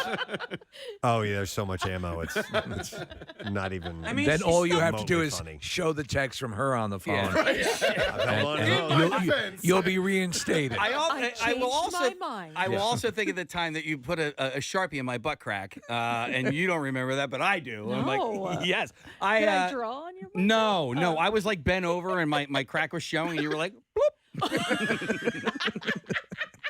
Wow. Okay. Do we have it over the audio? No, I don't. Are you editing it? It might Marissa? have. Yeah. Oh yeah.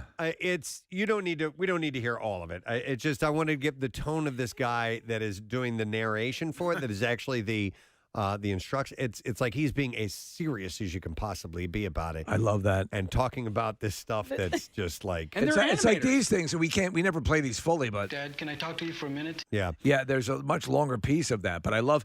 And What is the exact product? I don't it's like even a pleasure know. device. It's something you buy for, and It's there's got to be extremely expensive Yeah, because it's super I complicated. was curious as to what the cost was, but it's for the front and the back and the underneath. simultaneously. Yes. Yeah. Yes. Okay. Yeah. So And is the it thing like that goes is it in like the a back- Sibian? The thing that goes in the back, no, it's like nothing you've ever seen before. Is it a revolution in home entertainment? Like I can't even explain it. okay, so remember when we were talking about packing a flounder before? Yes, Okay. So there's essentially this thing that packs a flounder for you, but it's there to stimulate things. Oh. So it, Okay. But it's just wild that, like, Press, you talk about the narration, but like somebody also had to animate this. Yes, like, there's a professional animator with it too. Here, I'll play some of it. Before using the Shinfly full coverage men's massager, all body parts in contact with the massager and the massager itself shall be fully cleaned. After assembling the massager, lock the rear massage bar in the initial position, adjust the front massage bar to the maximum angle away from the body, and tie the belt at the waist. There's a belt. Smear the orange lubricant on the anus and surround. Oh, you got to watch that one. She missed that. She missed that one. It's okay. I would say The anus sensor. Yeah. So It is funny what we can and can't say because it's all technical terms. it is. But there are some. We get away with murder in so much. And the I guess skin, Yeah. the surrounding skin of the perineum, thigh, inside, and all surfaces of massage head in contact with the skin uniformly. Okay, that's all we're gonna play. So initially when I saw the picture of it, I thought it was one of those office chairs that you sit in that doesn't have a back to it, but it's actually a device that you wear. You can wear standing up. There's a pin on it like a grenade. Very much, yes.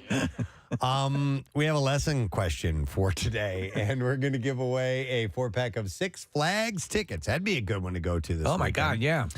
The question we will go with is, what was John Quincy Adams to John Adams? Now, not the real historical answer of father. That's not what we're looking for. Right. something else. What was John Quincy Adams to John Adams?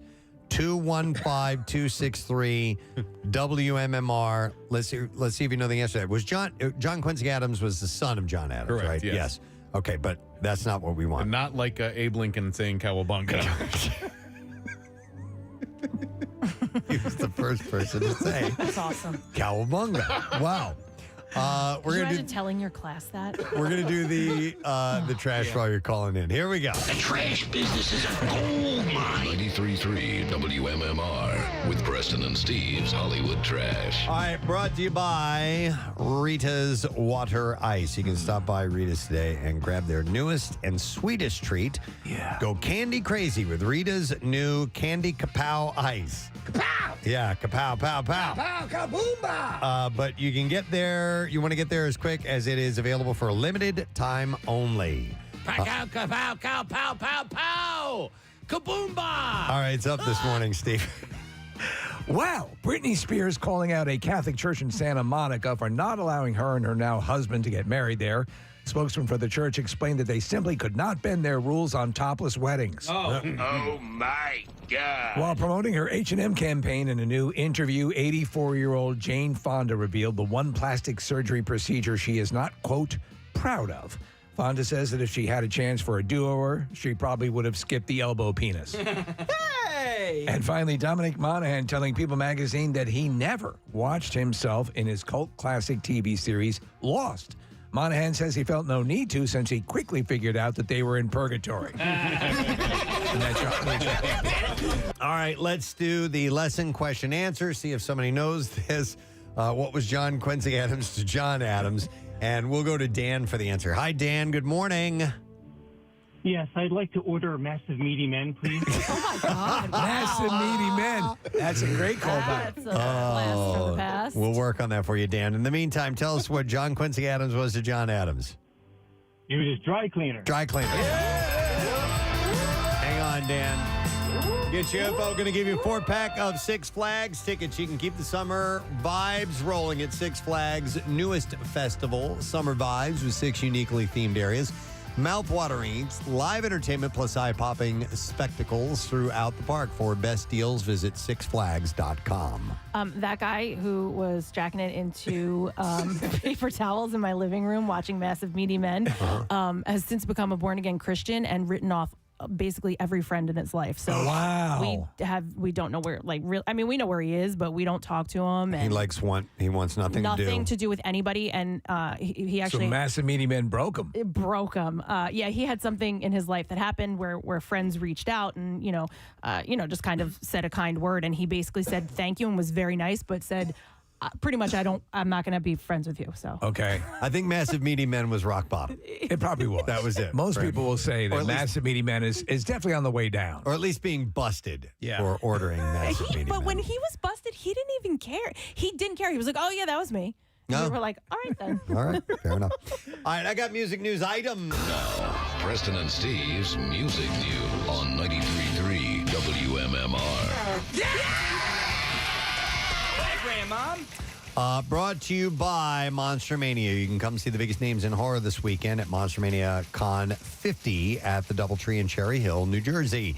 Tickets are available online at monstermania.net. We're going to start with a concert announcement. MMR rocks this show, and it is John Petrucci featuring Mike Portnoy and Dave LaRue. That's pretty cool. So some intense prog rock taking place, and special guests will be Mean Streak. The show will be Friday, October 14th at the Keswick Theater. Tickets are on sale this Friday at 10 a.m., and you want to listen to Brent Porsche this week. To win tickets, complete details available at WMMR.com. So that's some intense music to be played. Is the Fresh Beat Band on this bill as well? At the Keswick Theater. I think Fresh Beat Band is opening for John Petrucci featuring Mike Portnoy and Dave LaRue. I wonder if Zach, our imaging genius, this is a show designed for him. Yep, that is right in the heart of what he loves. So, again, Friday, October 14th, Keswick Theater. Tickets on sale this Friday at 10 a.m., and Brent Porsche will have tickets for you to win. Complete details at WMMR.com. In a recent interview, hang on, guys, I'm sorry. I got something It's stuck in my throat. If only he'd hit the cough button. Is it a Spanish peanut? I need you to stop talking. It actually is. Oh. It is. What is it from? I gave Preston a present.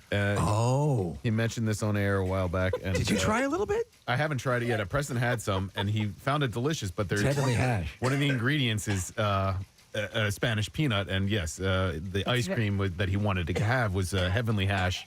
I didn't realize what the ingredients were. I'm just killing time. Yeah. Wait, so what is it? He brought in heavenly hash for Preston, who obviously sampled it and now has nuts in his throat. Yeah. Chocolate ice cream, Spanish peanut. I think it's the skin of the nuts. He's got skin.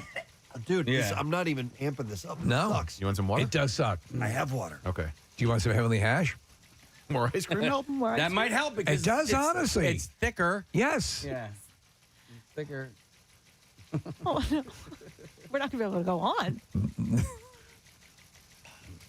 All right. He's good. This just in, professional broadcaster in Philadelphia radio legend Preston Elliott died today after eating a spoonful of heavenly hash. That sucks. The present I gave him and I killed him? Oh, I see the plan. Yeah. Nick and Steve. It's happening.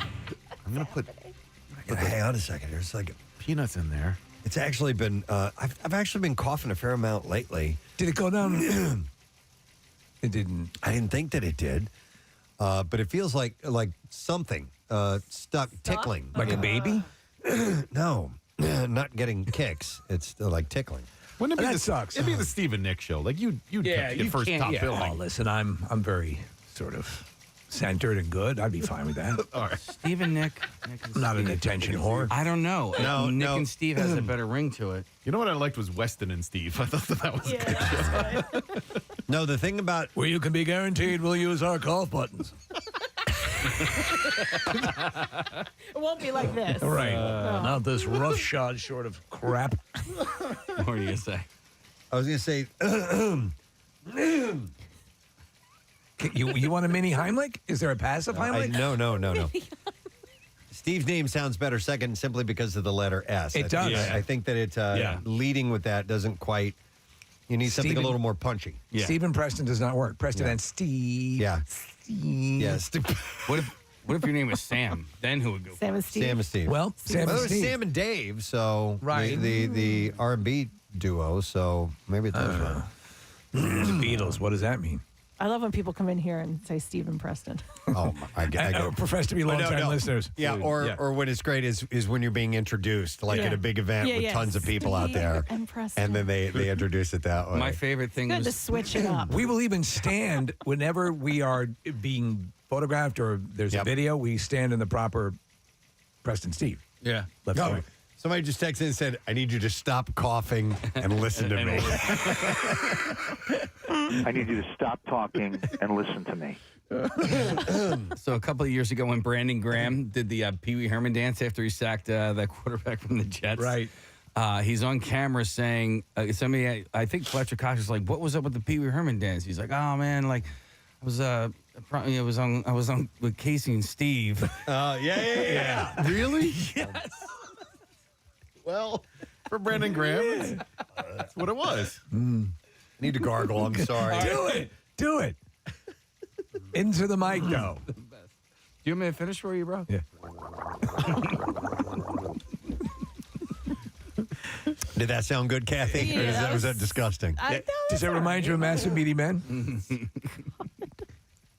I think it's clear. Yo, now. ever heard of Jerkmate? I think it's clear now. Yo, by the way. Somebody texted Steve said, "Now is a good time for you to do your famous tracheotomy." I could do it. You've been practicing for I'm pretty years. good. Yeah. I can do it with the big pen. Well, we've got scissors and pens over there. There we go. All right. In a recent interview, Bush frontman Gavin Rossdale discussed the heavy musical direction of the band's upcoming album, The Art of Survival. And by the way, he's going to be here at the MMR Studios on Thursday. Isn't that cool? He is going to be here, right? Yeah, Yes. I think he's performing Sucking on a Chili Dog. He said that Sucking on a chili dog. he said people are always talking about the state saying, "Where's rock music? What does it mean to anyone?" And to me, it's always just like the best. It's like the counterculture. And this is so funny when you play these massive festivals and massive shows, but it's this underground thing, and I like the danger of it. He continued saying, "When I play regular standard tuned guitars right now, I'm like, don't know about that. But as soon as I play my drop tuned guitars, I'm like, yeah, baby." He added that the whole new Bush record is drop C. Oh. The C word? No. Oh. He said it's nice to have that because people, it's just subliminal in your system. It feels so heavy. And you can either choose to scream on it. Some guys are really good at screaming. Some guys are really good at dog barking. That's not my thing. I just like melody.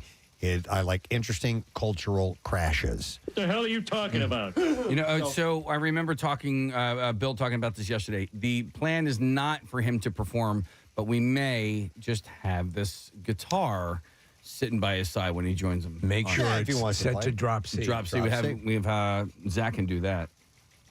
So anyhow, that's going to be on Thursday, Stunned by with Pierre. I think it's around 2 o'clock or something. Very cool. Very cool. Black Sabbath legends Ozzy Osbourne and guitarist Tony Iommi surprised their hometown crowd in Birmingham, England, with a brief performance at the city's Commonwealth Games. The pair, and I think we have a clip. We do. The pair took to the stage. Ozzy shouted, "I am Iron Man," and then they launched into the signature 1970 tune "Paranoid." Why would you yell, "I am Iron Man," and then go into "Paranoid"? You'd sing Iron Man. I am paranoid. Here is... I have it down here on the hotkey. Go ahead. All right.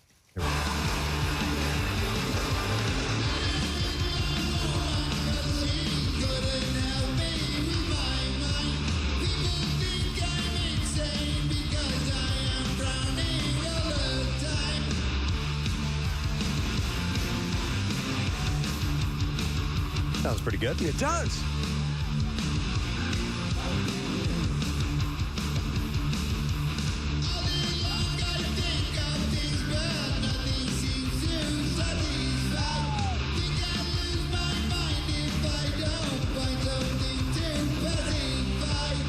All right.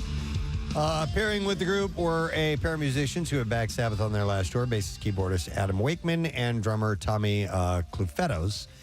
Rolling Stone reported Iommi had opened the Commonwealth Games, which include swimming, triathlon, boxing, and rugby sevens, among other sports, on July 28th, playing a song called "Hear My Voice" with London-born saxophonist and rapper Soweto Kinch. Did Ozzy compete? No, he did not compete, as far as I know. No, going to swim a mile. The track featured Iommi's bluesy guitar solos over new age strings and Kinch's saxophone lines. Iommi sat out the tour, right? The last... Was he the one who sat out the tour? No, it was the drummer, Bill Ward. Ah, there we go.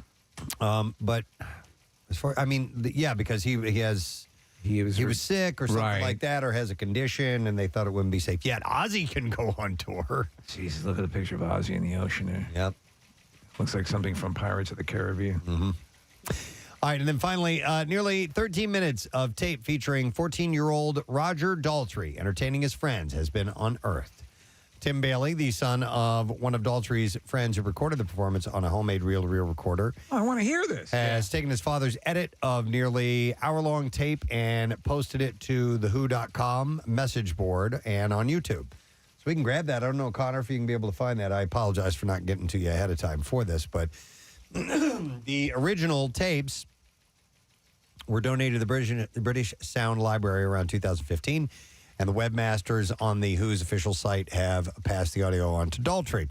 Among the tunes played by the pubescent Daltrey, who's called by his nickname, I guess it's Percy? Percy Daltrey? Well, spelled P-E-R-C-E. Or would that be Purse? Maybe Purse. Clutch Purse? On acoustic guitar in his friend's bedroom in Heston, England, are the Platters, The Great Pretender, the Everly Brothers' Bird Dog, and All I Have to Do Is Dream, Buddy Holly's Thinking Over, the Teddy Bears, To Know Him Is to Love Him, and Conway Twitty's It's Only Make Believe. That's crazy. Yeah, we have a little bit of this? Yeah, this is him actually doing a Who song back then when he was 14 years old.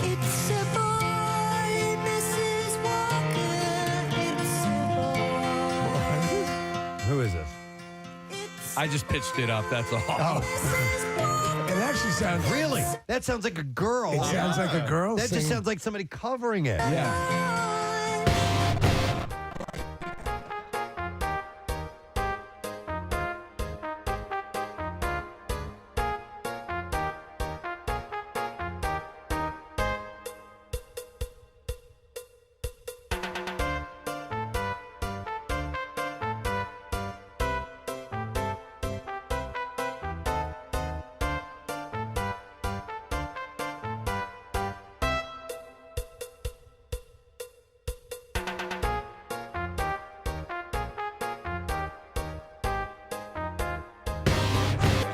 One. You're I'll right. Do, yep, he does.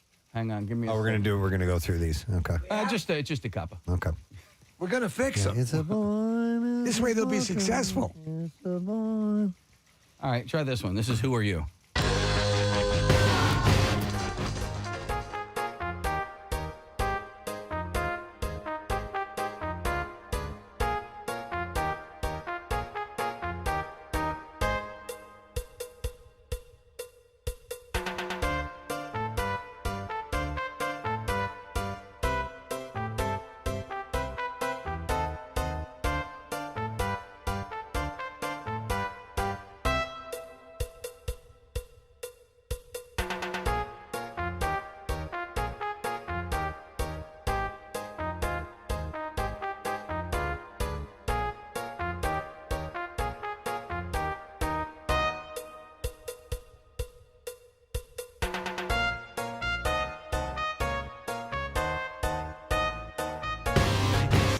Oh, yeah? Yeah. This show is nuts. And it says this show is nuts. Why he's so fast? I was choking on a nut. Choking on a nut. Choking on a heavenly hash nut. Sucking on a chili dog. Sucking on a chili dog. All right, and thus ends our music news segment. This is why we're in the Hall of Fame. That's why. We're going to take a break. We're going to come back in a moment. We'll wrap up the entire show when we return, so stay with us. Just suck on a chili dog for a little while. We'll be right back. You have seen nothing like this. I want to get one of these in the studio. Do they have a price? No, but I'll bet you it's a few $1,000s. Look at this. So wait, I'm sorry. See, that wraps around. Is that supposed to go over your Johnson? There you go. And then it goes up and down. There you go. Watching the animation. But what I can't figure out is the seat part of it. The seat looks like a ski boot. It does. It looks like a ski boot. So you sit on a ski boot. Hey, while it. Without looking behind you, Steve, who do you think is in the studio now? Bill? Yeah. He just came into the studio. He's shaking his head. He's not happy. He has one of these. It was his birthday on Sunday. He came in to clarify. He's going to let us know the price. What do those things cost, Bill? You should get one that instead of a motorcycle seat. Bill, honestly, have you ever seen anything like this in your life? You know, I'm in my office last night, long after you've gone. Right. I listened to the Kathy Menstrual Cup segment because I missed it live. Right. What'd you think? It's pretty straight ahead, right? Really? There was look. It's like, well, I actually looked up. It's been so long since we've talked about FCC and the liability of obscenity and all of that stuff. It hasn't been in the conversation. I looked up the definition again, and I think you guys are dancing on that line because it has something to do with sexual or excretory activities and organs, which is what There's nothing sexual about it. I mean, it's all it deals with biological, if anything. It deals with a sexual organ. Right. Yeah, like a Wurlitzer. By my by Kathy's very apt description of what that does. Anyway, and you're doing this today. I'm like, I dumped the lubricant on the thing. Yes, which we would only. I got you. Our agreement with you is always we'll swing for the fences and you excise what you think is appropriate. People are wondering what the name of it was. Again, I'll play the beginning. Just it says the name of this. Before using the Shinfly full coverage men's massager, Shinfly full coverage men's massager. So I need to imagine because so much of this is written and appears to be in Mandarin, right? Yeah, I don't know. It's definitely an Asian product, I believe. But it's got subtitles, which brings us full circle to the conversation we started. Says great for dads and grads. Oh, jeez. Okay. All right. So yesterday, today's discussion just kind of brought me back to those good old days where we're really working the dump buttons. But good. Yeah. So By the maybe way, a Bill, Preston, yes, go a ahead. Preston and Steve logo in the merch shop, in the rock shop. We could make some money on this. Yes. Right? Yeah. Okay. Slap on there. Again, and this- you could be the narrator. Bill's a great narrator, by the way. Yeah. He does wonderful narration. I get all. Wait, hang on. Let me All so. body parts in contact with the massager and the massager itself shall be fully cleaned. I think you're better than this guy. Yeah. You'd be I perfect. don't know what you want from me. Santa's got to go. All right, I'm gonna go. Santa's got to go. All right, so you need to see this thing. You need to do a search on the. Hold on, what was the name of it? I mean, it'd be easier to go out and get a girlfriend. than set Yes, this up. By far. just putting this thing on, just all the straps and hooks and various things you need to put together to put this thing on your body is more work than going out and trying to get an actual relationship. And what do you think? It's like, you're at the office. Can I come in? No! Before using the Shinfly Full Coverage Men's Massager, Shinfly Full Coverage Men's Massager. Marissa? We're sharing it on all of our social media Okay. accounts. All right. So You can got to find the see link this there. thing. There's nothing full-on graphic No. about Everything the is, animation, but I mean, is it's suggested. It's certainly suggested, but I've never seen anything like this product before. I mean, there has to come a point about 3 minutes into using it where you just feel like the lowest scum on earth. Or you finally found the euphoric. greatest thing Yeah. that's been created by man. Honey, I want a divorce. Wow. Okay. All right. Eddie Vedder is heading out on the road tomorrow night in support of his new solo set, Earthling. Vedder kicks off a 9-date run at New York City's Beacon Theater, although he played a surprise show last night, right, Nick? He did, yeah. He was in a place just outside of New York City, and the Earthlings were with him, and that's Chad Smith and Josh Klinghoffer and a few other guys. And so there's a whole bunch of songs that I've never heard of that he did last night. And then, tomorrow night at the Beacon Theater, and then Friday night at the Beacon Theater. And I will be attending Friday night show. Very cool. Yeah. Nice. While chatting with the New York Times, the Pearl Jam frontman recalled discussing his and the band's career with U2's Bono, who had very specific opinions and advice for Vedder. What do you think about baloney? He does. I like it. He recalled saying, I've had a conversation with Bono back in the day. He was suggesting that we needed to work harder and that you didn't want rock and roll to become a niche. And he said that when U2 makes a record, it's like they've got a racehorse and they don't want the horse to in the race. They want to win the race.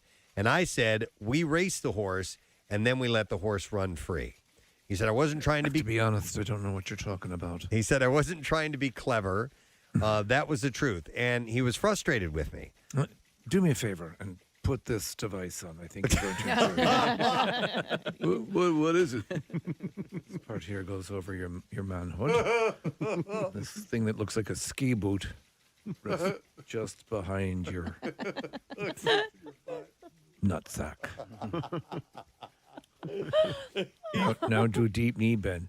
Oh, yeah. Oh, yeah. Oh, my God.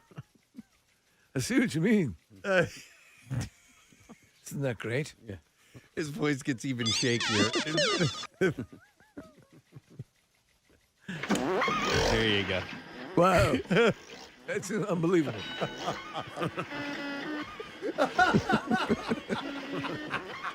Isn't that something? It's crazy.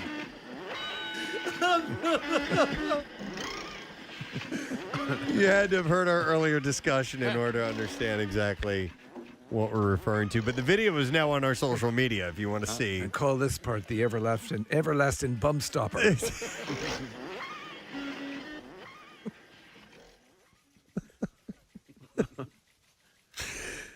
Oh, my God. Hang on. I can't see the copy here. And the video's back up again. It's just such a clunky looking thing. It is. There's no way to describe it. Okay. No, you may not want to eat for this next segment that we're going to talk about. Oh, man. Okay. Kathy told us last night on a little phone call, and she prefaced this by saying, I want to share something with you guys. And she says, because we're family and we can talk about these things. By the way, Casey was not on the call at this point, so this is going to be a surprise for called the Yeah. end of Casey. it. I go, what did I just walk into? And you guys said, You just Tomorrow. wait till tomorrow. Yeah. I said, okay. Yeah. So you want to try something out, I believe? do. Yeah, I want to try something out. And when I say we're family, I mean us in the room and everyone that listens to the show. Exactly. Right? So I'm going to try a menstrual cup. Oh, my menstrual cup. Wow. I'm so surprised. A cup. Me too. And in no small part, because your reaction anytime Preston has ever brought this up is just complete revulsion. And That's so, what like, we thought. The fact that you're coming around on it, and I've heard a lot of people rave about it. I'm proud of you. I think that's like a step in the right direction. Yeah. I didn't even know they still existed. I thought that this was a thing from years ago. Now, listen, I don't know nothing about menstrual yes. and all that. But it seems antiquated to me. Well, so I think it's becoming a little more popular because they're saying that there's benefits to it. It's safer than wearing a tampon. It holds more, so you can go. Daughter, 10:39. The Preston and Steve Radio Show. We're about ready to wrap things up here in just a moment. Are you nutless now in your throat? Yeah. Lucky. But that I was not choking, but I was coughing quite a bit on the remnants of a nut. Spanish nut. Left over. Nick tried to kill him. And so now that's caused all kinds of phlegm activity now. So it's like I'm going to be coughing all day, pretty much. It's a good thing that today's not a meeting, meeting day, because you might hear about your phlegming. And it would drive Bill crazy. I would think so. Oh, he's writing notes. This will be brought up tomorrow. Oh, yeah. You okay? How's everything going? Coughing. Just coughing a lot. I know Kathy has an excuse because she's on her period, but What did he ask me? Oh, he asked me how old I was.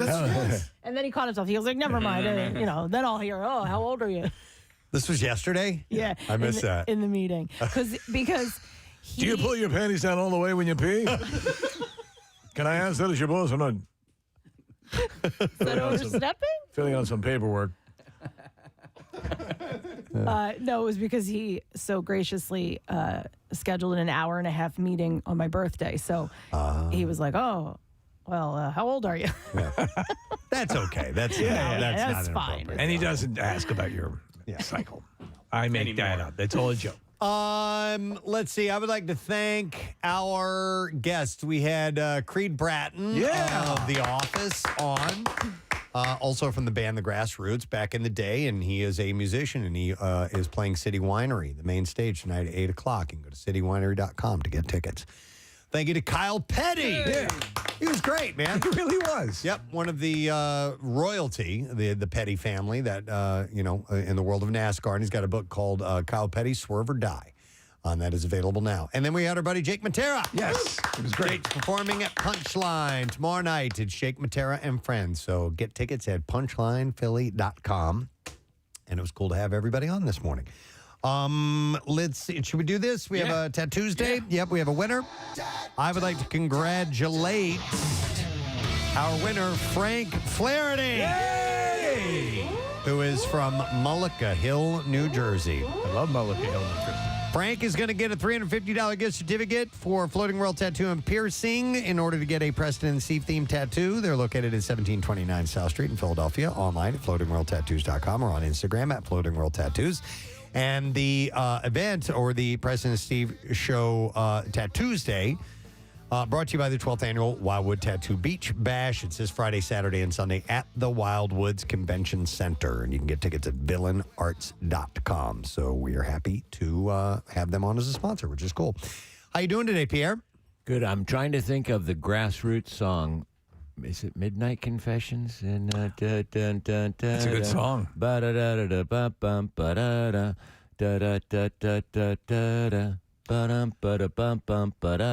be honest, we had him on, and I know the name of the Grassroots, but I, for the life of me, don't remember any songs. It's okay. And that one, your version, I don't get either. So I would have to hear the actual. Most people don't get my versions. But they had a gold album and a couple of hits. Yeah. I think Midnight Confessions, but I could be quite inaccurate on that. Well, if it's music based, I'm always going to default to your answer. Yeah, that's your first mistake. Are we ready for the letter of the day? We were born. All right, here we go. Preston and Steve on 93.3 WMMR. Now, the Daily Letter. And the Preston and Steve show is brought to you today by the letter E as in energy. All right, and we have 3 more letters to go, and then we give away $500 from the Bagster. Bagster. The Bagster is by far the most convenient and affordable way to help with your home cleanup. You can go buy it at any home improvement store, fill it, and simply schedule your collection, and it is gone. Clean it up with the Bagster, dumpster in a bag. So Friday is when we'll give away the $500. So hang in there for that. What's happening today, man? Well, we've got more Alice in Chains, Breaking Ben, and Bush tickets to give away. We have Bob Marley. Ziggy Marley is doing a tribute to his father, Bob, at the Music Fest in Bethlehem this evening. On the bill, they get a lot of great bands up there at Music Fest. Offspring will also be a workforce block, and Muse will be a block. Wonderful. Yeah. All right. I want to thank our sponsors, the Preston and Steve Show. Brought to you today by Wilmington University. You can go to wilmu.edu. Dual credit. That's wilmu.edu. Dual credit. Also brought to you by Monster Mania 50 this weekend at the Doubletree in Cherry Hill. And also Acme Markets, fresh foods, local flavors. Acme, official grocery store of the Preston and Steve Show. Tomorrow's Wednesday. Fox Good Day, Secret Text Word, and the always wonderful and lovely Danica McKellar. Ah, love her. We'll be on the show tomorrow. So that's it. We're done. Rage on and have a great day. And we'll see you tomorrow, friend. Bye-bye.